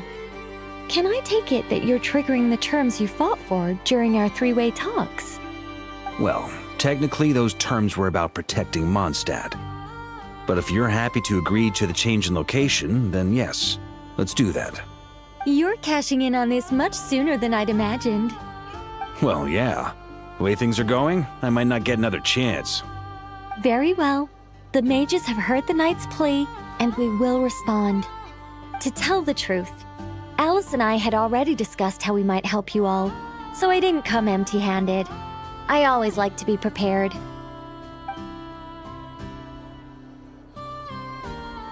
This is... wow. Yeah. This is great. Seriously, thank you. It's been many long years since I had a chance to dazzle humanity with a little divine intervention. To humbly serve as a reliable and responsible guide. Anyway, Knight of Boreas, please accept this gift in recognition of your great virtue. Go now. May the angel's blessing deliver you safely to your destination.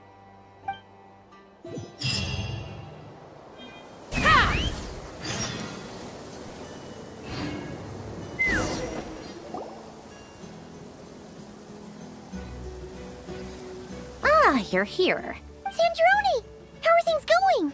Glad you asked. You two are about to become the first people to lay eyes upon my masterpiece.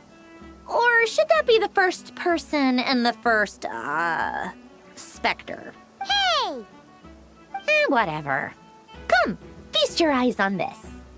Wow! We've never seen something like this before! This meter displays the progress of my formula. Currently, it's still making the most important connections. Once it's finished running, I'll deliver it right to your side. And then, we can finally bring Columbina back. What do you mean, deliver it? Can't you just tell us over the Dodo communication device? It'll just be some numbers, right? Ugh, you're such a greenhorn. This isn't the kind of formula you solve in math class. It's a highly complex algorithm capable of constructing a framework of rules. Ugh, whatever. We'll be here all day if I start trying to explain it. All you need to know is the formula must be completed before we can bring Columbina back. I'll share the data with you. Nicole's agreed to let me use her information channel, so we just need to use the Dodo communication device like so. And there. Now you can check in on my progress. Wow! Look at that! You're amazing, Sandrone! About time you recognized my genius. Took you long enough. Anyway, that's all for me. You should check on the others if you have time. Make sure we don't have any weak links in the chain. That might sound harsh to you, but close supervision is a common practice in a Fatui. Not looking to catch anyone out. I just care about everything going smoothly. That's all. I'm kinda stuck here while the formula's running, so I need you to be my second pair of eyes in the meantime.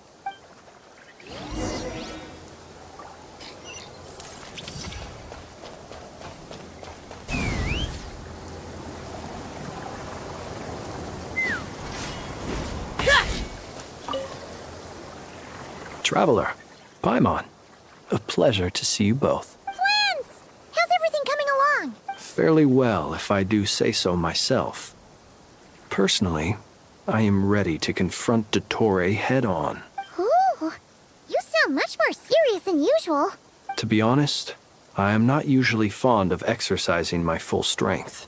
For one thing, it's hardly conducive to maintaining a low profile. Besides, I believe one should have the right to choose when to show their hand. I am conserving my strength until the moment of battle is upon us. Anything to boost our chances of victory. Seeing you get into the zone like this really puts Paimon at ease. Huh, Travel? I consider it an honor to have your trust. Rest well. I look forward to seeing you both in your element during the battle.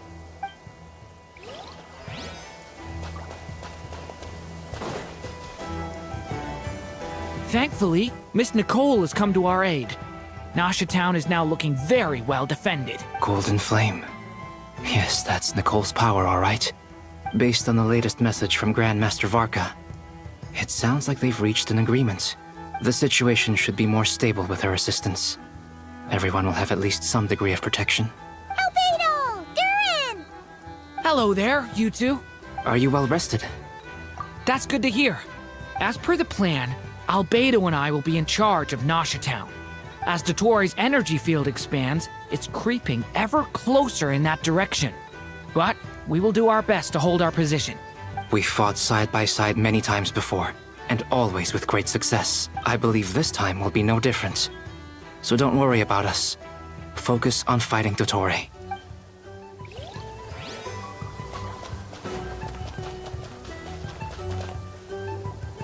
Yes, Miss Moonchanter?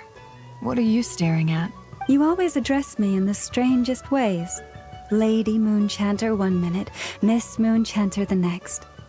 Yes, and? Are either of those incorrect?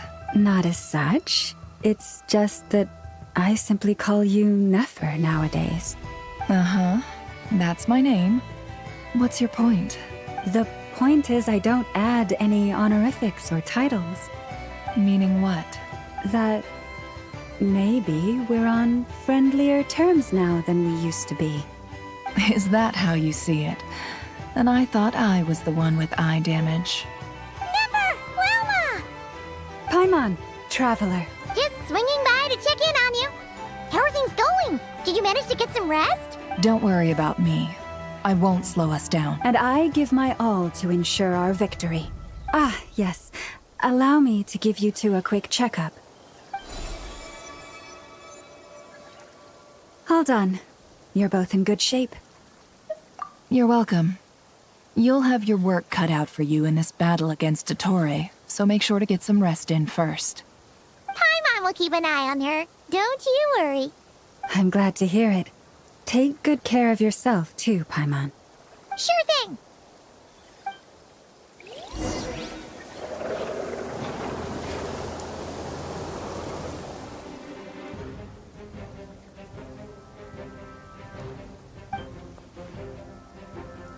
Here they come. That's quite a horde. As we expected. Get ready, everyone. Take your positions and prepare to engage. Let's begin. I'm at the ready.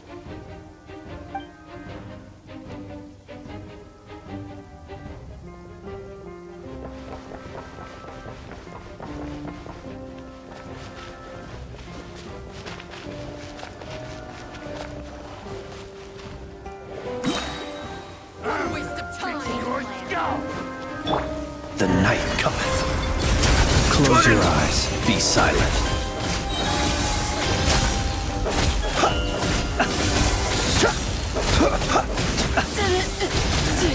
Close your eyes.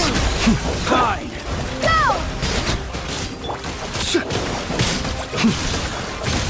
The long sleep beckons.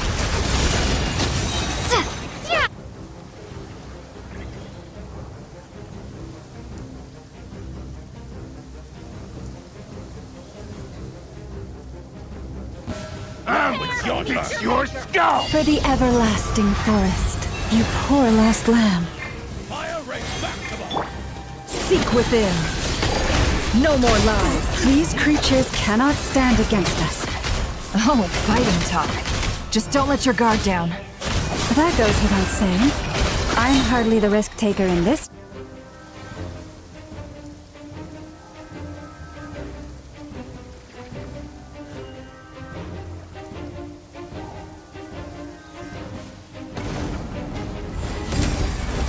The story has only just begun! Stay back!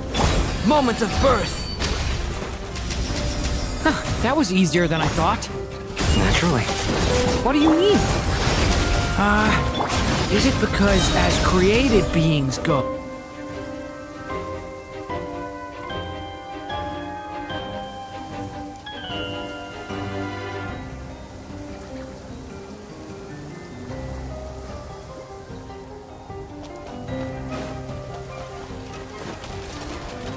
By the frost moon of old. The mystery unravels. Can't hide the truth. People have always used fire to drive away wild beasts. Wouldn't a lantern work just as well? You read my mind, my dear friend. I was just about to say that. All right then, dear friend. Bring the light.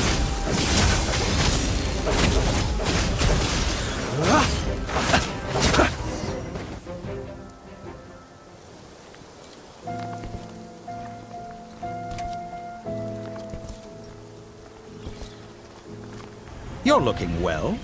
I trust you've had a good couple of days. Dottore. It's actually a good thing, in my view. If the subjects of my experiment were to die prematurely, it would throw quite a wrench in the works. And so, I must thank you all for your resilience. We are no longer on the same level, but you are nonetheless worthy of my respect. A creator god should be merciful and gracious after all. And in any case, it is only right that before I end your lives, the world is informed of the arrival of their new god.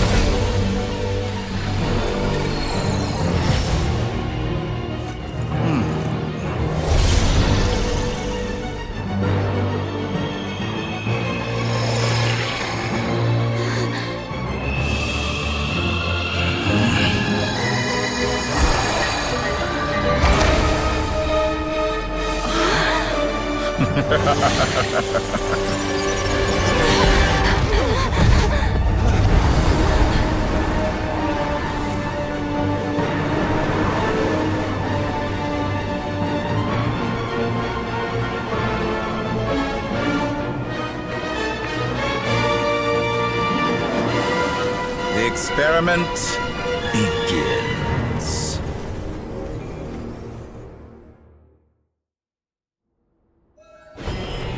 With the marrow of the 3 moons in my hand, behold the false moons fall!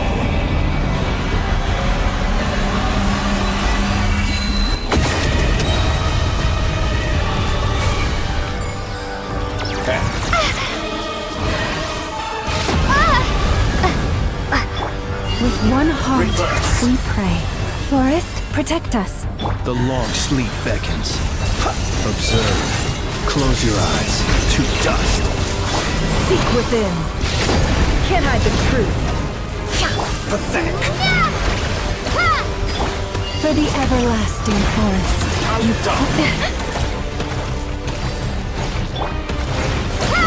Entropy. No more lies. To me. Good. Keep it up.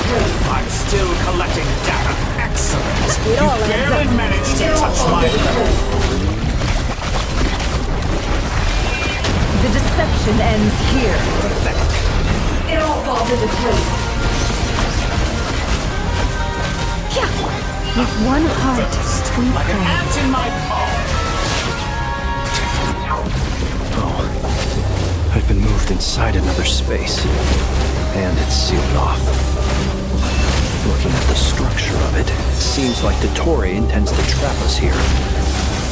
There's no exit. Our endurance is about to be put to the test.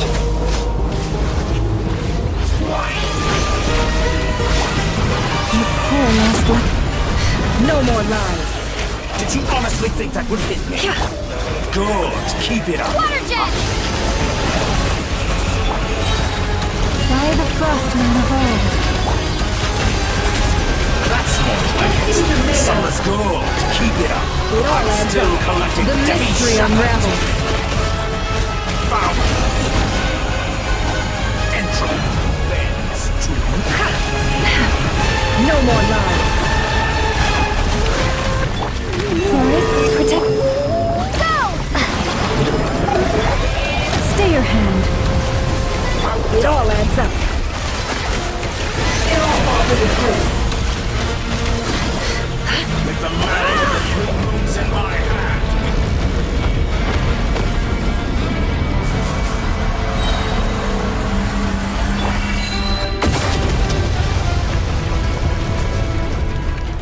Tell With me, one where heart, will you try we scurrying off to You next? poor lost land. Looks like Dottore has opted for a divide and conquer strategy.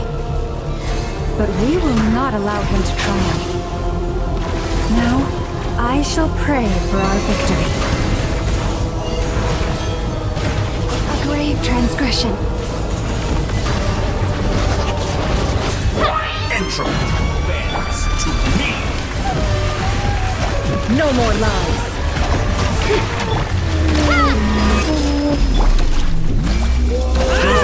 Keep it all up. adds up. Did you honestly think that would hit me? Seek within.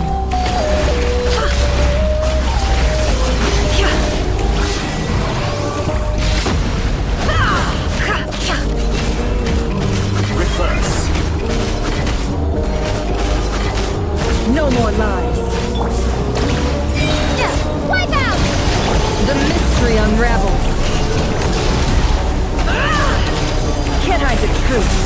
Good. Keep it up. I'm still collecting data. How dull. Entropy bends to me. Water jet! It all falls into place. Excellent. You barely managed to touch my leg. No more lips. I thought you'd dodge that. Be shackled. Let's see what you're made of. Foul. Be annihilated. That which cannot stand against me. What's this supposed to be? A knockoff version of the space Columbina got trapped in? There really is no way out. We'll see about that, Dottore.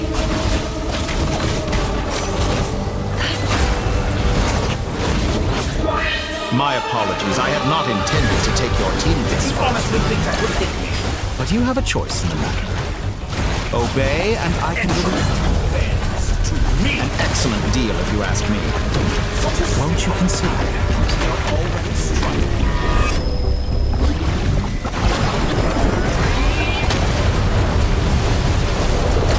Reverse.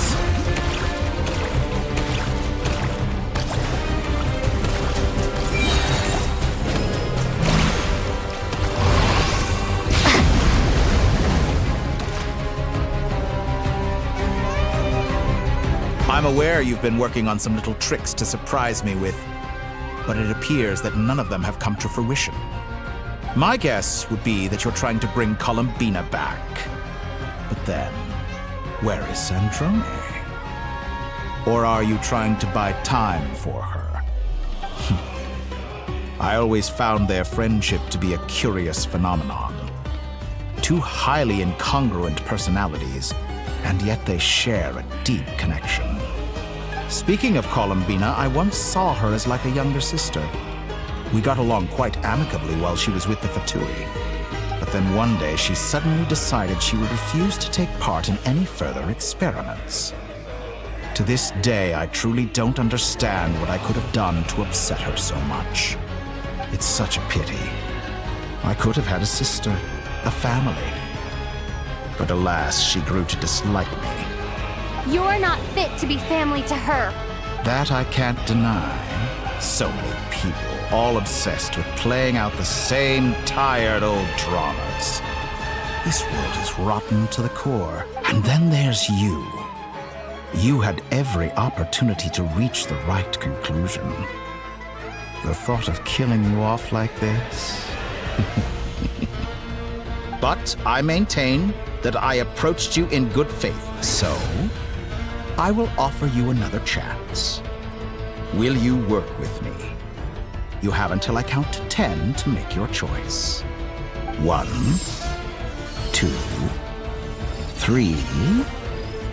Not in a million years.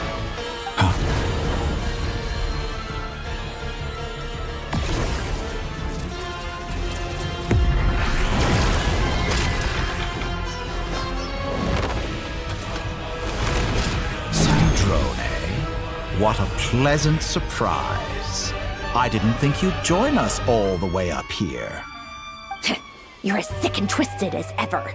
Don't fool yourself into thinking anyone's grateful for the chances you're offering them. Sandrone, but the formula hasn't finished running yet.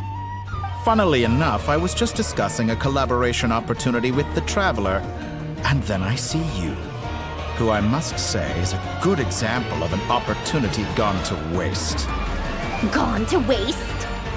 I said that everyone would get one chance, and you've used yours to march right back into the lion's den. So yes, it's an utterly wasted opportunity. And what makes you think I believe a word that comes out of your mouth?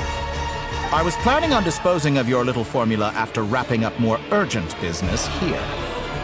Since you've taken the trouble of serving it to me on a silver platter, I can simply bring it forward in the schedule.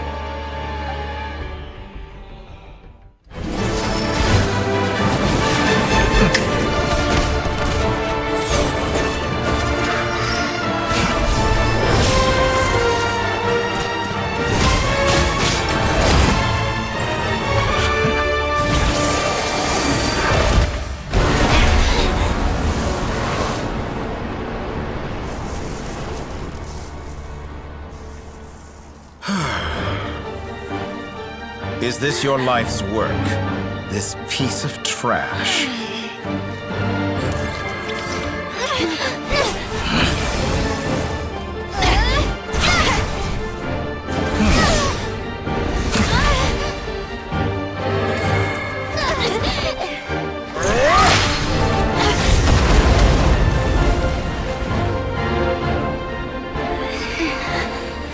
Your formula runs too slowly, Sandrone.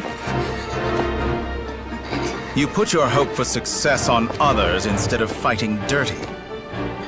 That is why you have failed. Now, whom should I slay first? Any volunteers? No one?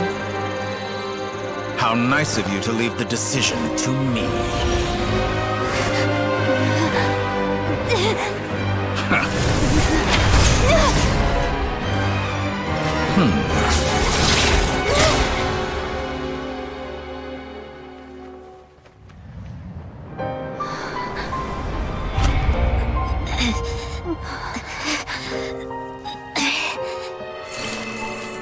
Oh, how unexpected.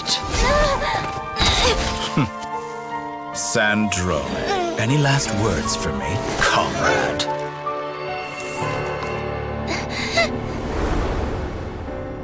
Is there anything you wish for? Not really. But I've always known what I don't want. Go to hell, Dottore.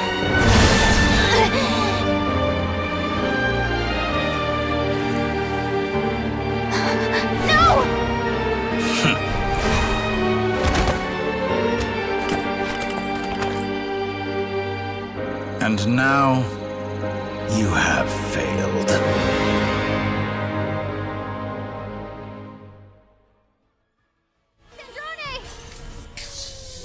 Now you see how fragile mechanical contraptions are.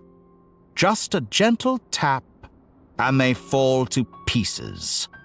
However keen of an inventor Sandrone may have been, her death spells the end of the formula that was running inside her body. Of course, I have to commend her for making it this far. As her colleague, I have to admire her stubborn tenacity. Now, it is time for you to take your place by my side. My count was interrupted, but the second chance I extended to you still stands. Once again, you are welcome to join me. By now, I'm sure you have gained a greater appreciation for the power and authority I wield. What is stopping you from embracing a new world of endless possibilities? Not in the mood to talk? As you wish. You seem less talkative than usual today. I'll change the topic to something more apropos. Sandrone was always like this, never trusting anyone. Always so reluctant to share her research with them. Objectively speaking, she had her strengths. It is remarkable how she extracted and even optimized the world formula from so much data. But her inability to trust was her undoing. Had she allowed someone else to monitor or run the formula for her, you might still have a chance at victory even now. But regrettably, she was a stubborn fool. As much as it pains me, she had to go. Dottore. Maybe this is news to you, But people can change. Columbina surprised you when she escaped, and I think Sandrone would surprise you too. Change? You can twist the truth however you want, but I see it clear as day. You're the one who can't trust other people. Is that how you see me? By this point, what can you hope to do about it?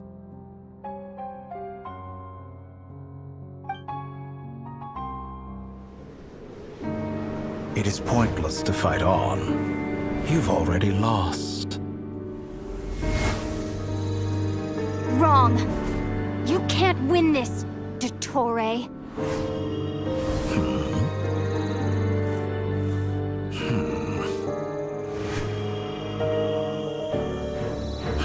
What?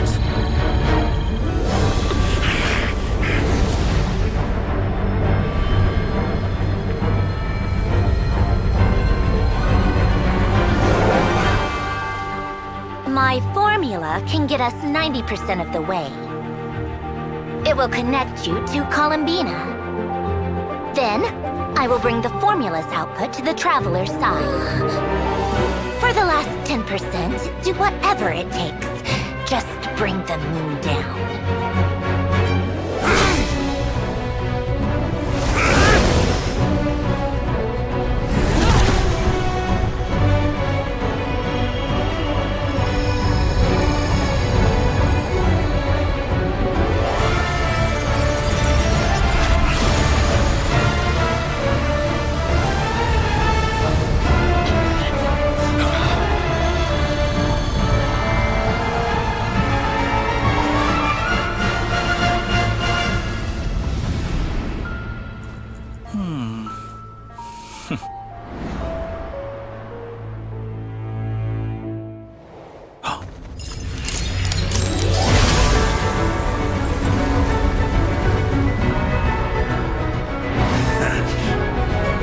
The moon will never be yours.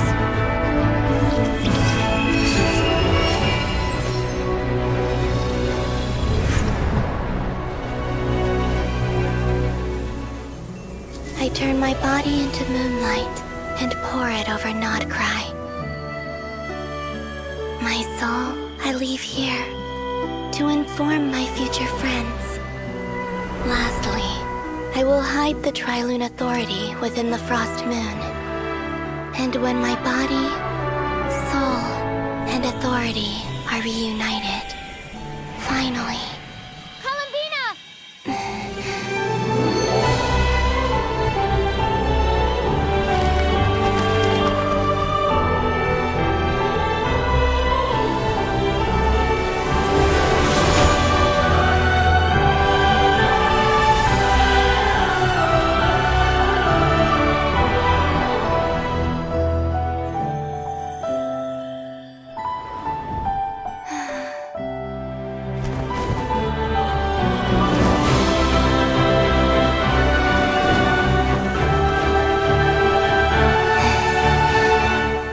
It's been too long.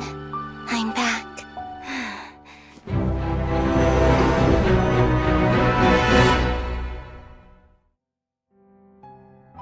Stay focused on the battle, Traveler. What a touching reunion.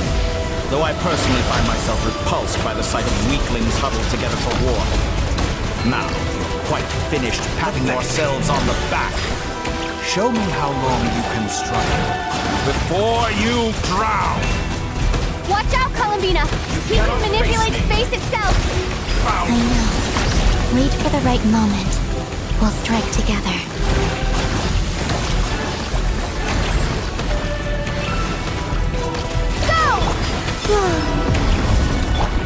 Did you honestly think that...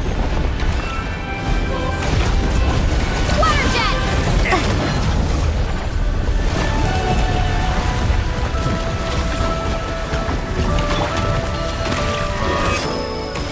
Wayne.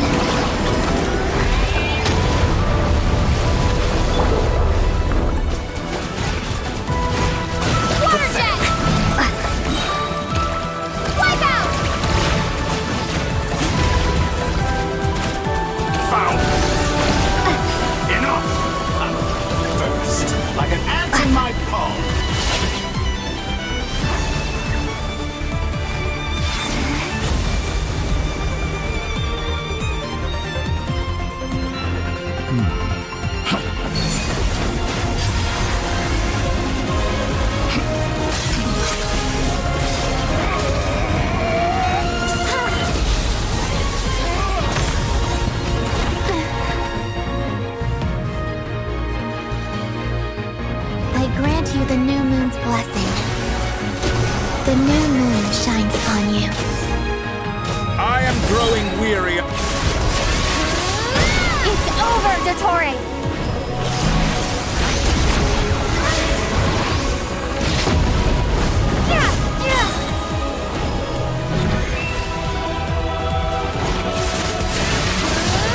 Time to pay for your heinous crime!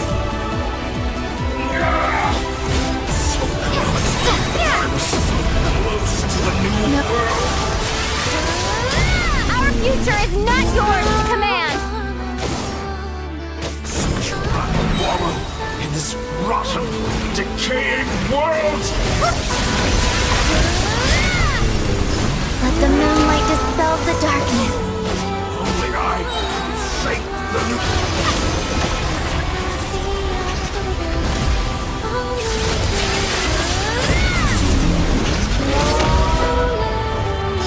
Everlasting as the moon. Rotten, decaying world!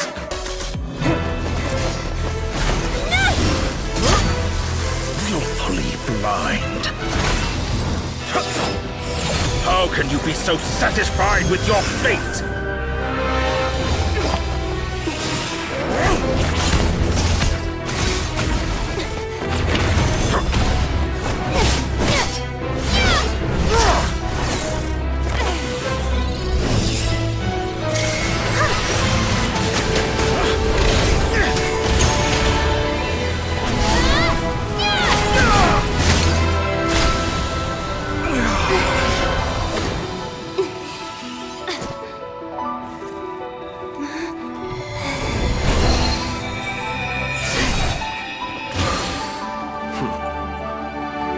This battle was never about fate. It's about friends, family, and the home you stole from them. So dull. Only the weak rely on each other for comfort. You shall see. Once I transcend fate, you will be nothing but fodder for my grand experiment! That will never happen.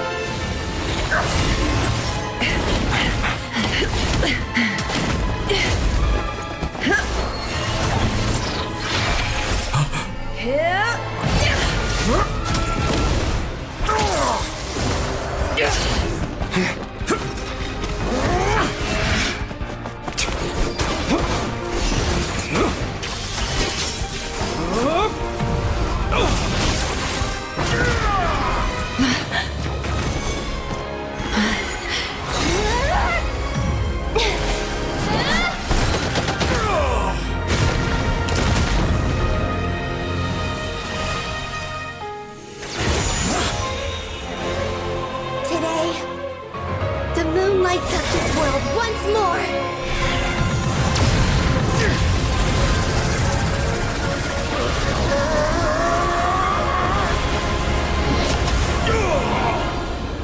This loathsome world.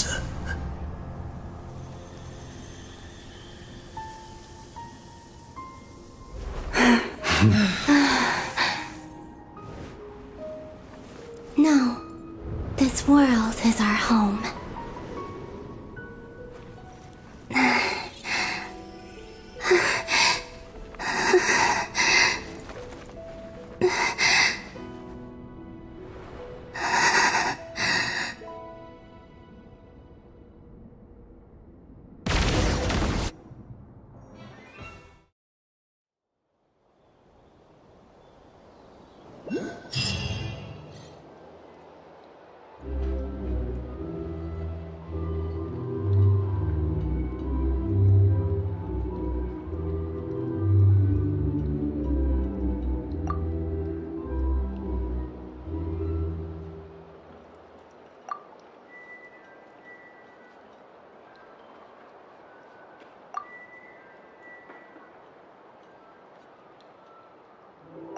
No, you're doing it wrong. The moon looks like this now. What are you trying, children? The new moon, Mom. It looks different than before, doesn't it? Also... Can I go buy a sugar sculpture today? Please? Just one? All right. I suppose today is a special day after all. Almost like a festival. Extra, extra! Get the latest Nasha Express here! Post-disaster report! Nasha Town reborn beneath a new moon! The voyage begins today! The future looks bright thanks to the League. Want a copy? I knew things would be different, but I didn't think that would include the moon. They say a new moon goddess has been born. A new moon goddess? Who's saying that? The Frost Moon Scions? I guess so. I'm not too clued up on the details. As far as I'm concerned, the moon's still in the sky and it's business as usual. Hey, since we've come all this way, shall we grab ourselves a free meal while we're here? Are you a convert now? Or are you just here for the free lunch? Oh, come on. What does it matter? After everything we've all just been through? That smells good. All right, that's it. I'm hungry. Time to eat. Come on! We gotta get there early, or there won't be any good spots left! Shh, keep it down. This is a residential area. What if people are still sleeping?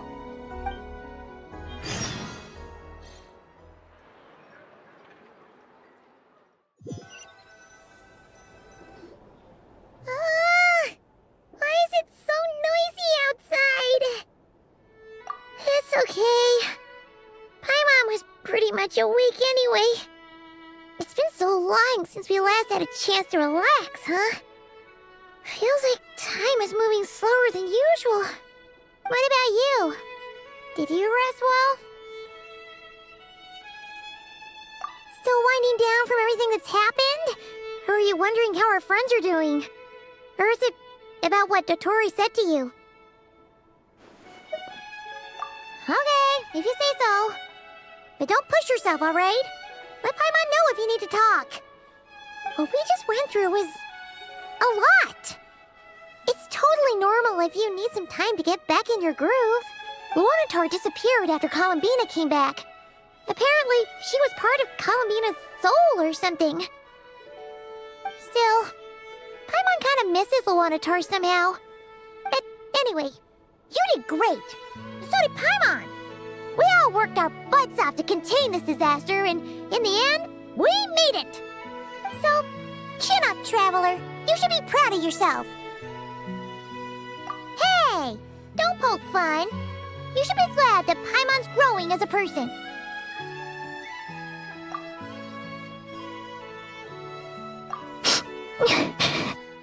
Paimon didn't think you'd mention it.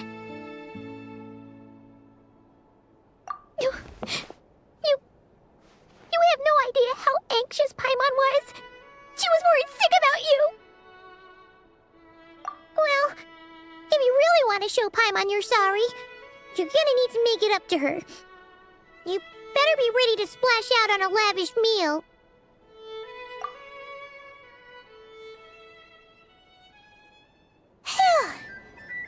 Okay. Paimon's full now. Huh?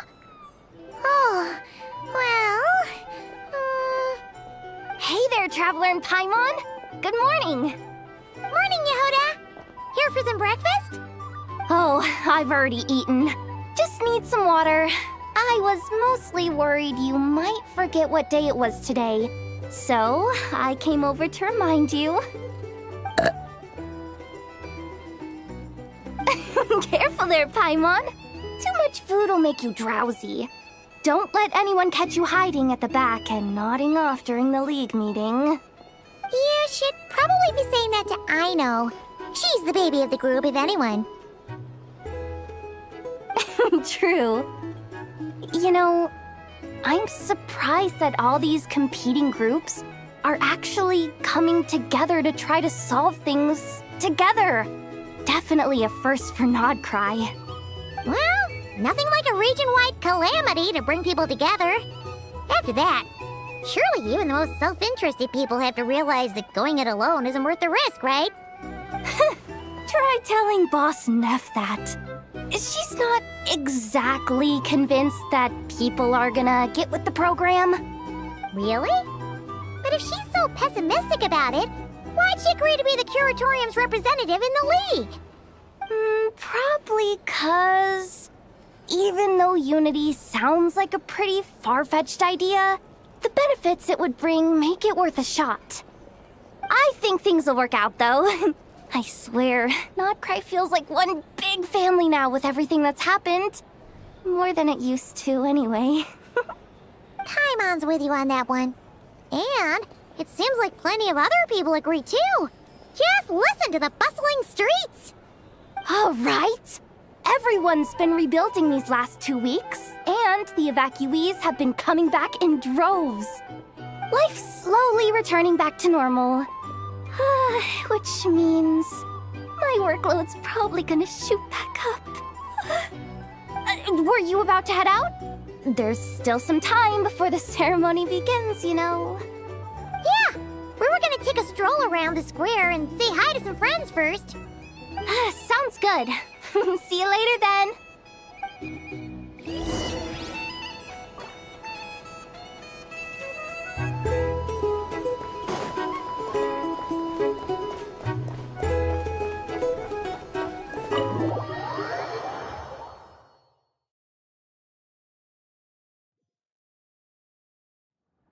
Please accept today's boon.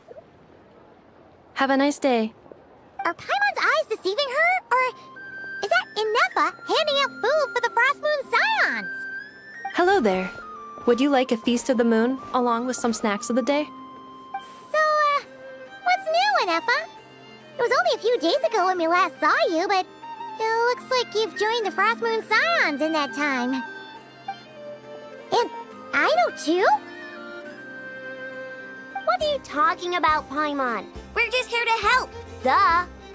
In the wake of the disaster, it's all hands on deck. We responded to Lama's request for support. At times like these, the smallest good deed can inspire others and help them through the hard days ahead. And we're using eggs and heating tubes to make that a reality. In true Krumkake Craft Shop style!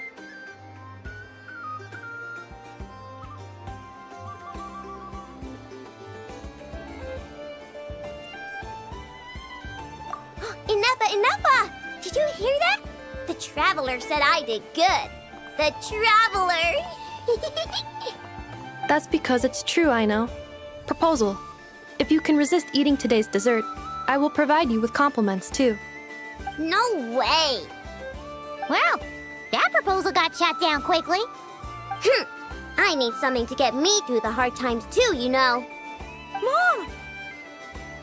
Yes, dear. Go right ahead. Excuse me. Could I take a photo with the robot lady? She helped us get safely out of Notcry, and she helped us get back home too.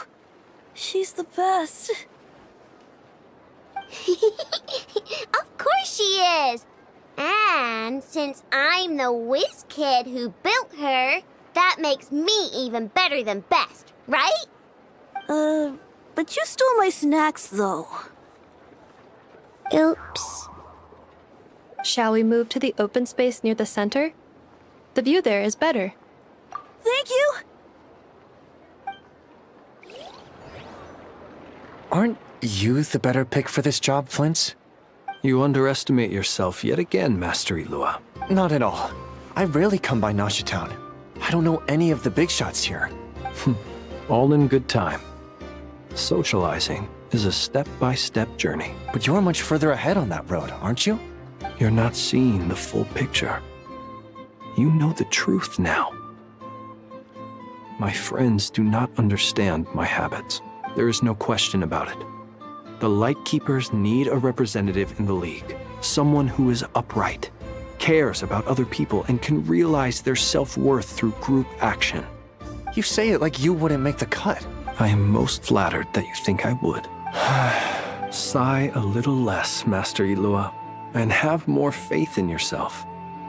All the Lightkeepers agree that you're a very promising young man. That is precisely why Starshina Nikita felt safe delegating such important work to you. I'm sure we all also agree that we would sooner die of dehydration than manage to wrangle anything out of you in a discussion. My apologies. I am not in the habit of bringing water with me when I go out. Whatever. I'll take the job. By the way, who else is part of this? Oh, it's quite the who's who of Nodcry. There's the Moon Chanter of the Frostmoon Scions, the boss of the Curatorium of Secrets, a representative of the Voynich Guild, and even someone from the adorable Krumkake craft shop. I'm sure you will find speaking with them to be a genuine pleasure. If you say so. I've never done this work before, so I'm honestly a little scared of making mistakes. But I'll do it. Not only is it our duty as Lightkeepers, but because I want to make Nodcry a more welcoming place. An admirable attitude to take. The beacons are lit, Itlua. We're but one step away from breaking through the blizzard. We have the chance to band together and build our shared homeland into an Elysium. This is unprecedented for Nodcry. An opportunity not to be missed. Yeah. You're right. I'll do my best. Quite a few familiar faces have arrived. Let's go.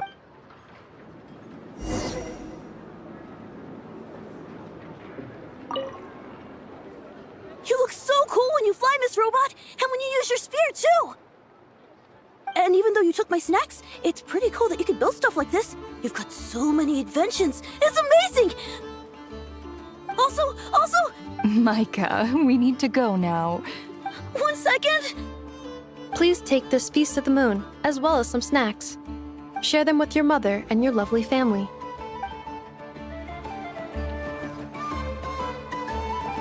Take me up!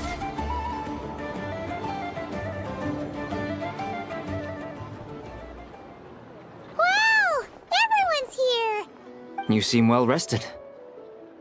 I know no one's asked, but I'm sure you all want to know, so let me just say, we're doing great. Thanks. Well, great, but not perfect. Starting to lose my mind from boredom. Can't drink a drop of alcohol while I'm waiting for my wounds to heal.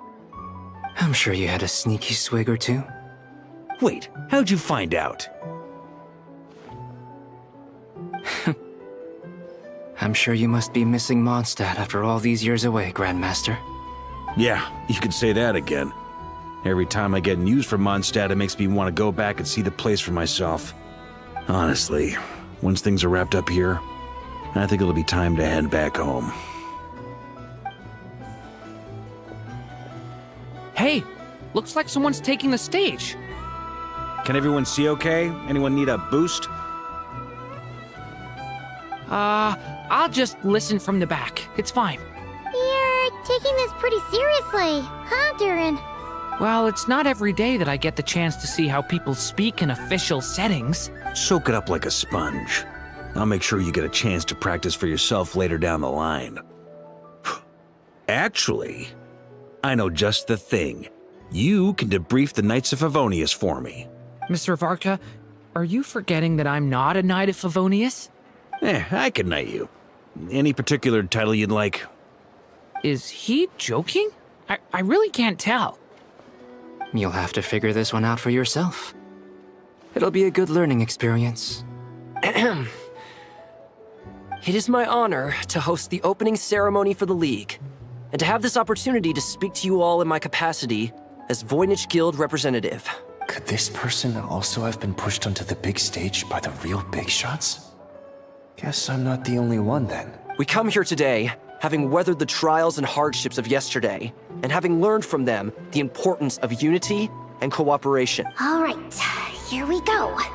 Uh-oh, looks like Aino's off in dreamland already. Wait, Boss is looking kinda drowsy too. What's up with her? Come on, get this speech over with already. Nodcry is our home, the land we rely on for survival. And as we chart a course for the future, may we persevere through the storms ahead as we sail towards a new era of prosperity, freedom, and hope.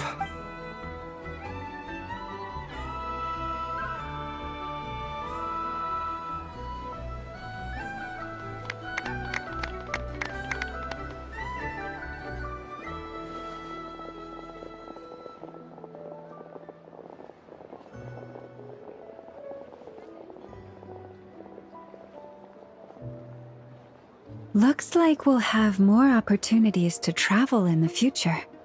I'm sure you'll cope, Lady Moonchanter, given how fleet of foot you are. Unfortunately, I suspect I'll be too busy at the curatorium to act as your host. We have a busy schedule, not to mention an international network of contacts to manage. It'll be all right. I'll just check your schedule with Yehoda well in advance. And if she's not available, I can simply ask Ashru. You... So giving my employees extra workload isn't enough for you?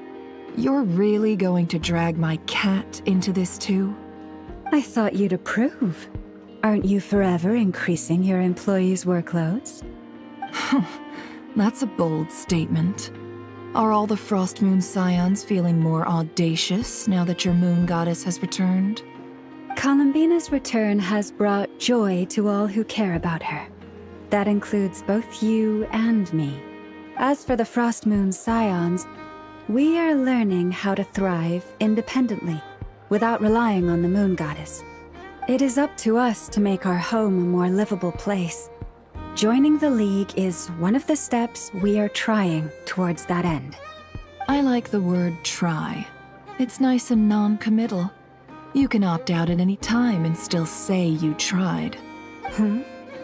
You don't see a bright future for the Frost Moon Scions? Or did you mean the League? I'm just not as optimistic as you. The Frost Moon Scions should count themselves lucky that they have a leader as stubborn and enterprising as you. But Nod Cry's a big place, with all kinds of people. Most of them don't enjoy answering to a leader, or even listening to reason. Well, that's where you and your methods come in. Unless the Curatorium of Secrets is only here for appearances. For now, yes. And that won't change until this venture becomes worth my while. What would make it worth your while? Getting out more than I put in. Right now, I'd barely break even, but I'll grant that it's a good start for Nod Cry. Then maybe it's worth a try. All right, you can stop now. Or do I have to join the Frost Moon Scions before you'll get off my back? You'd be very welcome to join us. Hey, you two! Congrats on all your hard work! What are you chatting about? Nefer was trying to dissuade me from adding to her employees' workload. Also, she's considering joining the Frost Moon Scions. Sorry, what? Your conversations are always the most interesting. Would you two care to join me for some tea before heading to your next destination?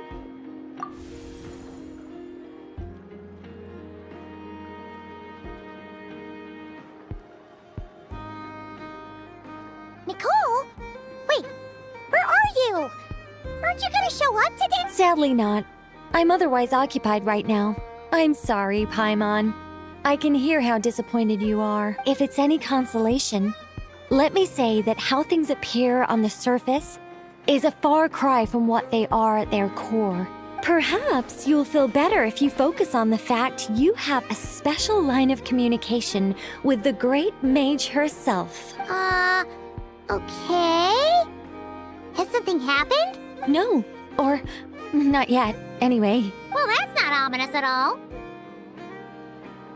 Not for the time being. Just think of this as a general check-in to make sure this communication system is still running smoothly. Besides, it's good to chat once in a while if we want to maintain our friendship. You could have just said so. Paimon got all worked up for nothing. Still, the best friendships are built through face-to-face interaction, you know? It's never gonna stop being weird having tea with you when you're not there and just talking to thin air. All right, fair point. I'll bear that in mind for next time. Yeah. Any update on that crisis at the world's borders? Alice just informed me that they had their work cut out for them. And now everyone's thoroughly exhausted. But they did finally get things back under control. Still, we can't let our guard down yet. The disruption caused by this disaster has made Tevat easier to detect from the outside universe. She plans to wait for things to stabilize, then reschedule her Mondstadt vacation plans. As for me, I agree with Hat Guy's perspective. This is a time when many new variables are emerging, and the situation is changing constantly. Plus, most of this change is for the worst. We have to remain vigilant and ensure that the embers of chaos are not rekindled. I did notice that the energy in Nodcry changed somewhat after the War of Funerary Flame, but since it was still aligned with the Light Realm, I never gave it a second thought. It looks like I'll have to examine the connections between phenomena I observe more closely in the future. Just doing my duty. It's more or less second nature by now. Of course. To give you the full picture, I'd have to start with the substance from which angels were formed. Never mind. Paimon's right. Showing off my knowledge would be much more satisfying in person. By the way, you did receive the gifts from the Hexen Circle, yes? I'm not trying to claim credit or anything, but my pride demands that I at least mention it. They're quite similar to the protective talisman that Alice gave Dory, but with some very special enhancements. Oh! So that's what kept our friends safe when Dotori trapped them. Indeed. We went to great lengths to make sure they were invisible to his eyes. I'm so happy they came in handy. Still, not fishing for gratitude, by the way. I just want you to be aware that sometimes your friends may be protecting you in ways you cannot perceive. Anyway, I'll contact you if anything else crops up. If not, you know what they say, no news is good news. Oh, my angelic instincts are tingling. They say you should head to the docks next. Your friends are about to board their ship home.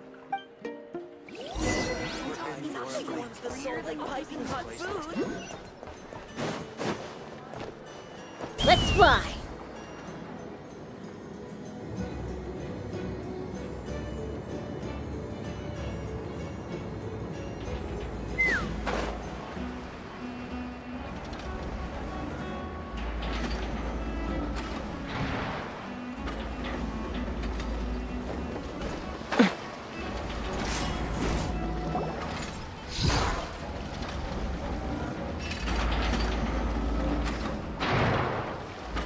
You're here.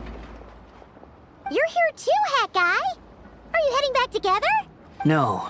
I'm bound for Sumeru, and she for Fontaine. We just happened to cross paths at the harbor. Everything seems fine. Sandrone may have an abominable temper, but she's always been very responsible with important calculations, and things entrusted to her by valued friends.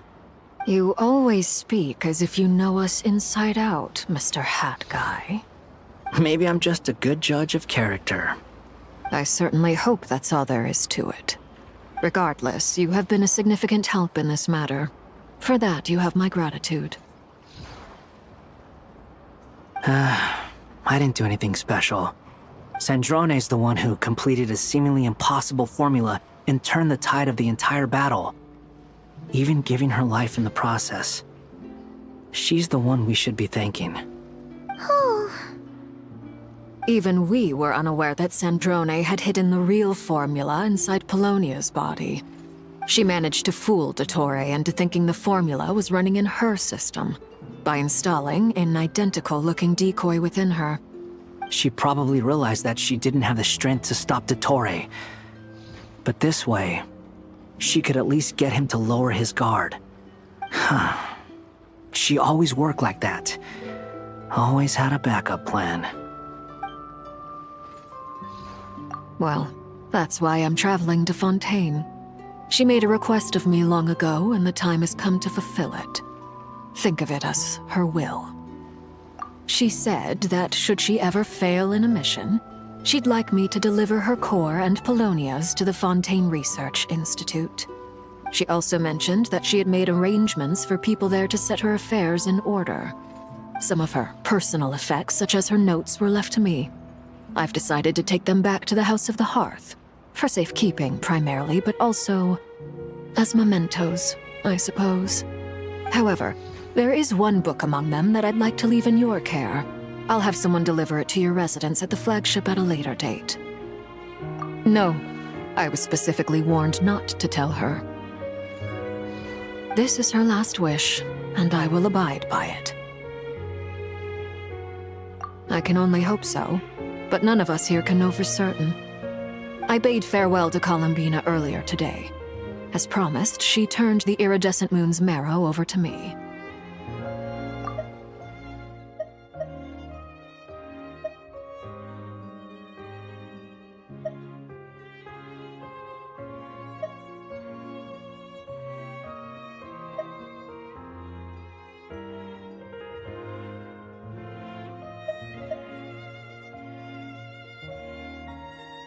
She spent a long time with Sandrone's body, saying her goodbyes.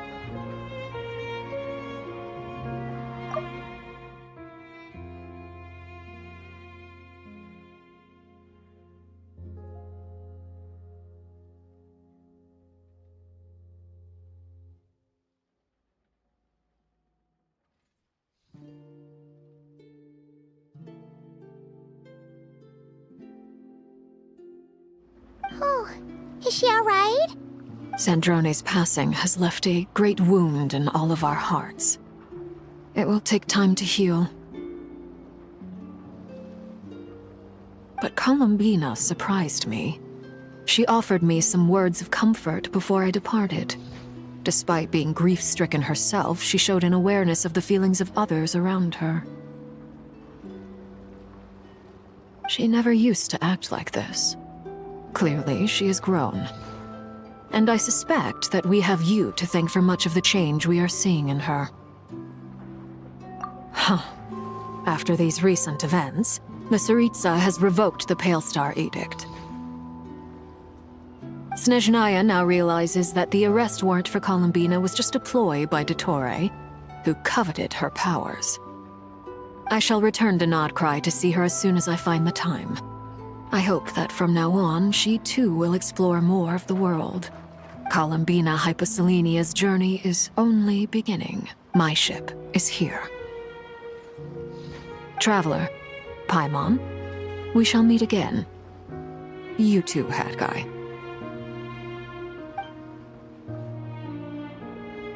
What are you still bumming around for?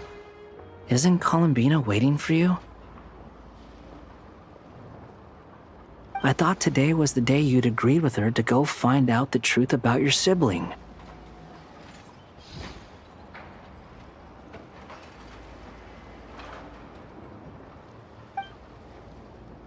You're afraid you won't like the truth when you see it. Well, this is new. I was starting to think that nothing could scare you. Don't say that! Wouldn't you be if you were in this situation? Fair point. But I'd say I have more experience facing up to unpleasant truths than the Traveler. They say blood's thicker than water. I know how much you need your family back. More than you need any of your friends. And I'm sure that all your real friends understand that too.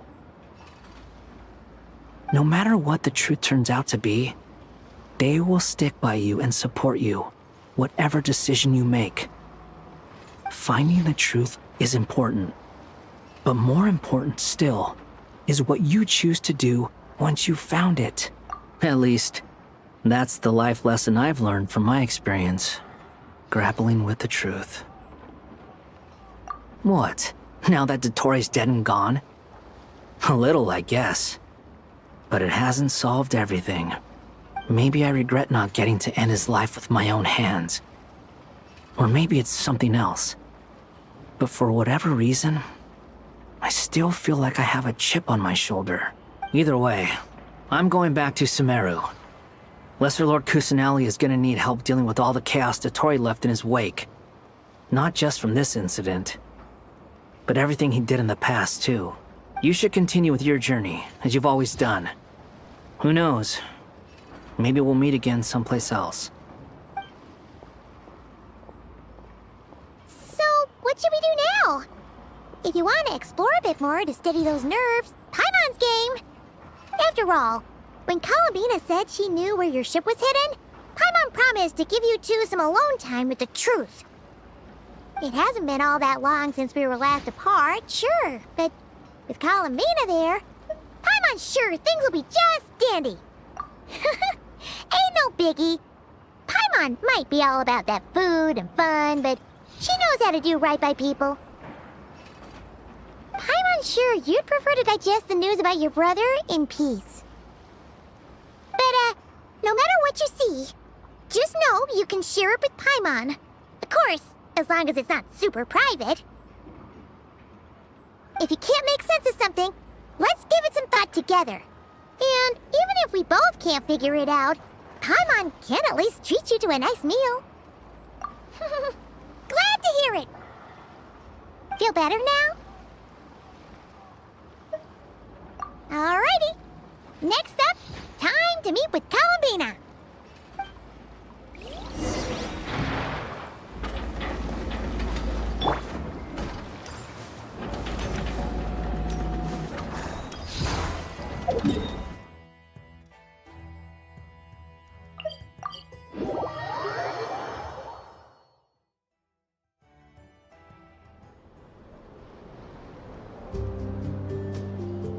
Columbina, we're here! Can't quite believe we're meeting out here. We've gotten used to walking over to Silvermoon Hall whenever we go see you. Well, you're still welcome to go there whenever you want to see me.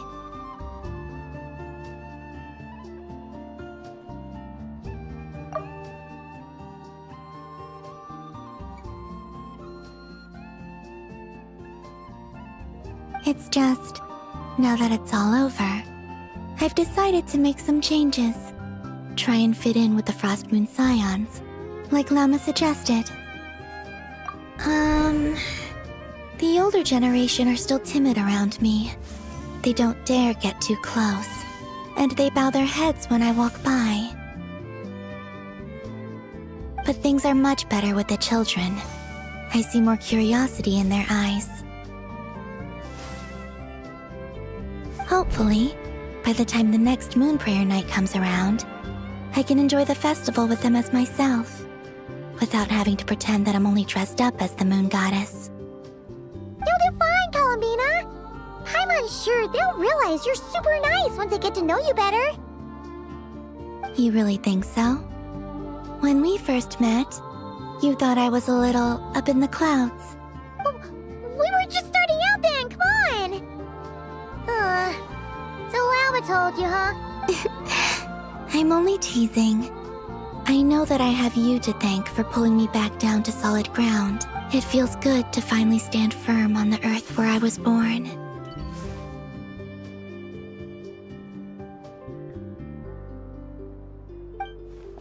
Oh, that's great!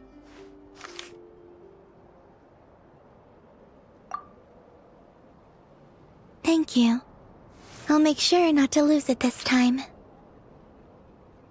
Well then, are you ready? Ether, what happened to our spaceship back then? Why did you leave? It's time to learn the truth at last. I'm ready as I'll ever be. Good. Then let me open the way for you.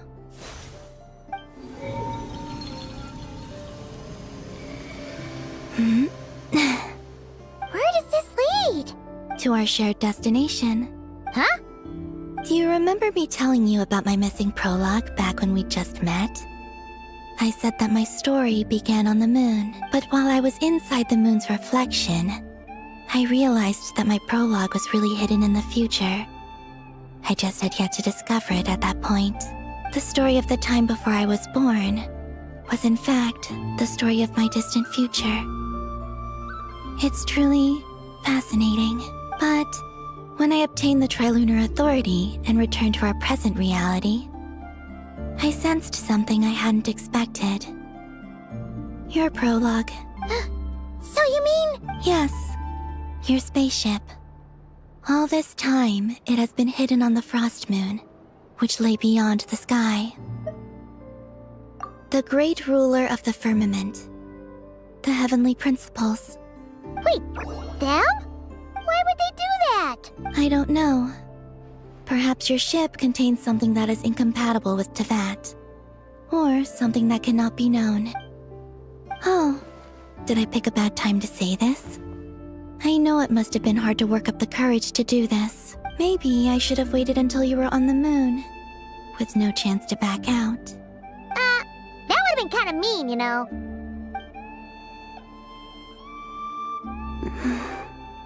Take me there. Oh? Whatever is hiding in that ship, it belongs to me and Ether. Those memories belong to us. No one else has the right to decide whether I should or shouldn't know about it. Not even the heavenly principles. Very well. Then let's go. You two take care, alright? And don't forget to come back soon! Rest assured, Paimon. We will. Traveler, thinking about the story that we'll find hidden on the moon? Yes. And hoping that it has a happy ending. Stories like that don't exist, you know? You don't believe in happy endings?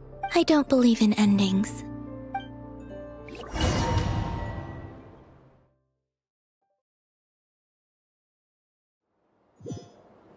Where am I? This is the pathway I built between Teyvat and the Frost Moon. The moon is very far away from us, so it could be a long journey.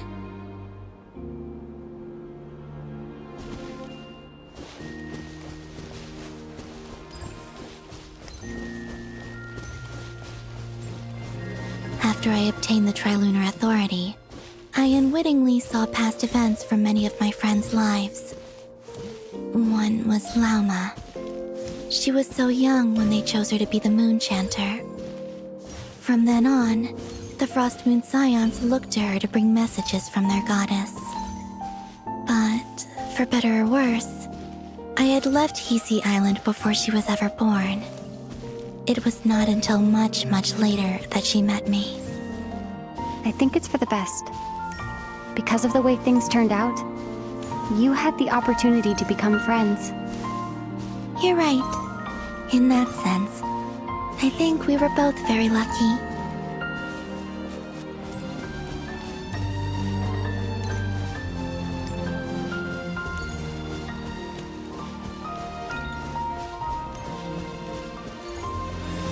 Oh, and about that mage, Nicole.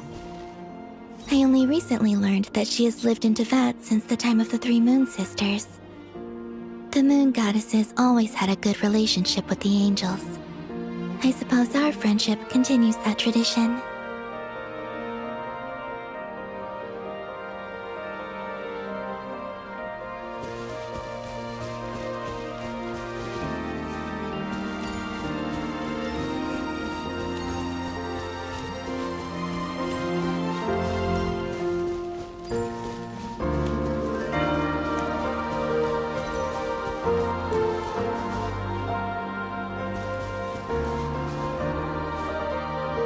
And then, there's Sandrone. I never knew that much about her, beyond the fact that she was created by someone called the Lord Artificer. She, too, suffered for a long time before joining the Fatui.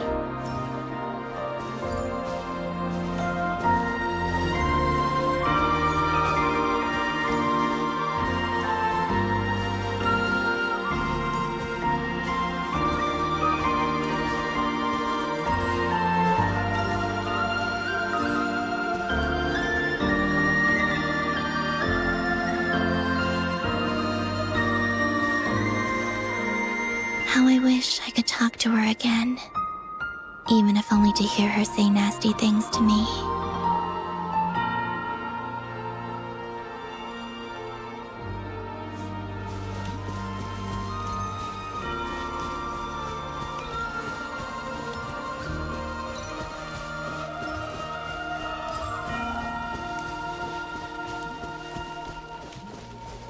Also, I saw your sibling's story. I'm afraid I didn't see much. It seems that he rarely came to the surface, where the moonlight shines. But I did notice that back when you first set out on your journey, he would often appear nearby, gazing at you from afar with a guilty look in his eyes. Ether...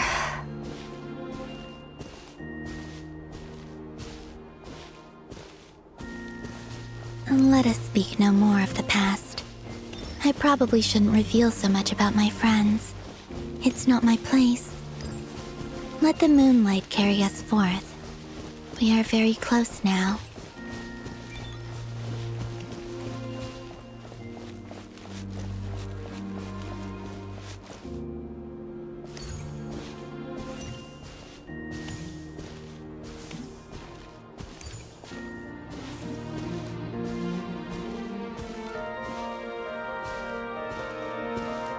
After this, I'd like to bring some Kuhenki to the moon as well.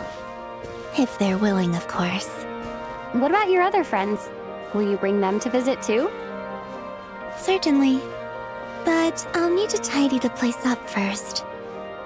This home hasn't received any guests in a long, long time.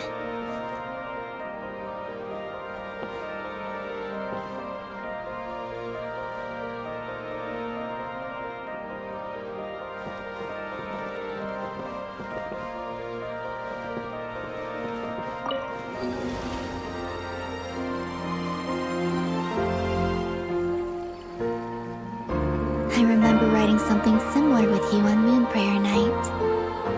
I believe it was called... Dodoko's Whirligig. Yes, that was it. You asked me if I was afraid to return to the moon, and I said that I was. The idea that I had gained something precious, only to lose it so quickly. That frightened me. But I'm not afraid anymore. Besides, this time, we're traveling together.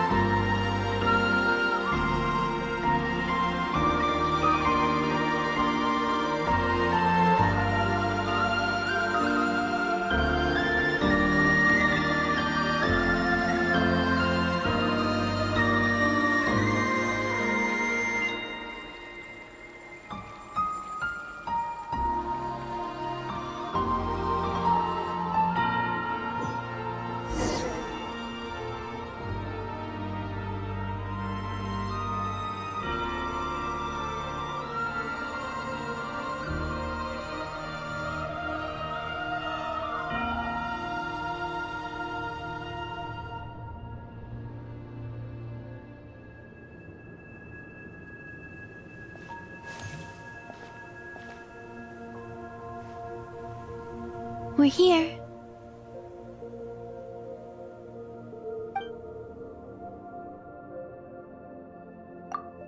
Over there.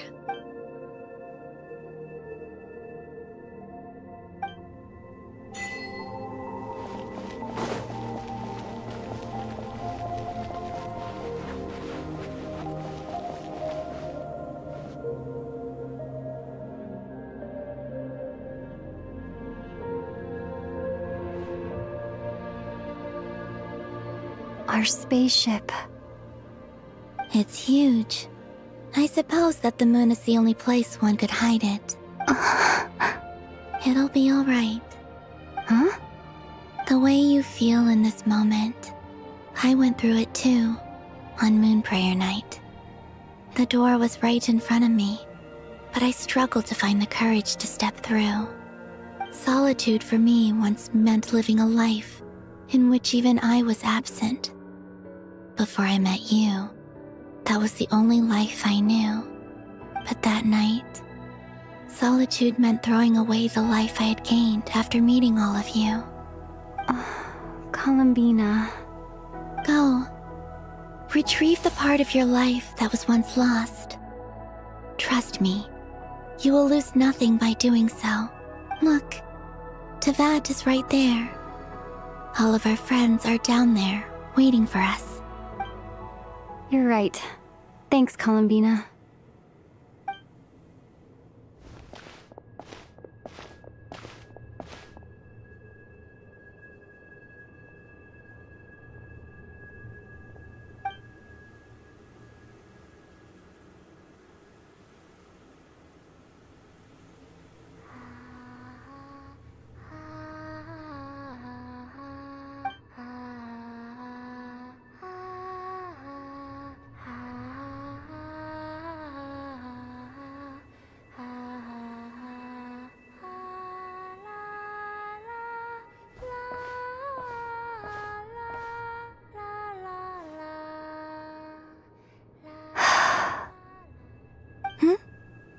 finished? Yeah. Why did you take your eye mask off? Well, since my return, I've decided to take more opportunities to see the world with my own eyes. Besides, I've always wondered how Tevat looks from the moon. And what do you think? It's beautiful. I could spend a whole day here just gazing at it. What about you? What do you think of the truth you found? I haven't looked at another person's expression in a long time, but I think yours is saying it was neither good nor bad. Keep this up, and it won't be long before you give Nefer a run for her money. Oh, I don't think that's going to happen. I'm much more used to sensing what's going on around me with Kuvaki. I think I'll save my eyes for seeing special moments I really want to remember. I read the spaceship's flight logs. I always assumed that this was my first time in Tevat. I thought that Ether and I must have been hibernating in space for centuries on end. But the logs show that our spaceship flew over the skies of Tevat once before. A long, long time ago. Flew over? So you didn't land? No. The ship barely came to a stop before flying on again. After that, it continued traveling through space for a long time. Some of the data is corrupted, but I suspect that it kept flying for thousands of years. It was only after that that the ship made a forced landing in Nodcry. When Ether found me, he came from outside the ship. Could this mean that he left the ship long before I did? Maybe even during our first pass over Tevat? Are you alright? Yes. I can feel that the truth is coming together, one small piece at a time. I remember Ether telling me that when he first arrived in Conria, he could not recall the past, so this might be something that even he doesn't know. Here, I made some space for you. Here. Oh, wait, there's one more thing. Here, I made some space for you. Your mind must be racing, and this seems like the perfect place to relax and clear your head. Wait here a moment.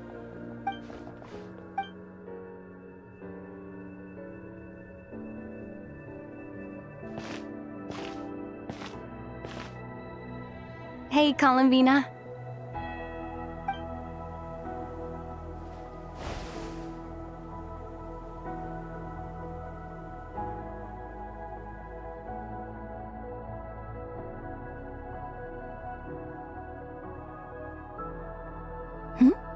Is that a new outfit?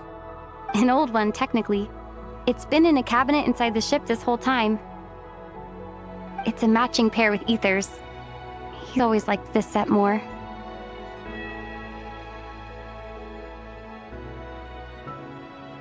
Huh. I don't think there's a huge difference. Really? Yes. It's still the same you. You're the same person, no matter what clothes you wear. Only Columbina would make an observation like that. Traveler, do you consider Tevat your home? Home is wherever Ether is. But then, after all the time I've spent here and everything I've been through, yes, I'd say it's my home. Would you change your answer if Tevat changed appearance? I mean, if the truth about Tevat turned out to be different than what you thought.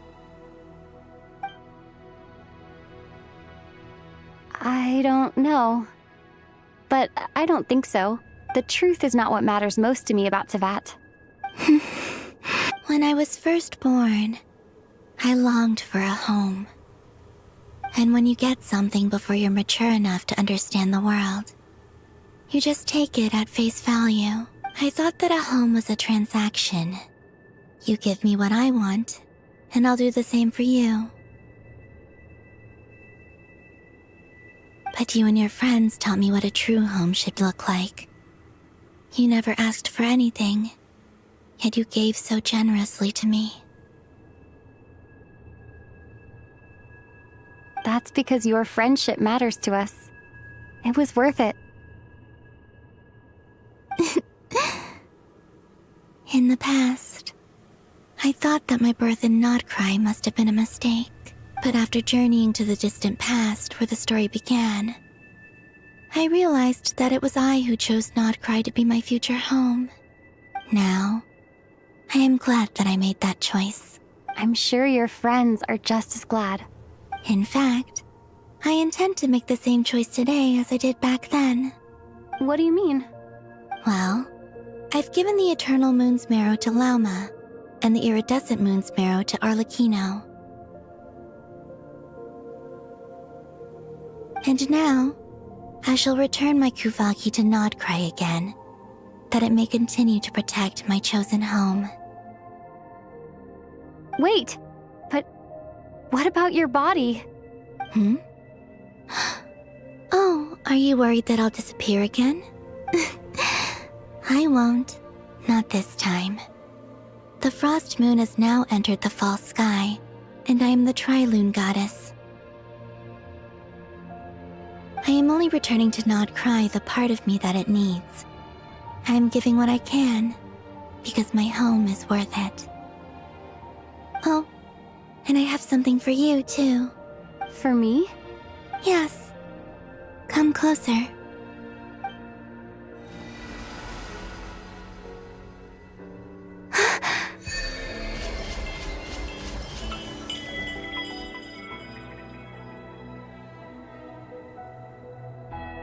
What was that? I lifted some of the restrictions this world placed on you. I trust this will help in your future adventures. My power. It feels like it's grown. I can use the elements more freely now. Thank you. This will be a great help. You're welcome. I see you as family, and after everything you've done for me, In fact, no. It's not because I owe you. It's because you're worth it. Here, this flower is for you.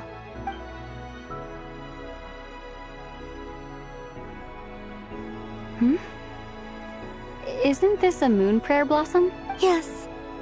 Don't worry. You will never see these flowers lose their color again. I'm finally discovering the joy of giving. How I wish I'd learned this sooner. Hey, better late than never. What are you thinking about now? Why don't you take a guess? You get one shot. I don't think I'll get it in one guess. But I'm sure it's a happy thought. That's kind of a sneaky answer. I can't say you got it wrong. Down into that, the moon seems so far away. I felt it might always lie beyond my reach, but on the moon, everything feels so close by. The haze that once enshrouded the skies has finally been dispersed. I feel like a traveler on a winter's night, starting a new chapter in my tale by the warmth of a bonfire. I don't have a lot of luggage, but I do have a lot of hope for the future.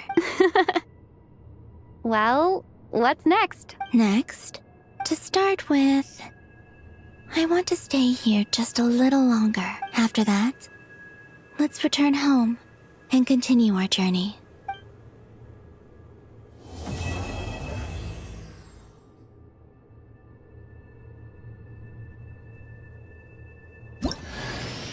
These clothes bring back so many memories.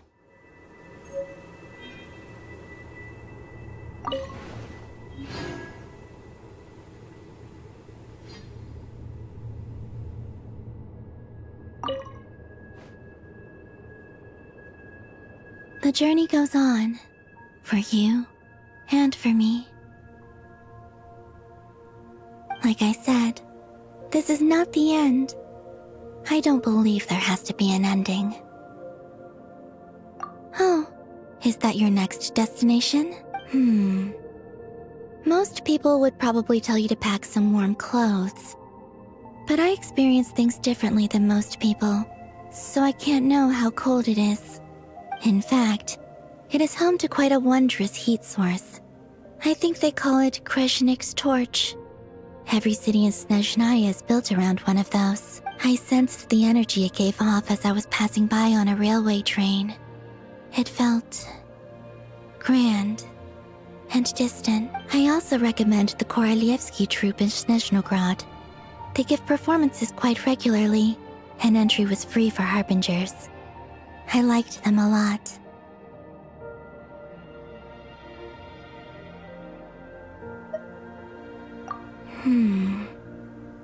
Ice cold and sharp. Crystal clear in some ways, yet profoundly unfathomable in others, like the thick layer of ice on top of a frozen lake. That's just the impression that Tsaritsa gives me. I was never able to glimpse what truly lies beneath that icy exterior. In fact, I don't think the people of Snezhnaya even know what kind of power their god wields. Maybe that's because the Tsaritsa herself has never acknowledged, nor accepted that power. There's Regrator, the Rooster, and the Jester. Between them, they control a lot of what happens in Snezhnaya, but I can never wrap my head around how exactly power is split between them. I just know they are each responsible for many specific domains. I noticed that the Rooster and Regrator often appear to get along on the surface, while working against each other in secret. And theirs is not a friendly rivalry. But I wasn't particularly interested, so I tended to keep my distance. Now that I think about it, the term Mistelton often seemed to come up in connection with Project Stuja. Once things settle down in Notcry, I'd like to explore the world beyond Snezhnaya. You've told me so many stories about the other places you've been to, and all the friends you've made there. I'm curious to visit those nations and see them for myself. It would also help me learn more about the journey that has made you into the person you are today. Okay. As you continue on your journey, don't forget to gaze up at the moon once in a while. It is, after all, no longer an illusion. It shall cast down its true moonlight, connecting us in truth.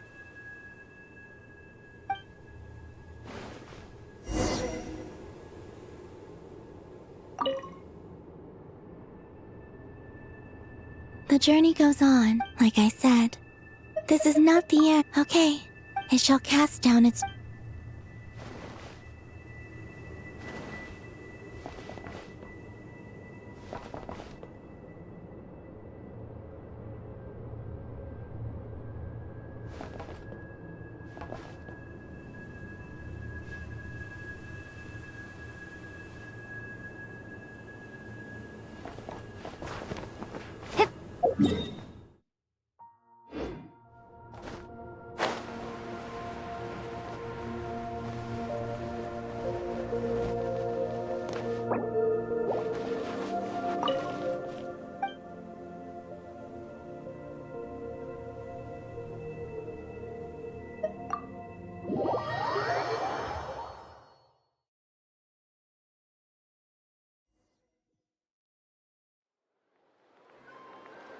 To Jean, acting Grand Master of the Knights of Favonius.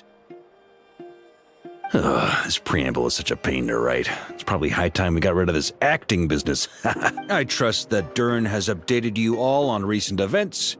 Hope we didn't worry you too much. The good news is, we managed to come together and put a stop to the Doctor's evil schemes. With that, I think it's safe to say that Notcry is finally out of the woods. As for the Fatui, not counting the Damselette, aka the Moon Goddess, who has left their organization, we found ourselves allied in this instance with both the Knave and Marionette. May she rest in peace. As ever, we find ourselves better off for making friends rather than enemies. But until we can ascertain the Tsaritsa's true intentions, the future remains uncertain. In a short while, Wade. how am I meant to surprise everyone if I tell them in the letter that I'm heading home? Well, that would be a huge waste. Okay, got it. I will begin sending the expeditionary team back home in waves. I'm sure they'll be able to answer any questions you still have. I hope they won't gloss over the details of my many heroic deeds. But if they do, I'm sure it'll be because they're just too exhausted from the long journey. I think of Mondstadt daily. Please give everyone my best regards. P.S. The honorary knight went above and beyond this time.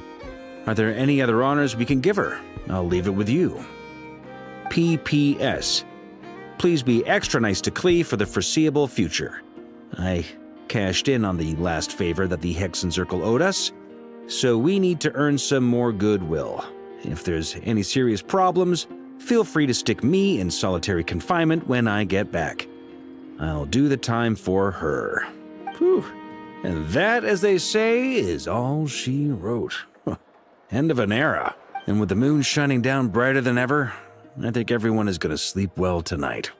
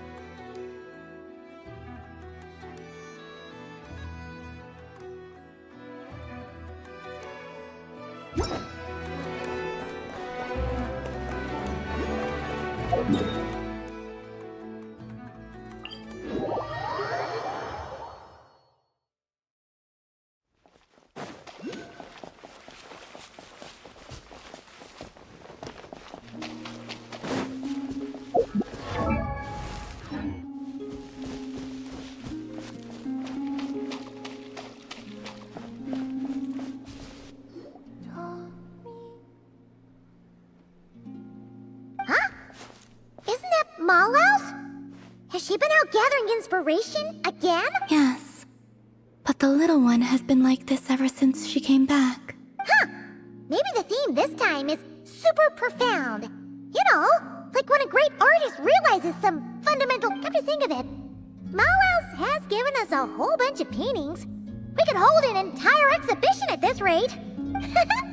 Paimon can't wait to tell everyone all about our little painter's rise to artistic stardom. But we'd need Columbina's permission first, of course. Why is that? Oh. It's okay. I don't mind. It sounds intriguing. Oh! Seems like Malhouse has decided what to draw. Quick! Let's see what kind of paint we've got this time. Let's go for deep and tranquil.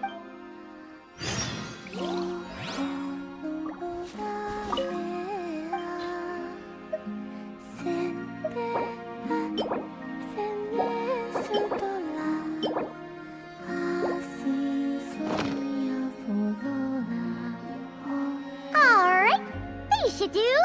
What do you think, Malhouse? Yep, looks like a happy cool hanky to Paimon. Oh, wonder what kind of painting we'll get this time.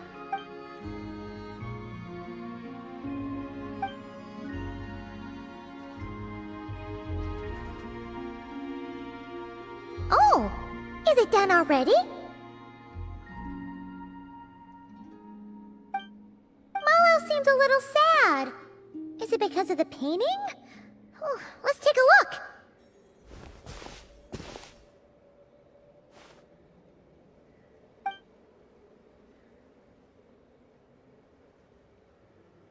Okay, so it's Columbina taking a walk under the moonlight.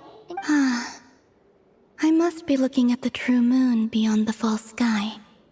I used to take midnight walks like that all the time. Used to? Oh,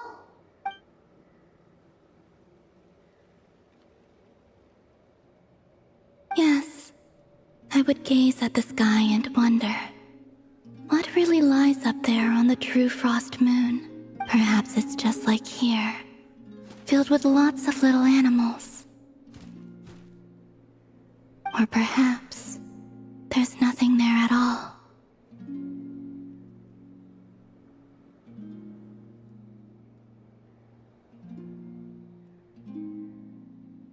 Oh.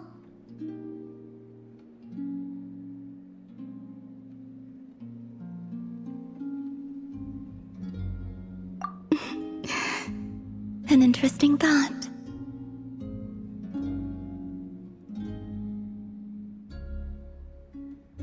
But since the moon lies beyond the false sky, that's one adventure I would rather not risk taking them on.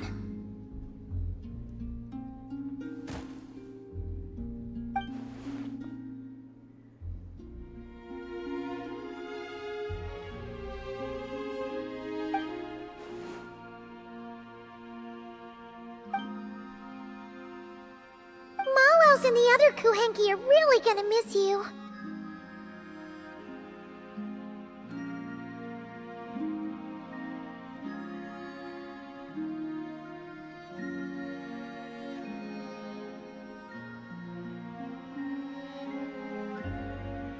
And I will miss them too. But in the end, this is a journey that only I can make. And the answer at the end of it is mine alone to seek. And who knows? Whatever that answer turns out to be, perhaps it will be something beautiful. Well, we'll just have to come visit you then, with Malos. All right. We could hold that art exhibition on the moon, perhaps. Yeah, great idea. It's a promise. I hope so. I truly do.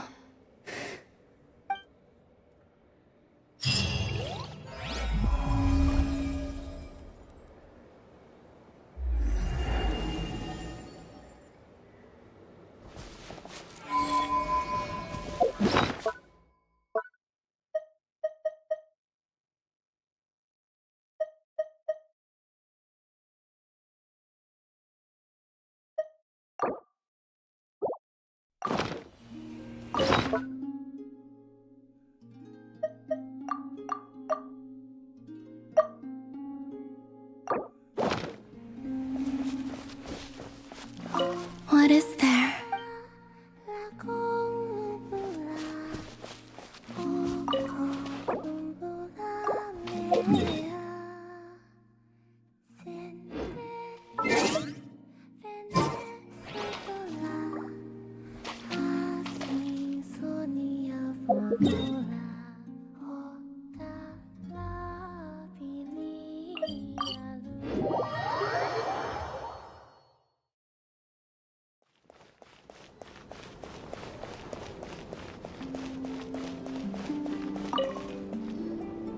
Finally, some progress at last.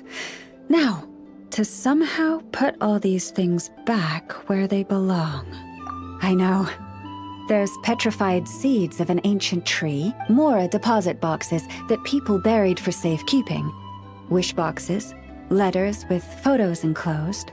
Well, weasel thieves have a different perspective on value from us.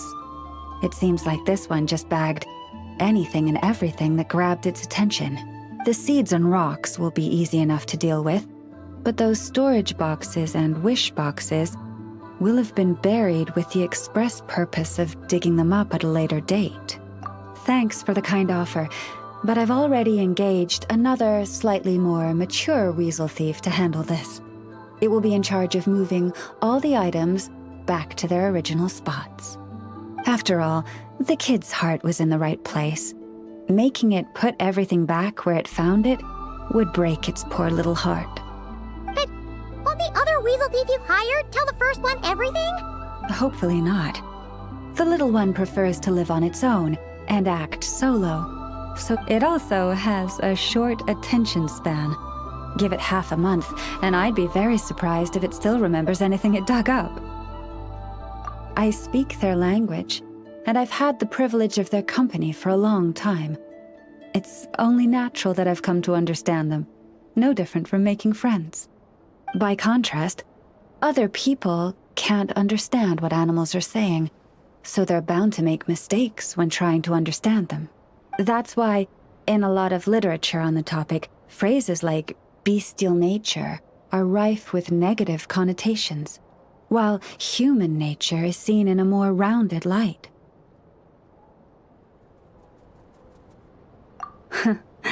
You're right. I'm sure those books would have turned out quite differently if they were written by a wolf or a rhyme-horned deer. In any case, to me, human nature and bestial nature are both simply nature. Whether human or beast, all have moments of courage and of cowardice, times of both greed and rage. We all rejoice in our successes and mourn our failures. These experiences are neither inherently human nor inherently animal. They are a part of our shared nature, a nature bestowed upon all living things by Mother Nature herself. I do sometimes wonder whether the world around us might have turned out for the better if humans and animals could communicate with each other. But I know it is but a fantastical idea that can never be. Then there are those who reject nature and turn their back on the natural way. They are the wayward ones who do not hesitate to pull the trigger, even when they speak the same language as the object of their slaughter.